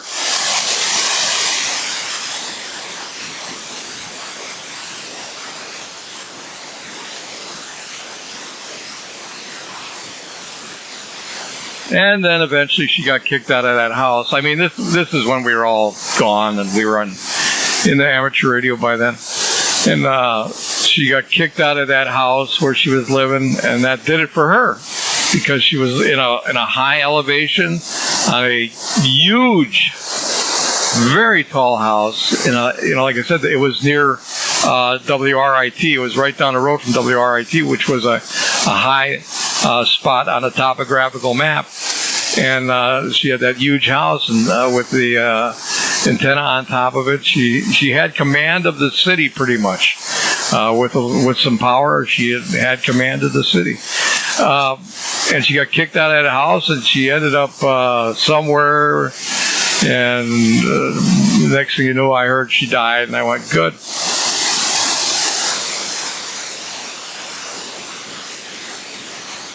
And that's a big 10-4. So is it close to the full eclipse? Should be 52. Yeah. All right, I shall return. I'm going to go check on the eclipse report. Right now. 80%, huh? Oh, yeah. Yeah, about 80%. All right, I'll be back. Yeah, I'm going to go take a look. I'll be back, too.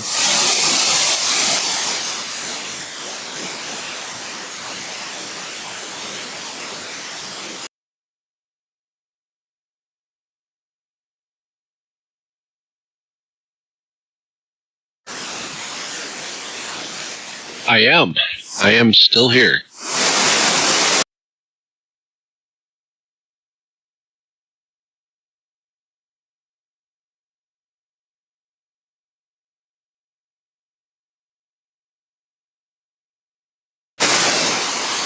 I knew it.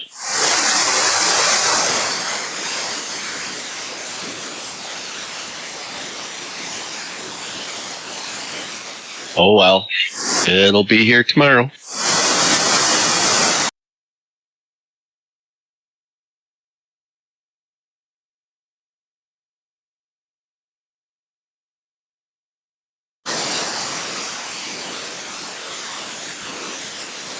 You gotta be dying to throw that thing in the hole and give her a try.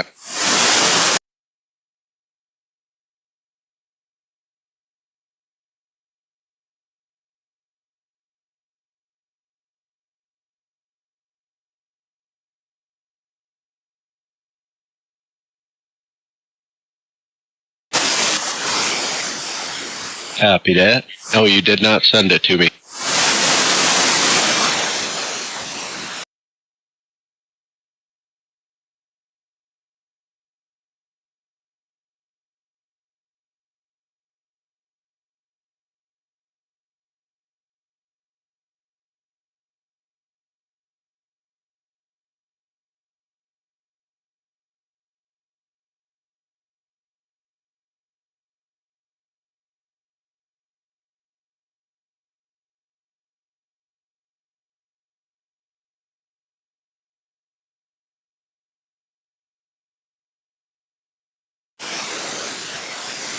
Okay, cool.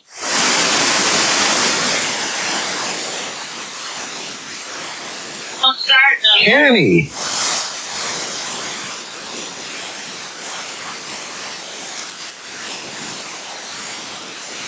At the moon. Barking at the moon like a dog.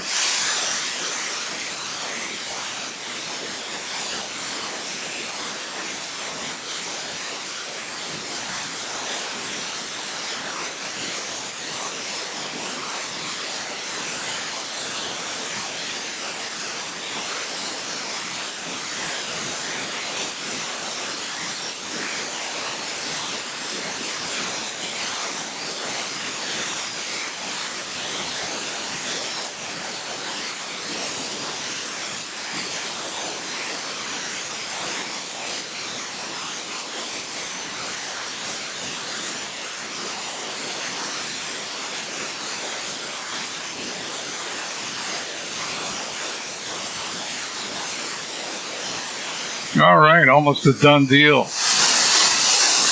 Yeah, it's pretty far, eh? Yeah, it's almost a black spot. Yeah, I got a question for you, Kenny. What's that? What handle did you go by back in that time? Well, it was just kind of Ken for a while, after a while, but my start out when I first got into CB radio was Beefeater. Beefy? Beefeater, like the gin, Beefeater gin, the guard, English guard of Beefeater. Oh, okay, Beefeater. All right. I was just wondering, because I remember a lot of that stuff going around on Channel 2 and M35 and that. Yeah, we all used to hang around on Channel 7. Is it 7? Yeah, 7. We used to hang around on Channel... Or no, wait, it was... No, Channel 8. I'm sorry, we were on Channel 8.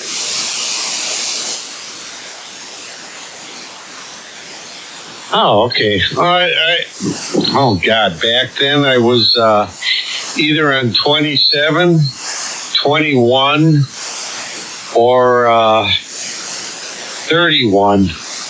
But that was the whole north side. Yeah, when I first got out there, I get out there with a Night Kit C22 transceiver, and then I got a little amplifier, little 4-tube amplifier. Ran that for a while, and then I picked up an R392 receiver and a DX100A, and I ran that for a while, and then I graduated over to a Viking Valiant, and I was running a Viking Valiant and the 392, and then after that I bought some other stuff and whatever, just kept escalating, and now I still have that disease.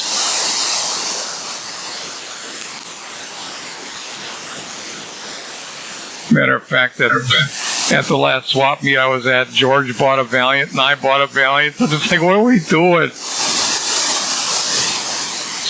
There's a lot of people that run those Valiants, especially on 40. Oh yeah, no, they're the staple of the AM community, no doubt about it. If you want to get on the air real cheap, you can pick up NC300 and a Valiant and get on the air and be on 75 and 40 and 10, whatever, and CB if you want. Like I said, they're good, trusty transmitters. They got a couple Achilles heels to them, but other than that, once you get those taken care of, you're good to go. Unless you get like Tim down there in Illinois and just start buying AM transmitters. Well, there's nothing wrong with that. You can buy them, and I got a couple friends of mine that do that. A guy, Tim, he's out in Skowhegan, Maine. He's an old broadcast engineer, and he gets these old transmitters that people are getting rid of at their company, their broadcast companies, and he takes them and makes them dual band, like 40 and 80. Another guy, too, I know, that lives on the west side of Wisconsin. His name's Robert. He takes those old Collins 32, the 20Vs, and he makes them into dual band transmitters, and they're good for a kilowatt out, solid kilowatt out. 400s modulated by some 400s, and good solid transmitter. Good audio, like I said, the 400s or 4250s for modulators, driving two 400s or 4250s, and they put out a solid signal and great audio. Yeah, you can't beat that. No. It is hard to beat some of that stuff. I was going to get, what the hell was it? it was a dual band radio. Super something or another. Someone almost had me talked into that. I know it did 40 and 80, and I almost got one of them.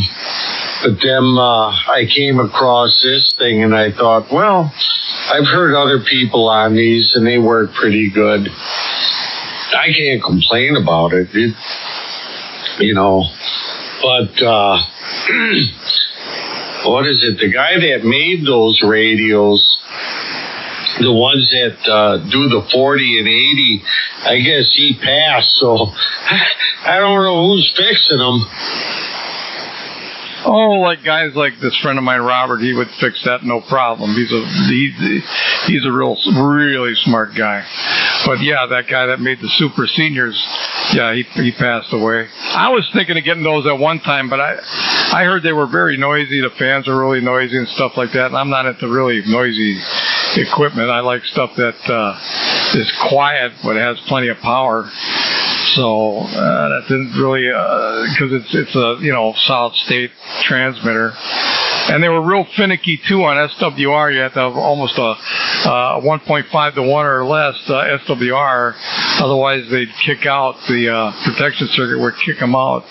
So they were real finicky. I didn't. I like stuff you can load up into a frickin' rain gutter and make glow red. But that's why I like my 101E. That works good for that kind of stuff. But I can't complain about the Anon. This thing is great. It really is. It's only 100 watts, so I keep hearing that from them down there. Oh, now you got to get an amp. Well, I know when I find the right solid state one, then I'll hook it up to it. Well, I guess the new, what the hell's that other transmitter? The one that came out before yours did. Help me out here. What's the popular one that started it all? Nah, I don't want to get a Flex. Oh, that's it, the Flex. Now they got a new Flex coming out that's like 400 or 500 watt Flex. That's what I was, just couldn't, the name flew out of my head, but yeah, they got some new Flex that's like 400 or 500 watts just out of the Flex. Yeah, well, that's probably $7,000, $8,000 or something. If I'm going to spend that kind of money, I'll just put an amp on this thing here. See, with these things, it's all in the darn software and that. The radio's capable of a lot of crap. And I got that diversity on here, so I got dual ACs on here. And, that alone, boy, you can eliminate a lot of noise and stuff. I mean, these things do some pretty unbelievable things, but, I think Flex just did that too. Now they're utilizing that diversity. But the same thing with the pure signal. That's another thing too. You run that, and you're staying in your bandwidth.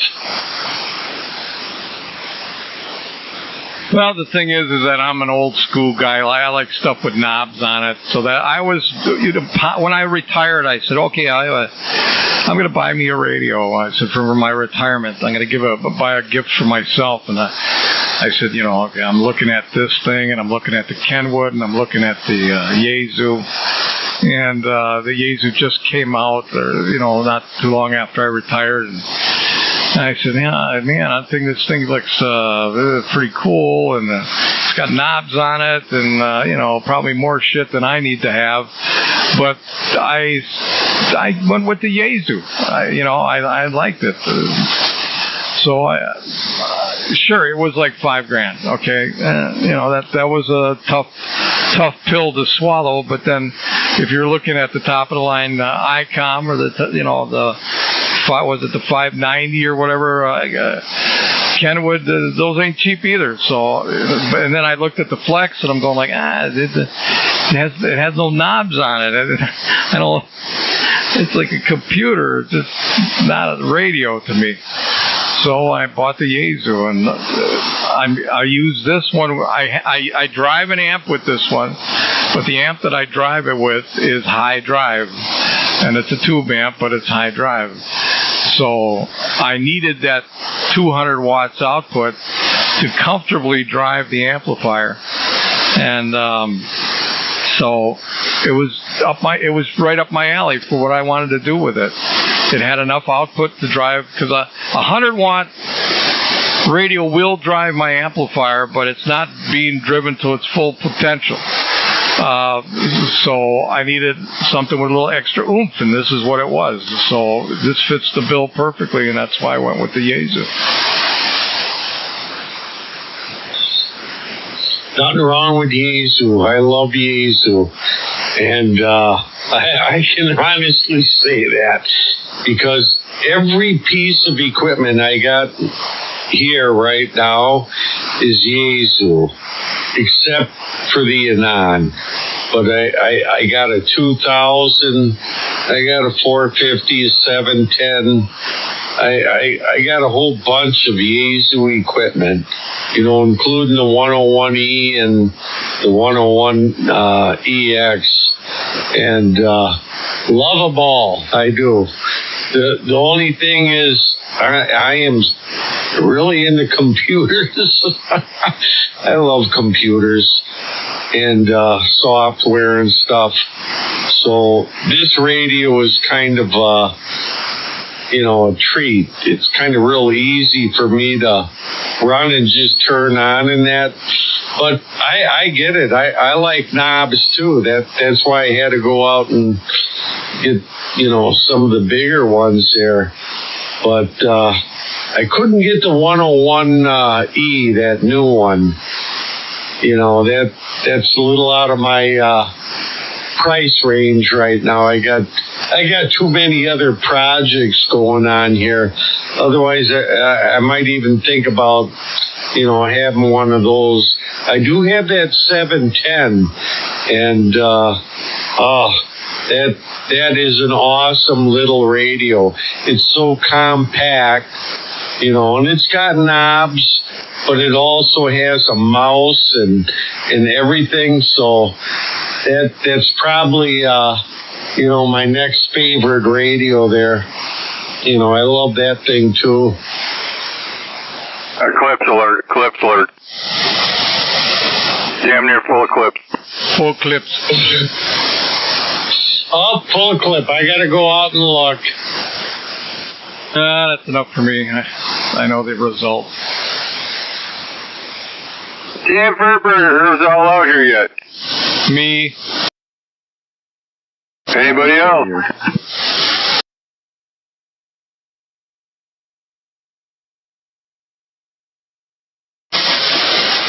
It's damn near full, right?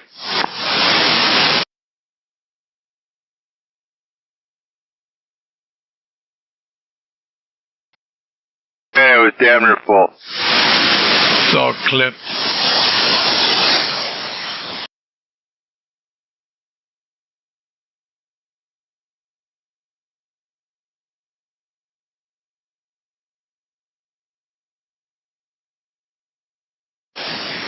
If everybody gives me $500, I'll bring back the moon. 10-4. Hostage, huh? I'm holding hostage till I get $500 from everybody.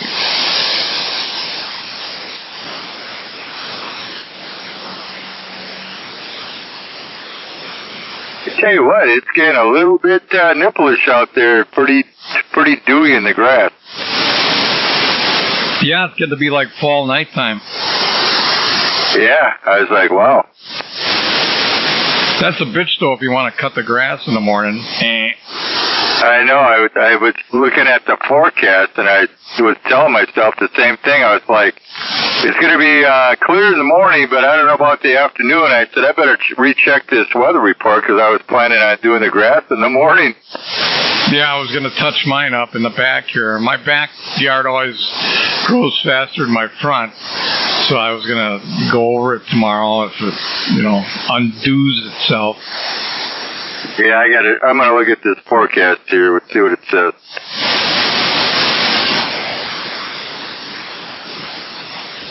Yeah, that's what I did. I did around noon. I finally got my grass cut. Figured, we were talking maybe some storms coming, so yeah, it's getting high enough. So got that done today. Yeah, and we're supposed to get some hot weather too coming up this weekend, back up in the 80s and whatnot. Oh yeah, and that damn high humidity. Yeah, I saw that on the news. I don't mind the heat, but it's the humidity. I mean, I just go out there and start sweating like a sprinkler's on my head. Well, yeah, even today, the temperature wasn't bad, but it was still just humid enough where, I'm sweating like crazy. I'm going, what the hell? It's not that warm out. I know. We're talking 75 degrees, and I'm sweating like a pig out there, and I'm going, why? Yeah, so I got that done today, so I don't have to worry about that for a while. But then again, too, it was really clear, and the sun was kind of brutal today. It's still high in the sky, It's still, it's not recessing back to the equator right now yet. Yeah. Oh, well.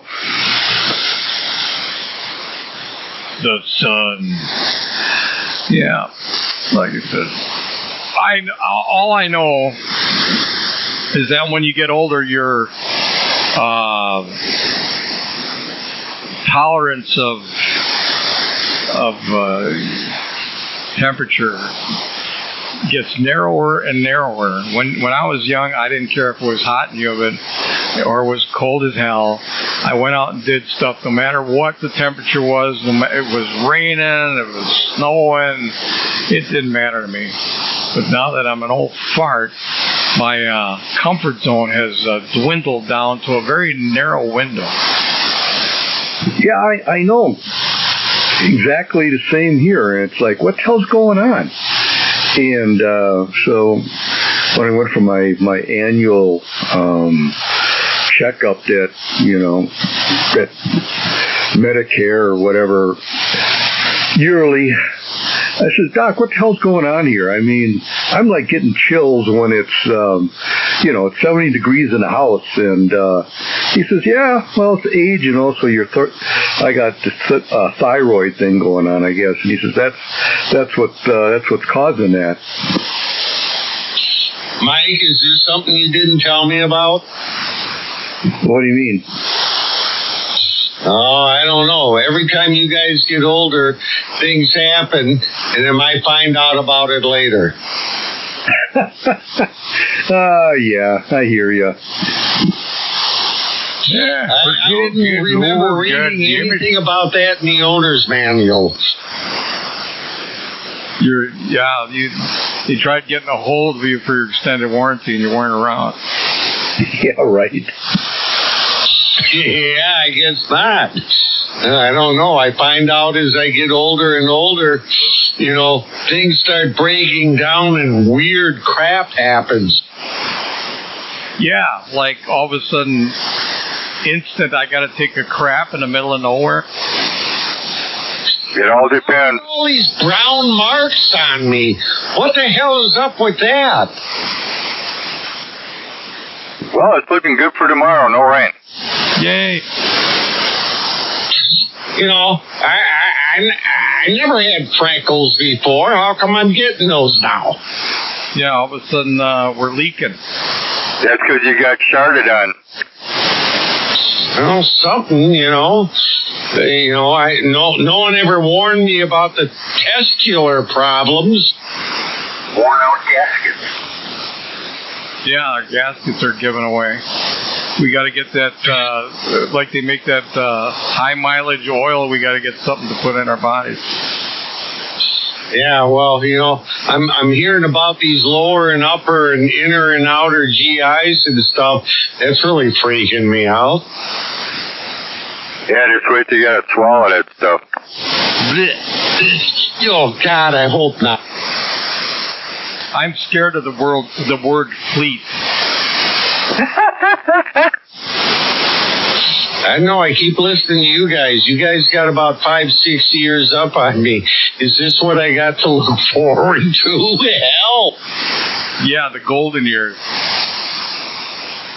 Yeah, the gold. Call it the golden years because that's the color in front of your underwear.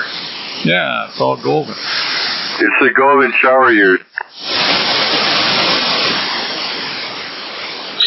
Oh, wow. Oh, yeah, I can't wait to wear Depends.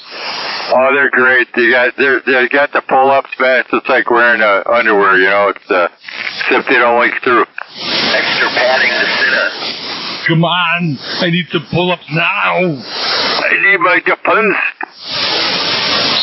Oh, God, I don't want to wear that. There's a bomb back there. Yeah, when the elastic wears out, then you use suspenders. Oh, God. They're just built-in seat cushions. You remember that astronaut chick that drove, like, across the country wearing, like, Depends to go fuck with her ex-husband's girlfriend? Yeah, she wanted to get there quick. She didn't want to stop. Yeah, so she wore, like, astronaut Depends? Yeah, the 5D model. What? 5D model? What the hell is that? Yeah, they were like astronaut Depends.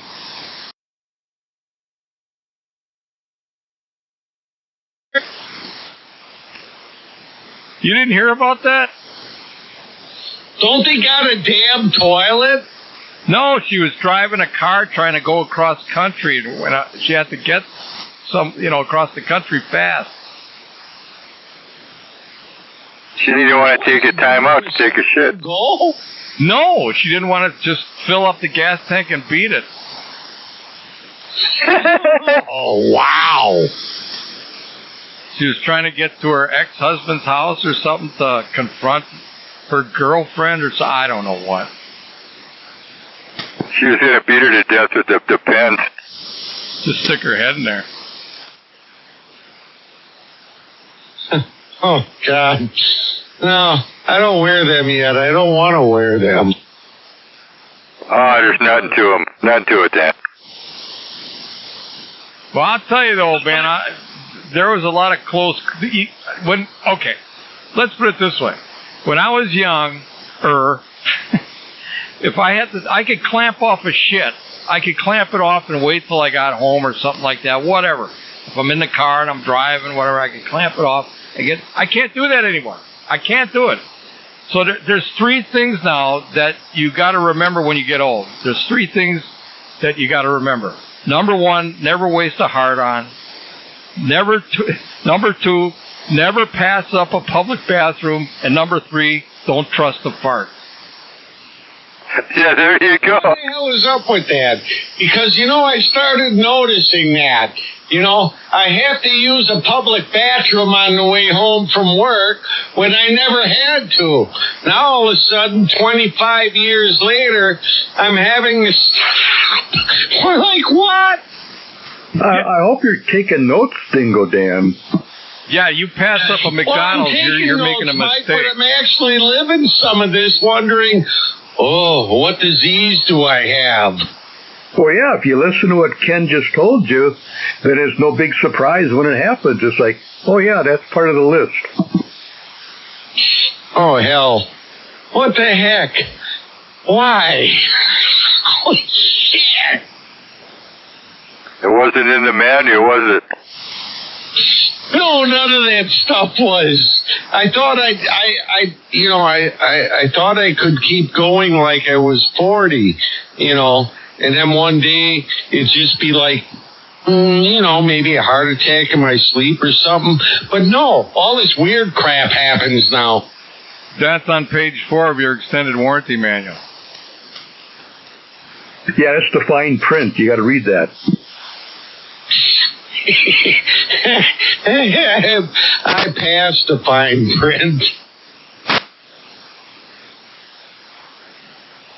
Humidity 93%. Yeah. Oh, man. So what you're saying, then, is all this crap is normal, and it's just old age.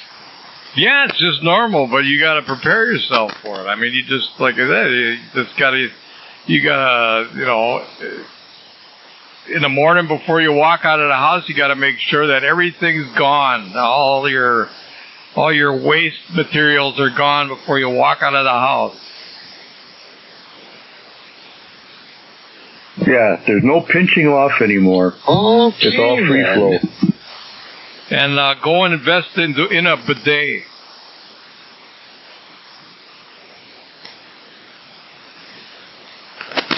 I don't want to walk around and use the pens. Oh, you know when you get on Social Security, sometimes you have to. I'm only 2 years away from that. 2 years away from 62. Now the secret, Dan, is you get some cat litter. Oh, so you're at the real age then, huh? Oh, yeah. 67, yeah, I'm at the 62. real age, Mike. Oh, and I'm starting to see all kinds of weird things and wondering what the is going on. Oh, wait till you get the floaters. Oh, yeah. The what? The floaters in your eyes. What the hell are those? Like little cobwebs that you see when you're looking through your eyeballs. Oh, shit, I just got those. That's what I mean. Dan, you're starting to come down with these symptoms. And then next will come the cataract. Then the cataracts. Dan, and a way to get around that Depends thing all the time is the little cat litter you throw in there. You guys are scared. That's for when you take long trips. Yeah, when you take a long trip, you just get some cat litter, you throw it in there, man. Then Vicodin becomes your best friend. Cat litter? What? You gotta get the kind that clumps up. You get the cat litter that clumps up. Yeah, so the stuff that clumps up, it's easier to get rid of. Yeah, just shake it out of your leg. I know you guys are messing with me now. Just it works great. Your leg, out of your pants leg. Yeah, you just grab it, throw out the window.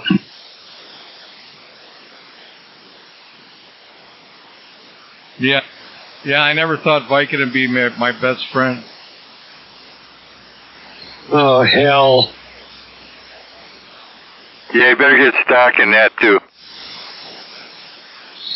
Vicodin? Oh, yeah. For what? Pain.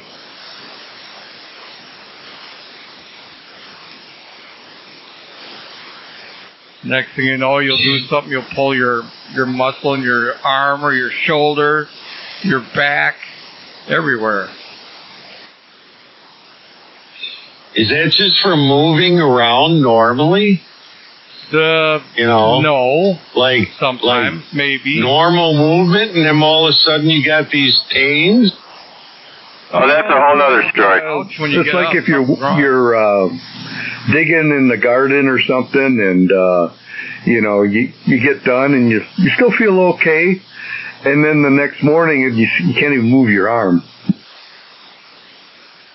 Ouch. It's already happened. Why the hell is that? Part of the plan. Part of that fine print. That's on page 5 of the extended warranty.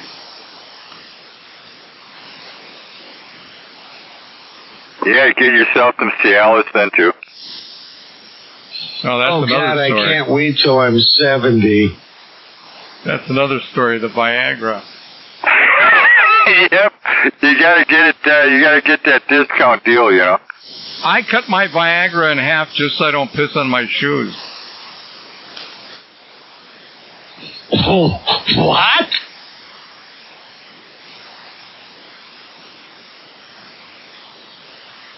You take Viagra and you pee it? Wow. Got to get a little chubby just so you can pee over into the toilet. That's another thing. Your dick disappears. Oh, hell.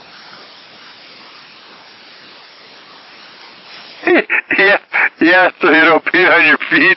Yeah, I take a half of Viagra just so you don't piss on your shoes. Hey, you gotta take Viagra so you don't pee on your shoes. Think about it a minute. I was just going to say, you got to think about it, man. Yeah, and don't forget, I don't want to think about as it. the older you get, sex is just a fond memory. Oh, Dad, when you wake up with that piss hard on in the morning, you better use it. lady out in my living room? Oh, hell no. Hey, you have a good conversation then. There won't be a conversation. It'll just be nodding and shaking. And Dad, when you have that piss hard in the morning, you better use it. That's why I said that never waste a heart on. That don't work anymore. Well, that should show you right there which direction you're going. That's another thing too. You run into a woman. She goes, "Who are you gonna pleasure with that thing? Who are you gonna pleasure with that thing?" And you just say, "Me." I've already had one woman. That was enough for me. Yeah, them too. They lose interest real fast too when they know you're not at your peak potential. Well, the tips go south and everything goes south. Oh, gravity sucks. Yeah, what was voluptuous before is now not so voluptuous. Why the hell am I getting tits? That's a whole other subject. Yeah, you know, I don't remember hearing about that either. Yeah, when you get older, you're going to get tits. Yeah, when girls get older, they turn into that blobfish thing. Banana tits? Blobfish.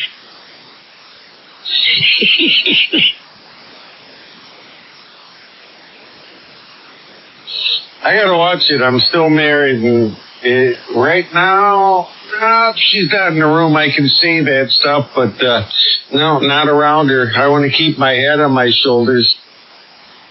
So Yeah, this older guy and his silly. wife are sitting at the kitchen table and they're Slap eating, that fucking thing breakfast. right off my shoulders, Mike. The woman looks at the guy and she says, "Honey," she goes, "remember when we used to sit here naked in the morning and have breakfast?" He goes, "Yeah." She goes, "Let's do it again." So they take off their clothes and they sit down and she goes, "Man, my nipples are just as hot as they used to be when we were younger." He goes, "Well, they should be. One's in your coffee and the other one's in your oatmeal."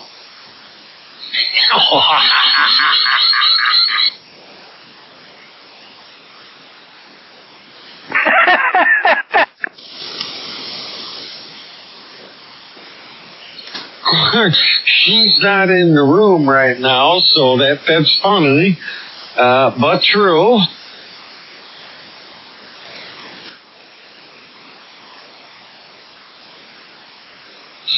God, I didn't know getting old was so fun. Well, you gotta eventually talk about it. What is preparing you, Dan? Yeah, I gotta get out of here because I gotta get up kind of sort of early. Nice chatting with you guys.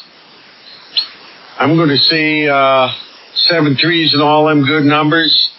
maybe I'll catch you out here later during the weekend. You want to say goodbye?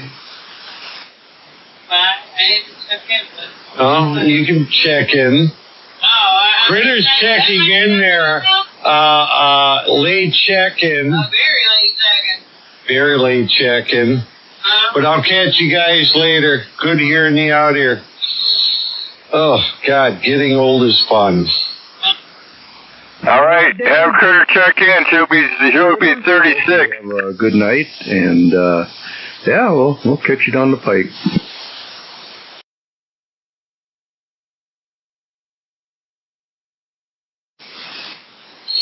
All right, number 36. Mike, LG, Kenny, you guys take care, because we care. I'll catch up with you guys later. I'm going to get out of here. All righty, talk to you later. All right, Dingo. Don't worry about nothing. Don't worry, be happy. That's right. You know I'm going to have nightmares about this shit. All right, I'm out of here. Shit, I have daymares about this shit.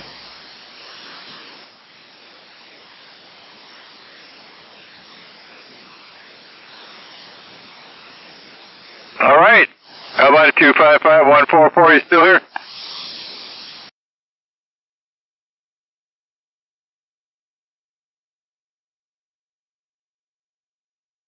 Oh, yeah, no problem whatsoever.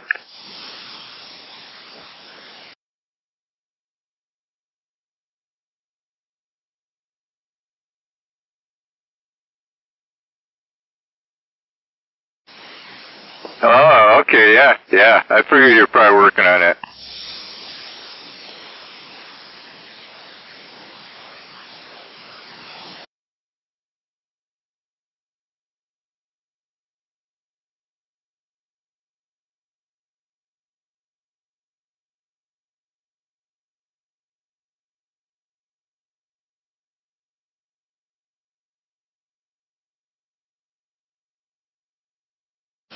All right. Well, it should be a very interesting live stream tonight, eh?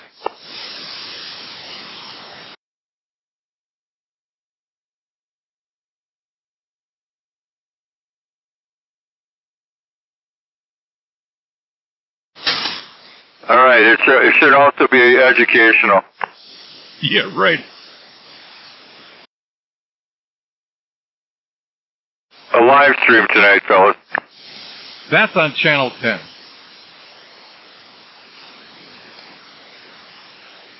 Okay, we're gonna be everything we got going, man. Them old dudes know what the hell they're talking about out there. Ah!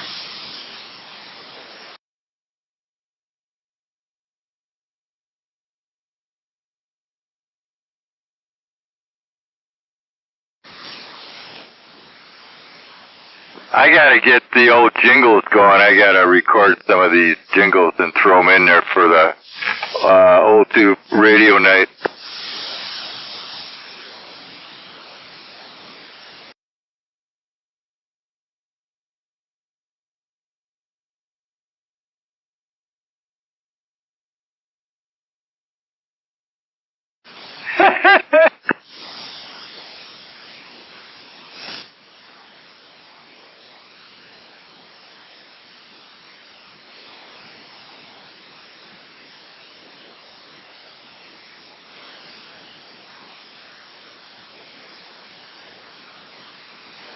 And the speakers tonight were LJ, Kenny, and Mike.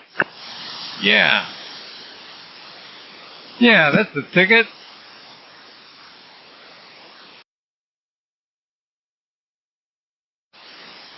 Yeah, you met my wife, Morgan Fairchild. Yeah, that's my wife.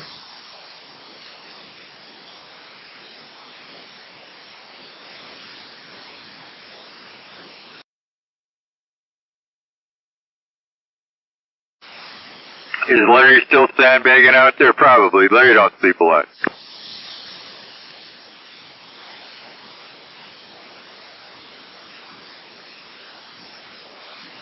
Larry, you sandbagging out there? He's on the lawn chair watching the eclipse. burning out his retinas. He's on a launcher waiting for tulips? Yeah, waiting for the tulips to come back.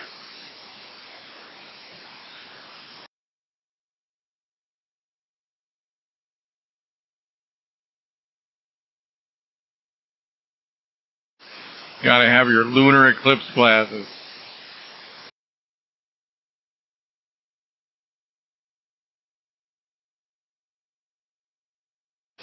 I did that when I was a kid. I took him to school. I think I was in grade school. I grabbed him because they were going to have a lunar eclipse. They were supposed to have the piece of paper. I brought the welding goggles. Yeah. And it's like, oh, we want to look through them.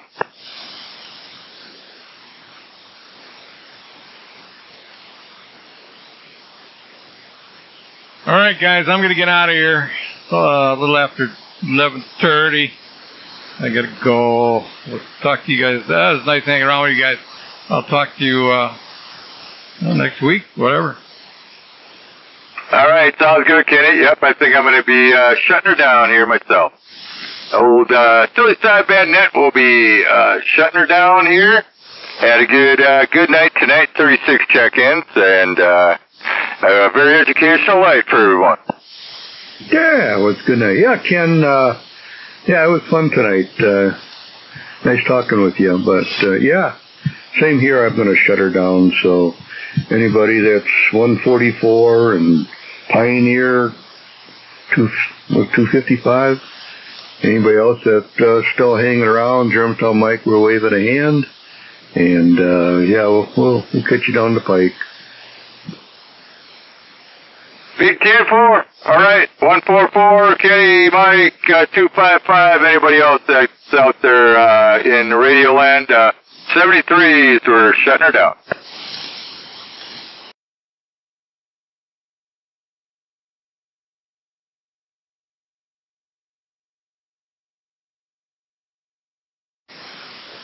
Roger. I guess I'll have to catch you tomorrow, see how that heat gets working.